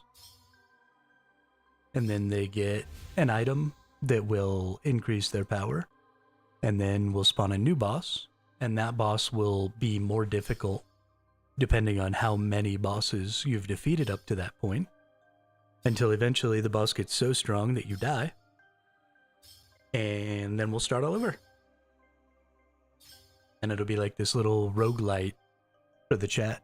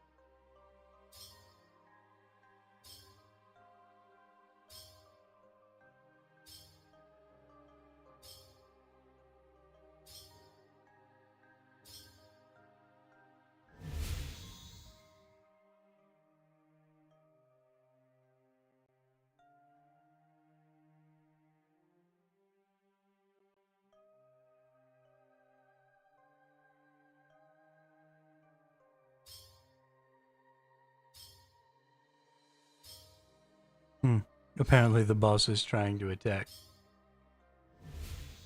But all of its logic is turned off, so it can't. That's funny.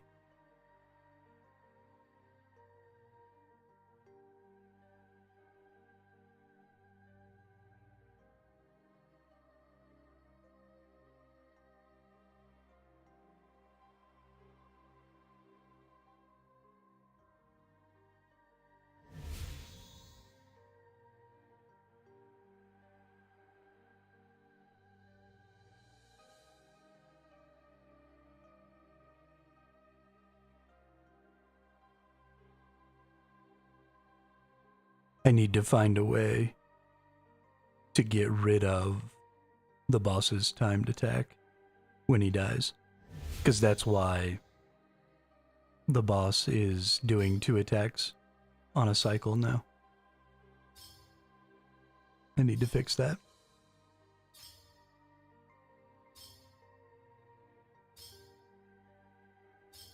But I'll figure it out. Hey, and there we go. The Sorosaurus is back. Get ready to fight! It's time. Duel.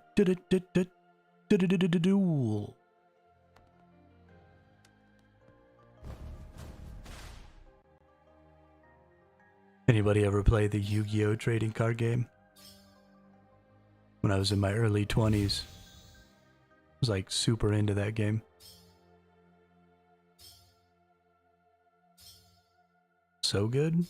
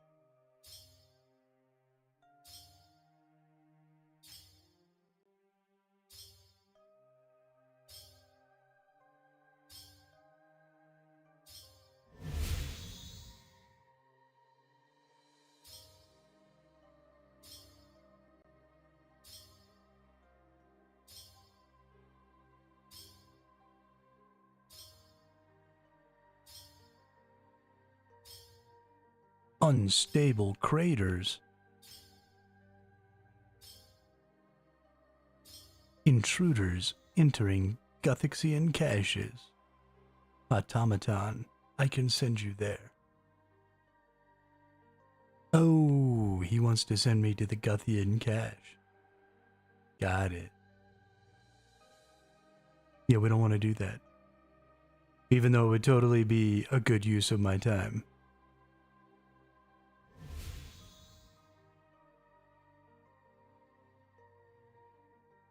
F the caches.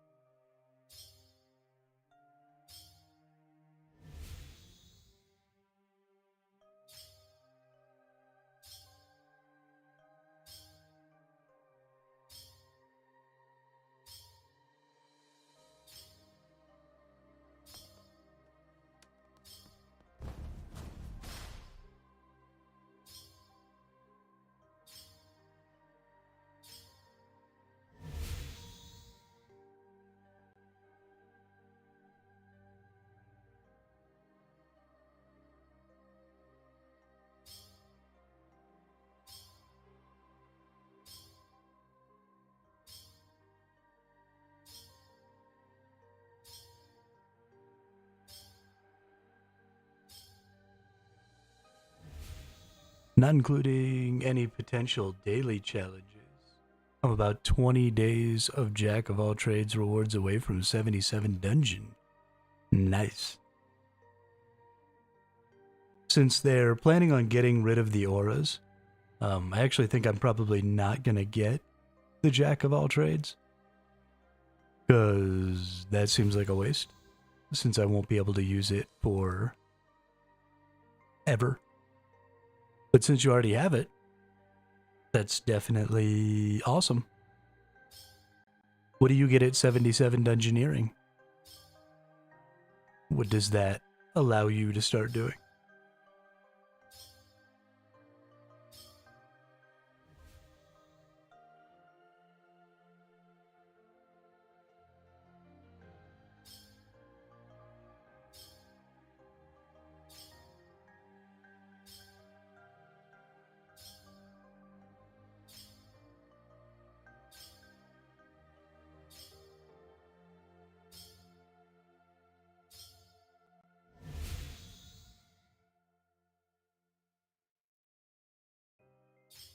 Questcape requirement needed for Remains of the Necro Lord, which is part of the Necro storyline.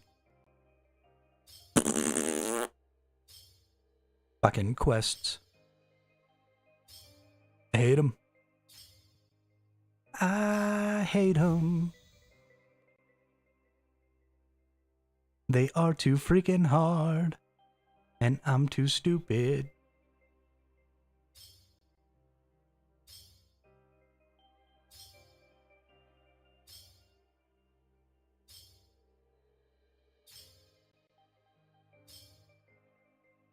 That's how I feel about quests.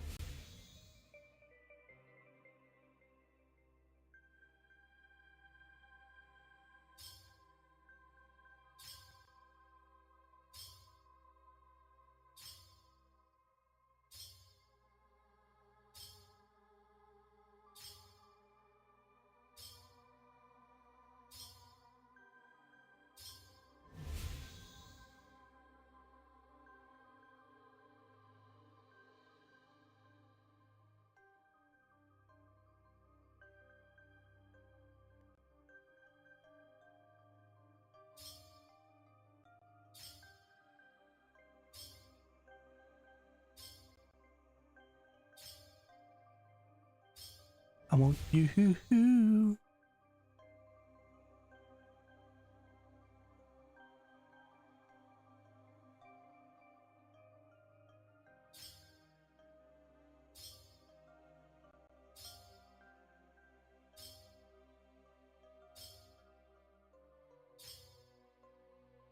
You know, I think we're actually getting pretty close here. As soon as we fill up this jar, I think we're going to be good to go. On the old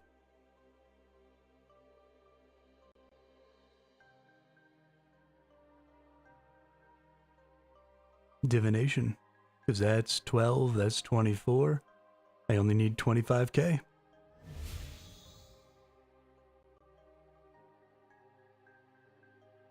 Yo.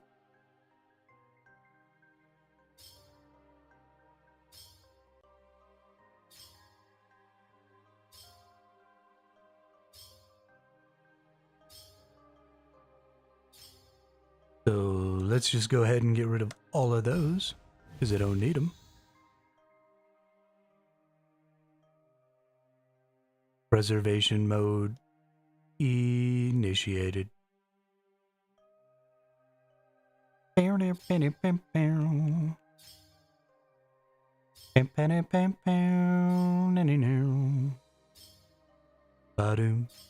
Ooh, memory fragment. I'm not actually going to use this one right now. I'm going to keep it for myself.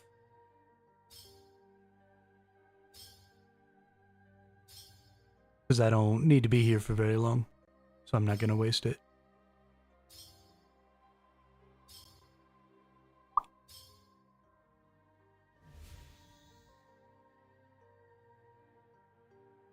Is that kind of a dick move?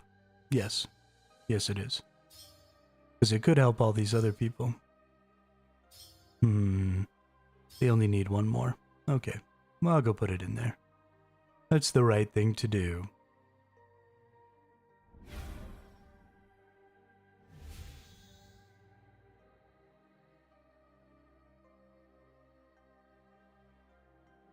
Even if I want to be a selfish jerk face, I shouldn't.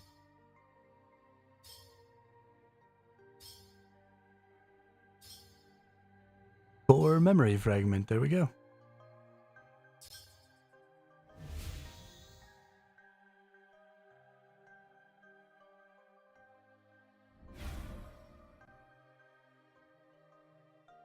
Energy. Ew.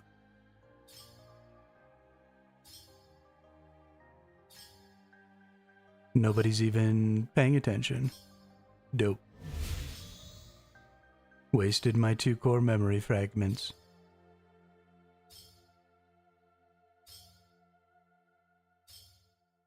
For nothing.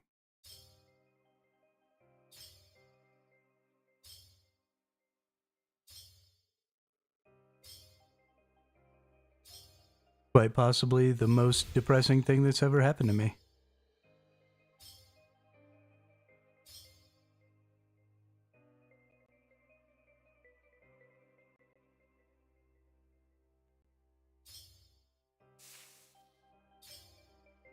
Whatevs.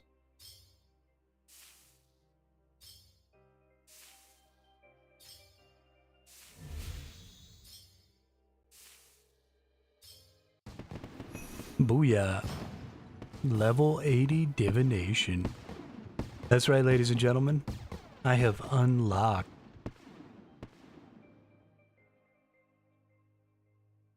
invention. Which means it's time to go figure out what the hell we're doing. Where does the skill disassemble come from? Is it in here? No. No.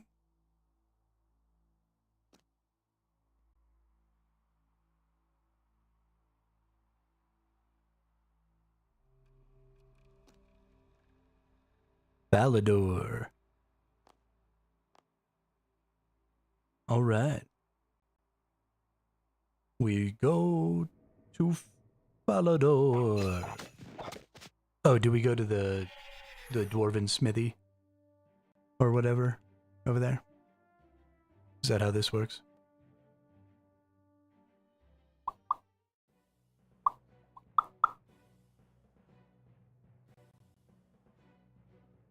North? Well, that's... Oh... Do I have to go talk to... Doric and Boric?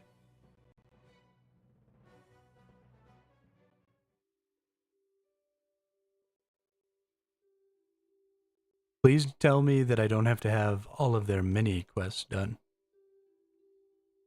Because that'll make me hella sad. Northeast, so it's not Doric and Boric. Okay.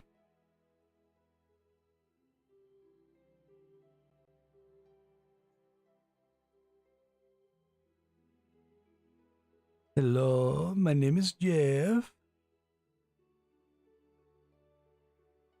Is it in this cave?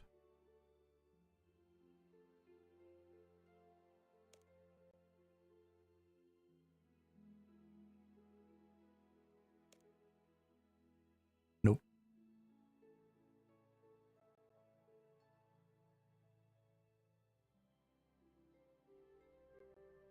Oh, the Invention Guild. Got it.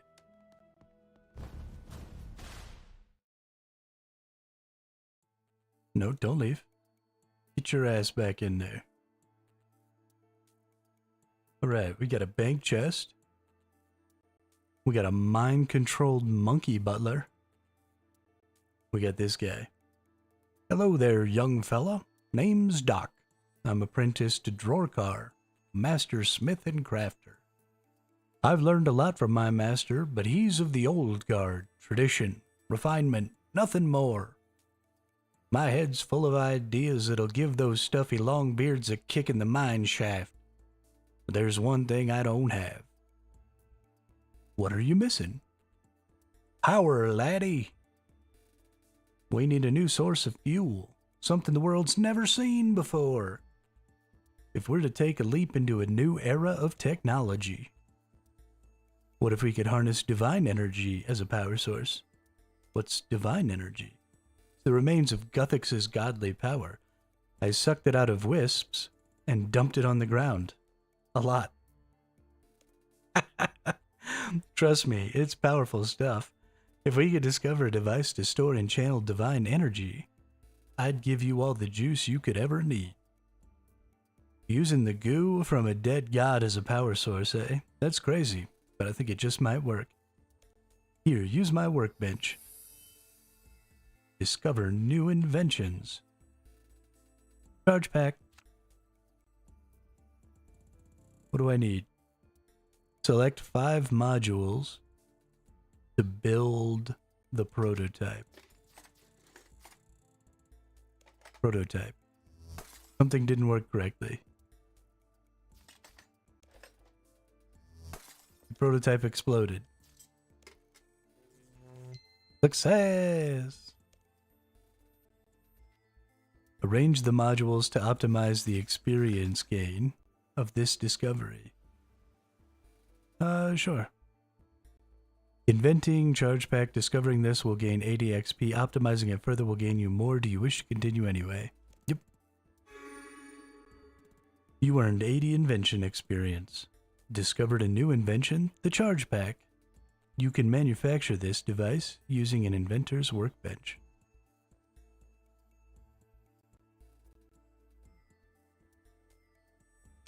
Okay.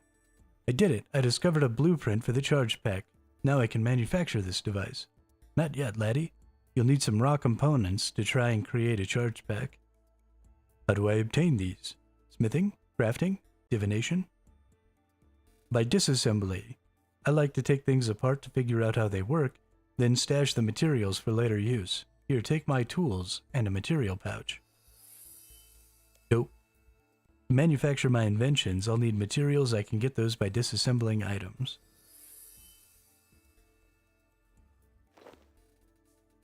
Found something to disassemble.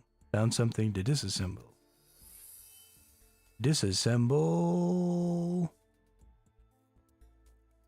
Like that.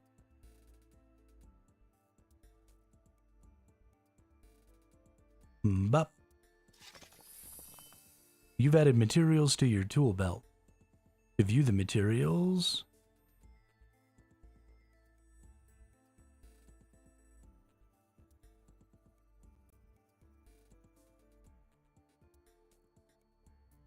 click the light bulb. Alright, I have 150 cover parts. Let's go ahead and break that down too. Hey! And 150 simple parts. Dope. Use the right half of the workbench to manufacture a charge pack. Bam. Gonna take me 100 parts of each kind. Manufacture. Boom shakalaka. Add it to the tool belt. You've done it! You've invented a charge pack! Equipment that requires charges to power them will drain energy from this central resource on your tool belt. Imagine what your discovery could lead to. What if you could use the power from this divine energy to augment your equipment, even upgrade and diversify your weapons and armor?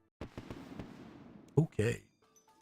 You've inspired me. I've got an idea for a device that'll augment my equipment and improve it as I use it. That's the spirit. Discover all the blueprints you can at the inventor's workbench. Okay, got an augmenter.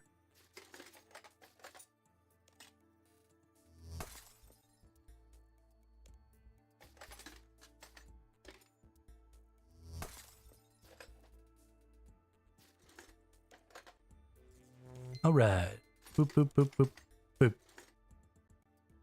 50 plus 50.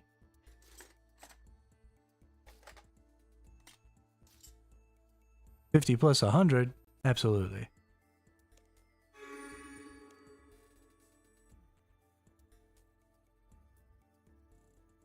Nope. Now what do I need to make it? Oh, do I have to talk to this?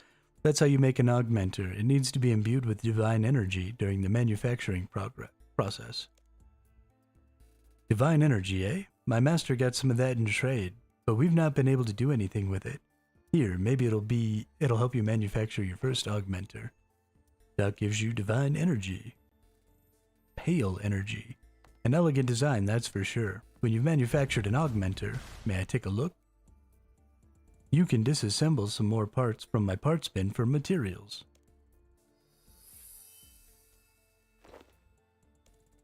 Found some new stuff. Look at all them new things. Bam. Disassemble. Bam. Disassemble. Bam. Disassemble. What do we got now? We're gonna make this thing, so we need lots of different kinds of part. And any kind of energy. Oh, depending on which one I'm using, it takes more. I'm using pale energy, so it takes 2,000. Cool. Manufacture. Go dock the augmenter. Behold my latest invention, the augmenter. How about we test it by augmenting a weapon? Great idea, boss. But let's not waste one of your valuable weapons on an early test. There's something I have at hand. That gives you a bunch of purple flowers. Don't look at me like that. It's a weapon, ain't it? Technically. If we can augment flowers, we can augment anything. Try attaching your new augmenter to the flowers. Boop. This effort will convert purple flowers into an augmented version, which requires divine energy to use. It will also become untradeable. This process cannot be undone without using an augmenter dissolver. You wish to continue? Yes. I've attached the augmenter to the flowers. Now these flowers will become even more lethal as I beat people to death with them. Augmented equipment levels up as you use it. For example, augmented weapons and armor you've equipped will gain experience when you defeat enemies. Right-click and choose Check to determine its current level and statistics. Your augmented equipment has a space to add a gizmo. Items wielded with both hands have 2 gizmo slots. Gizmos let you add new qualities to your equipment, called perks. Okay. It's currently level 1. Fantastic.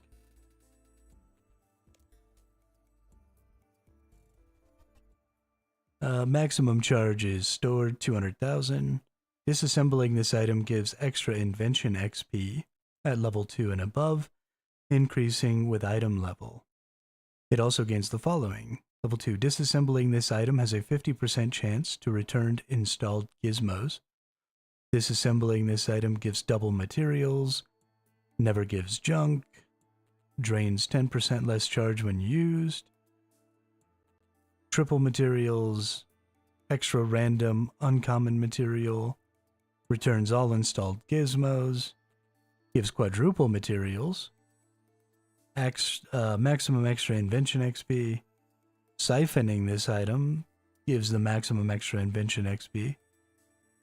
Siphoning this item has a 50% chance to not consume the siphon. This item drains 12.5% less charge. Okay, cool. Bunch of cool things. I have a new idea. My augmented equipment has space to install upgrades. What we need is a gizmo shell, to which I can add perks for my equipment. Alright, discovering a gizmo.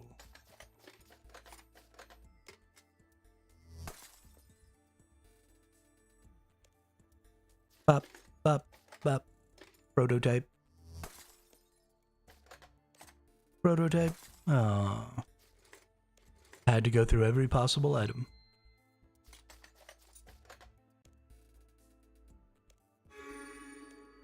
Booyah. I've discovered the gizmo shell. You're a genius. Please show me your gizmo shell after you manufacture it at the inventor's workbench.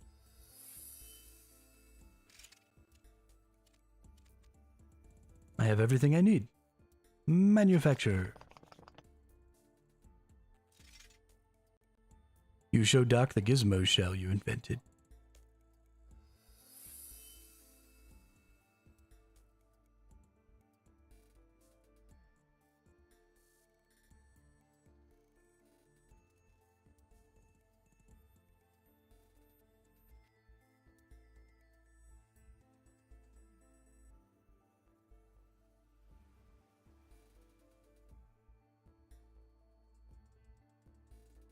Not only can you level your augmented equipment, you can also add perks to it. A gizmo shell is an empty container with space for up to 2 perks. To choose the perks for a gizmo, add materials to the gizmo shell. Alright. Oh, we gotta like drag them.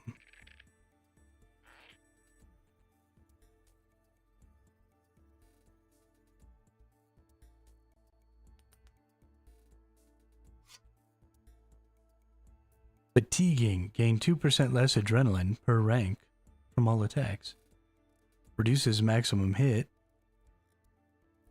Causes you to see strange things.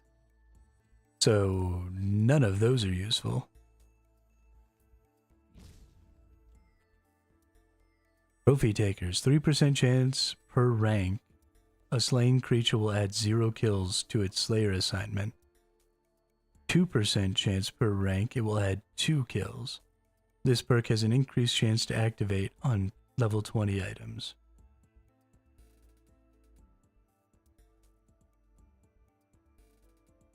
That's also...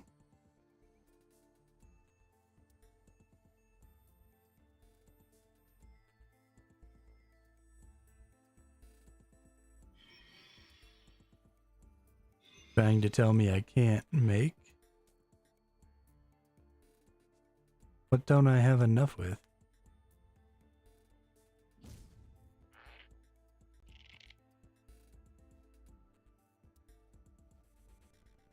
What about something like this?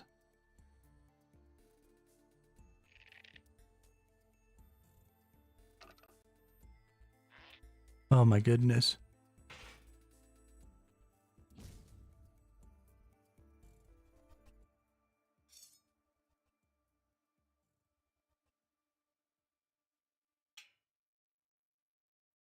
Why are all of these bad?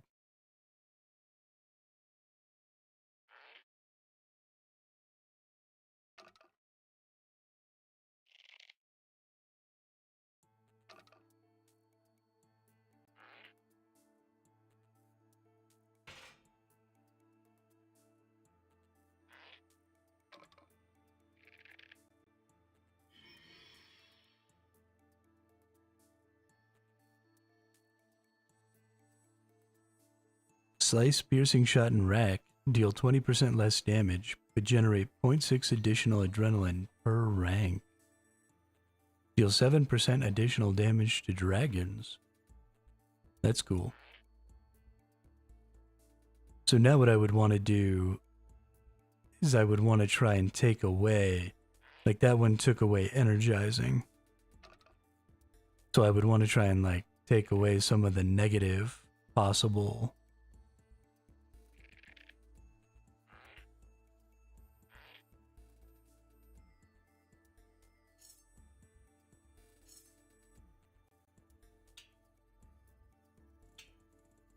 Whatever. Make it.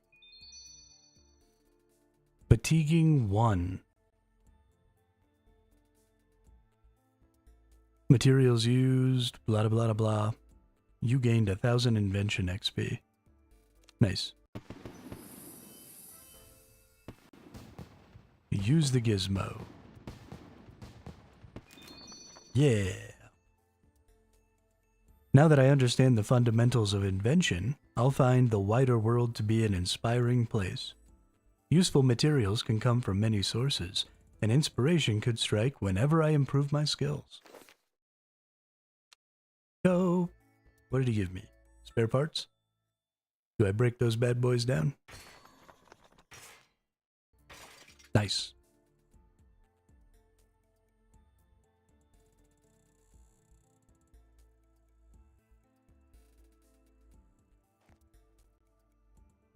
Alright, I'm level 4 now. I can get Divine Charge. Augmented item, maximum level 5. And yeah. Well, let's go discover this other thing.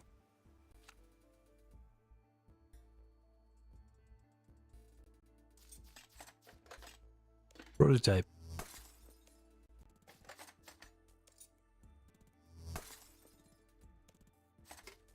Boom.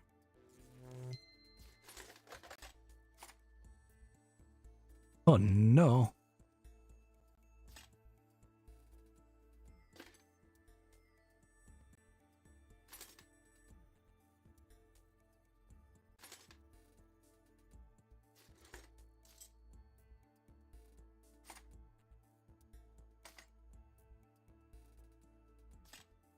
Okay.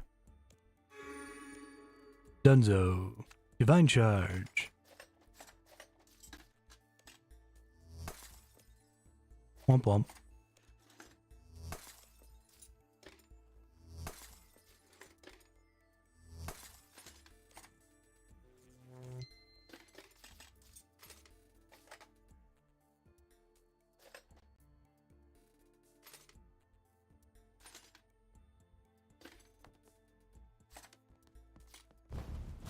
Boom.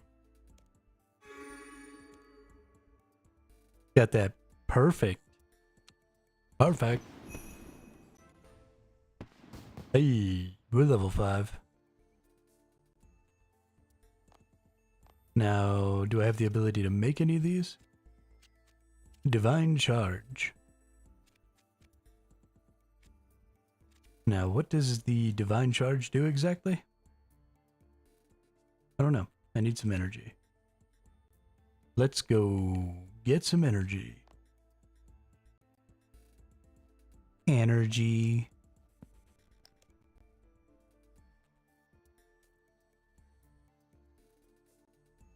Energy. There we go.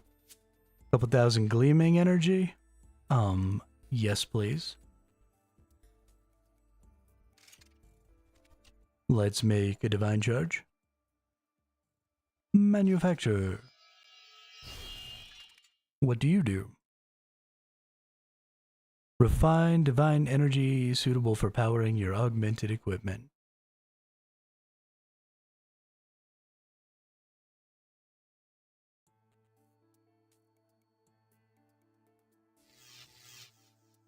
You added a divine charge containing 3,000 charge to your pack. You now have 103,000 charge. Okay.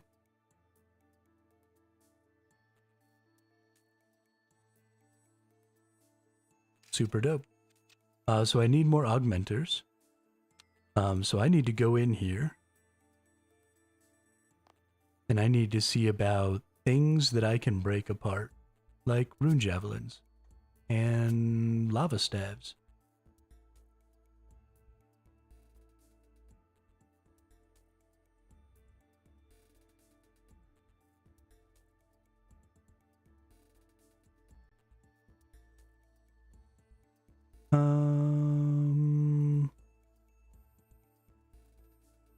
One Arim's book.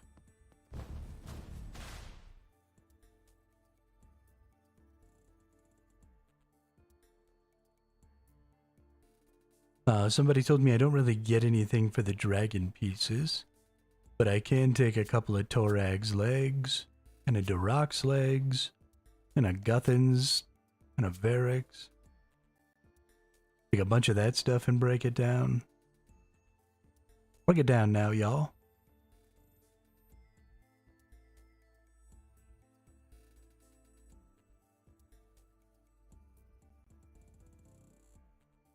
What else might we want to use?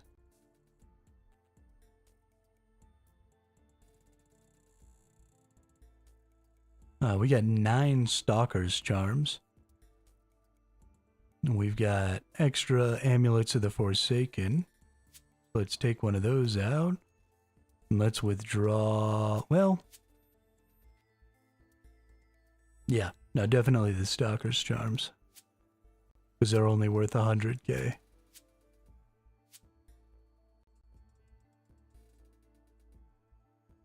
Okay, that feels good. Why do I have a hard reward casket? Wonder what I got that from.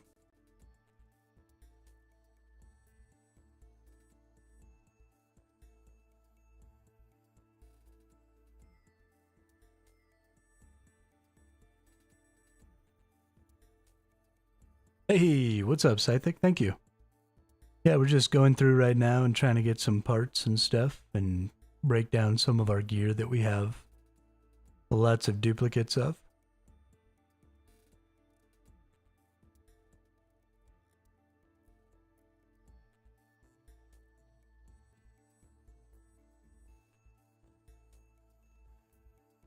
See if we can't make some stuff here. What about these Elder short bows? They're not really worth very much. Probably go ahead and dismantle some of those too. And then we'll go ahead and put this down here as a button. You don't have enough of those to disassemble, you need at least 50, okay? What about my lava staves? And that right there. You're attempting to disassemble something of very high value. The item will be destroyed. Are you sure you want to continue?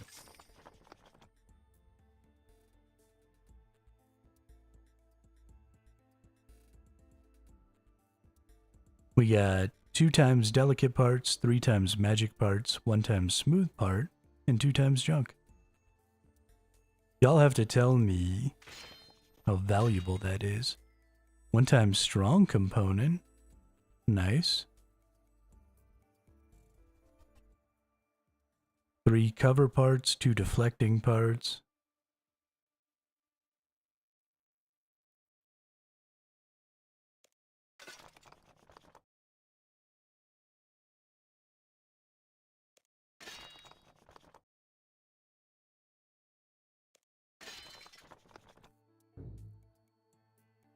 Oh, we can't disassemble amulets of the Forsaken. And we can't disassemble amulets or stalker charms. Can you just not disassemble amulets in general? Is that how that works? Ooh, some dexterous components. Nice.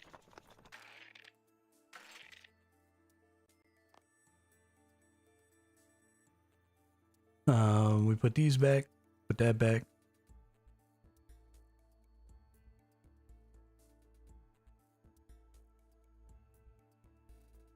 Hey, what's up, Gainzora? I literally just started, so I don't really have the ability to do that right now, because I can't even make another augmenter. The only thing I have augmented right now is these dumbass flowers.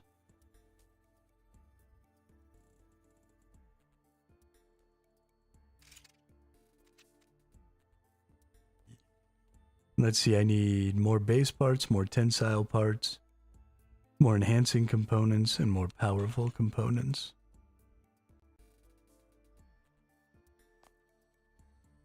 I think I have a bunch of bows that I've made, like oak shield bows. What do you think? If I disassemble those, will I get some basic parts? Or some... there's a tensile part. That's kind of what I was hoping for. Was a tensile part.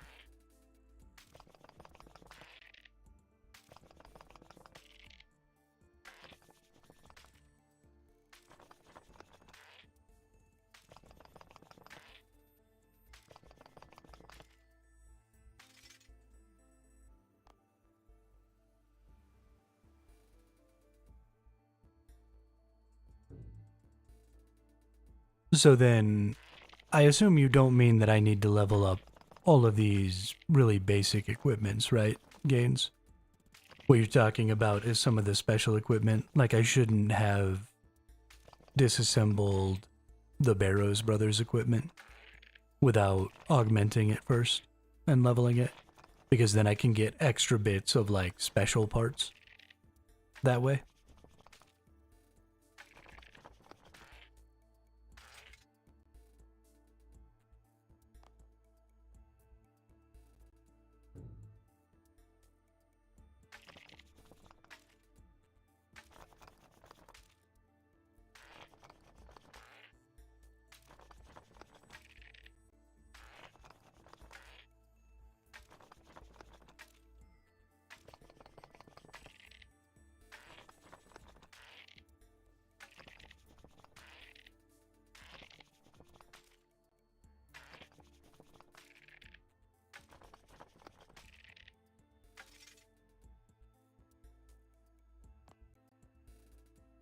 I don't actually need those in my inventory. Now let's see how we're sitting on what we need here. Okay, we still need some base parts. We still need enhancing components, orbs, books, potions, glass, jewelry, food, and herbs. Okay, and then staves, magic and hybrid armor, summoning pouches, and scrolls and runes. Oh, that's exciting. So we can do potions. So I've got like a butt ton of potions. And I also have a butt ton of these things right here. So let's get all these like iron minotaur. Let's take all the scrolls in there first. And then let's just disassemble all these fucking scrolls. Yeah. There we go. Boom. Powerful components. What's up? Give me some of that action.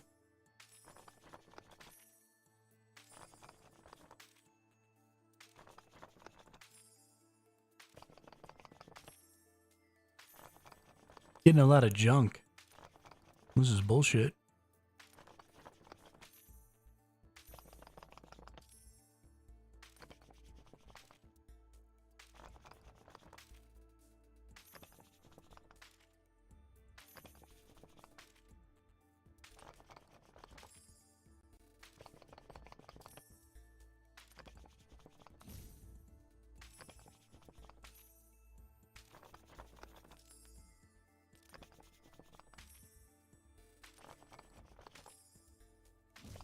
We're going to do all four of these Varix pieces first, I think. Or should I do like the Arim pieces or something? Because I'm going to be using not melee for a while, I think.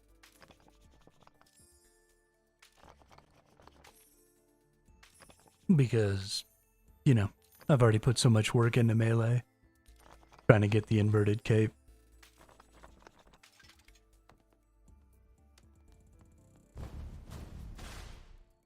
Since we have the full Arim set, let's maybe go ahead and do that.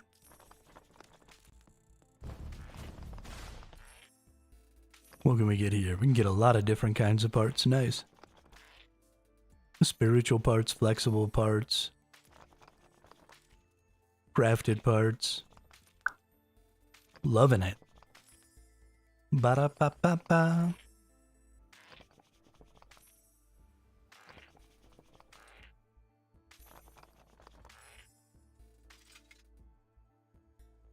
Alright, how we looking now for our augmenter? We're still gonna need enhancing components. And base parts. Where do I get base parts from? Bolts, weapons, hilts. and shields. Weapons with hilts and shields, as well as bolts. I actually have a bunch of bolts.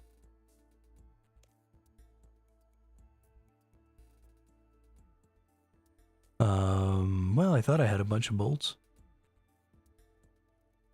Can we do mithril? I don't really want to do the rune bolts. What about coral bolts? Yeah, those are pretty low tier.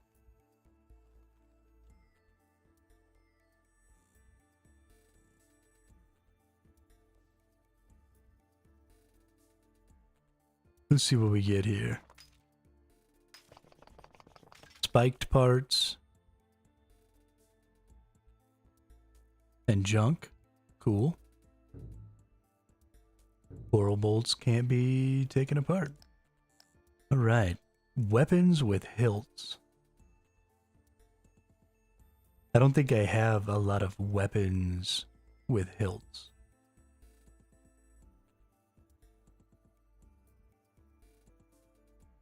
We might actually find ourselves kind of in a bad spot here, trying to get those.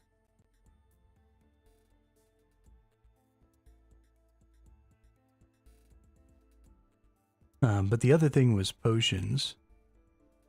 I feel like we could probably just take these super attack potions. And just disassemble those. Delicate parts, organic parts, crafted parts. Enhancing components, nice.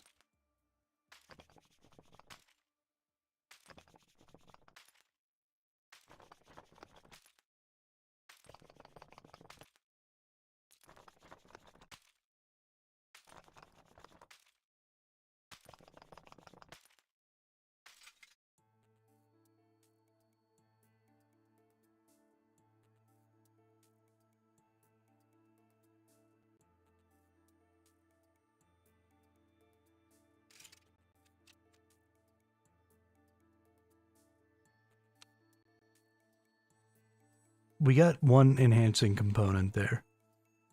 And I feel like we can probably get plenty more. So we might just go ahead and use up all these super attacks. Because I can make more of these. Fairly readily.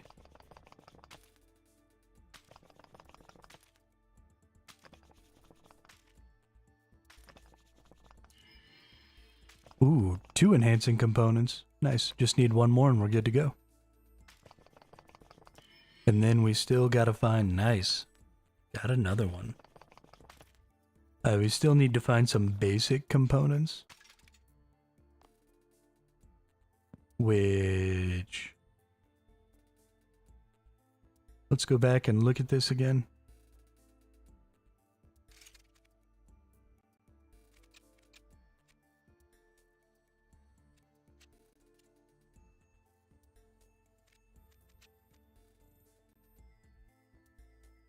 Basic parts. Bolts, weapons with weapons with hilts, and shields.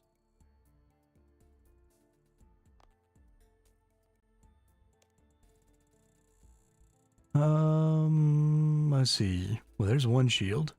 There's 2 shield.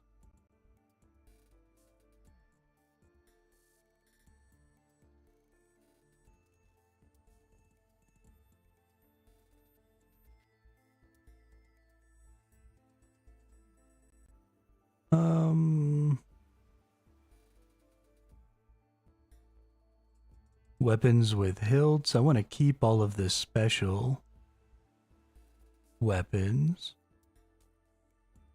Let's take all of these. I know I was told that these swords were better to just go ahead and high elk.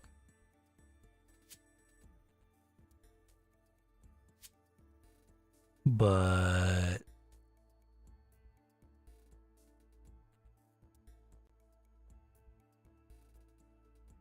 I want the parts right now.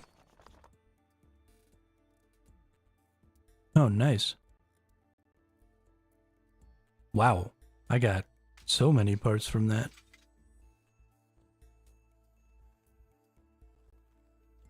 I might not need base parts 10. No, 34 base parts. Oh my gosh. Rune two-handed sword +3. So these things that I made with all the pluses are worth huge amounts of components. So I might not actually need to use up those dragons. Yeah, we're good. So we'll manufacture an augmenter here.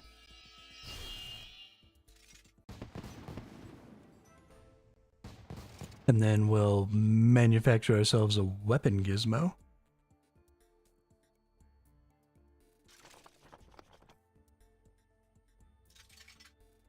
And then we'll use the augmenter on our Varric flail. We'll convert Flaric's flail into an augmented version. Oh no, that's right. We're doing Arim's, because we're going to do some magic for a while. So let's get Arim's staff. And let's augmenter that.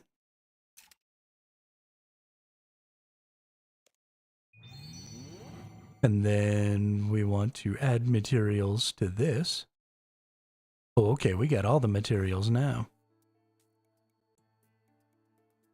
Protective, pious, evasive, dexterous, strong, variable. Okay, I didn't think that junk was actually going to do anything. Let's see, magic parts.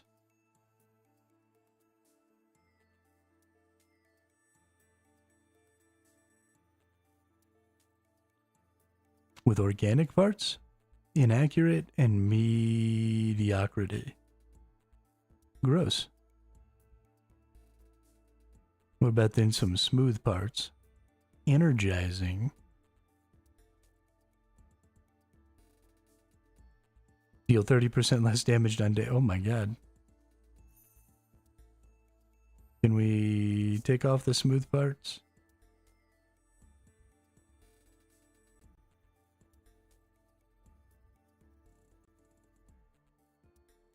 This is so hard.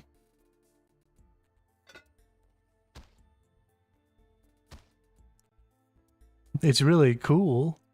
I really like this whole system and how it works. Of like adding all these different kinds of parts and stuff. What about some strong components?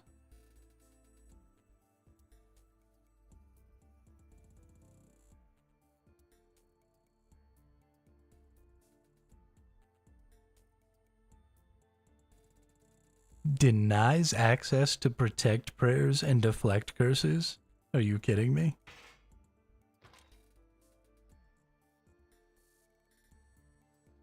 Clear-headed. Anticipation lasts 1 additional second per rank, but no longer reduces damage taken. This is really interesting. Charge drain rate for this item is reduced by 9% per rank.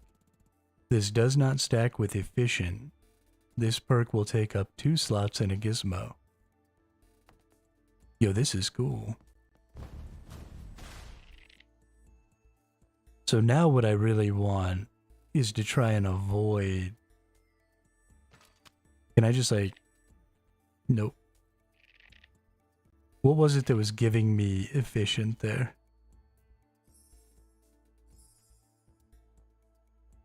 I don't even remember all the parts that I had put in.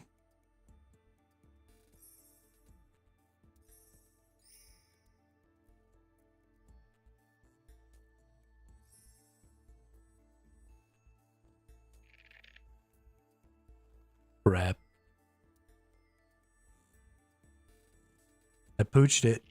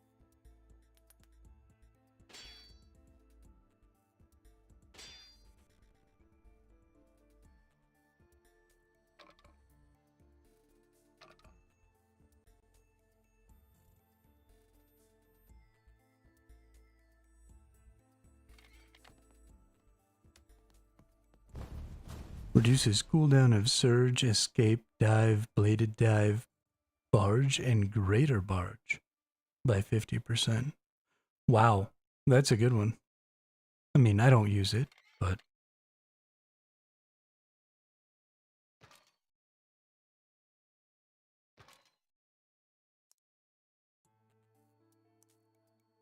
Man, now I don't even remember what the hell the name of the one that I'm after is.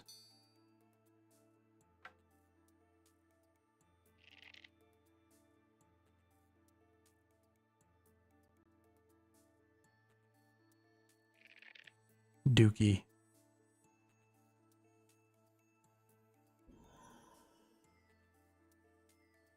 Plus 3% XP, item XP per rank for the item it's installed on. Protect item protects 2 items. Okay. So I need that for the enlightened. I also need... Nope, don't need that for the enlightened. And I do need that for the enlightened. While equipped, plus 1% XP per rank.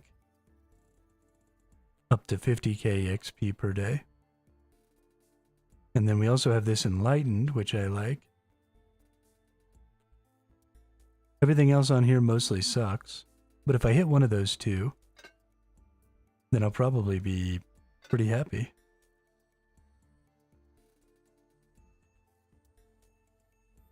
Do not have enough materials.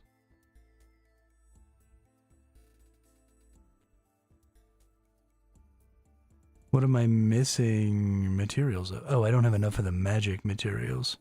That sucks. I just went through a whole lot of effort to try and get around. Ooh, there's an enlightened. Nice. And wise. With considerably fewer negative effects. If I take that off, nope, still need that. Take that off. Ooh, nice. That one takes away fatiguing. Okay, we definitely need that. Okay, well I feel like that's a good one, because we could maybe get enlightened, and we can maybe get wise. Can we... Ooh. Here we go. Add more of the different... Ooh, talking. Don't care about that. Okay. So we give more of the things that we put in there, and that gives us a possibility for higher ranks. Okay. See, this is so cool. This is crafting.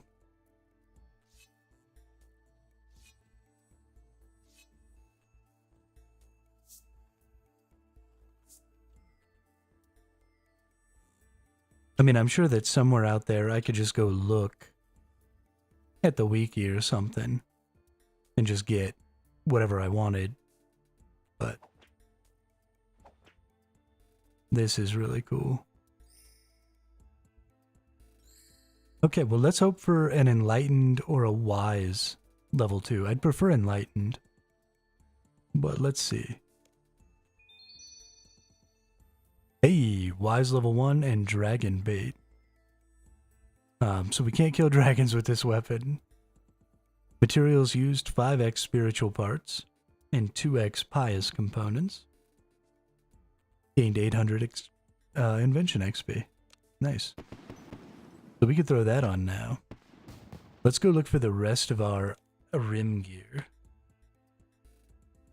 Oh wait, we gotta actually put this on, don't we? So we want to use that on that. And then we can just equip that. And now we level this bad boy up. We can get it all the way up to level 5. But I don't think I can make any more augmenters. I can't. I need lots of, basically all the kinds of parts. So this is definitely going to be like a thing that gets dealt with a lot of other things. Breaking down some of my strong gear for parts is going to work. But it seems like one of the best ways to go about getting these parts is, especially for like base parts and stuff like that, is going to be crafting plus gear and then breaking it down. We've got lots of summoning pouches. We've got lots of bows. We need to make some more weapons. We've got plenty of potions. We'll get some more of these. We've got summoning pouches and scrolls. We actually have lots of runes. There's a good one. We'll break down a lot of runes. Interesting. Man, you can break down all kinds of shit. This is great. I mean, I've got 164,000 mind runes. I will never use these. As much as I want to, that's not a thing. I could go in here, because I'm using my staff. We already got. But I could disassemble a bajillion of these.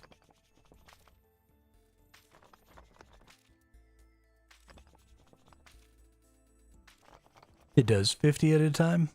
So 50 times 60 is what, 3K?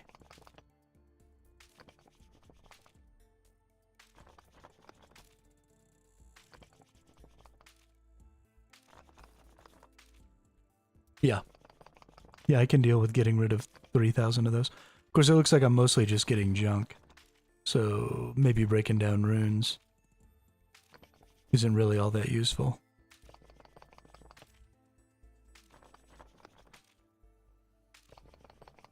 Yeah, that seems like a whole lot of runes for not really any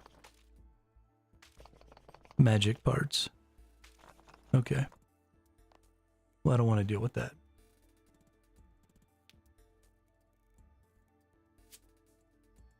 That was less useful than I'd hoped. But potions seem to do okay. Oh, we can get...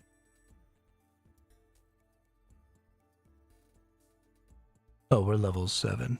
Okay, we haven't learned anything new. Next level, we get Gizmo Dissolver. Allows you to destroy a gizmo attached to augmented equipment. So I could change my gizmo. Allows you to destroy a piece of augmented equipment, retrieving the gizmos that were installed. And then I needed to get to level 20. Oh, this is the gemstone golem outfit. Okay. Oh, this is all the outfits. Wowza. Okay, so the gemstone, the rune, the shark, the camouflage, divination, dungeoneering. Okay. Yeah. And material crates. You can now manufacture crates of materials on an invention workbench.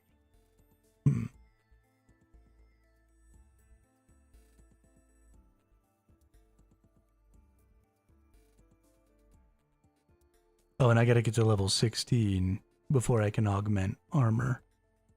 Okay, so I gotta go out with my Arim staff anyway. So let's get all equipped with my Arim gear.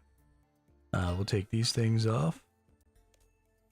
We'll go back to our magic set here.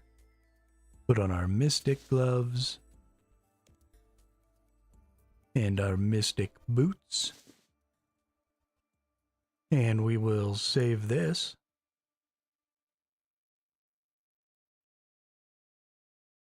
All right.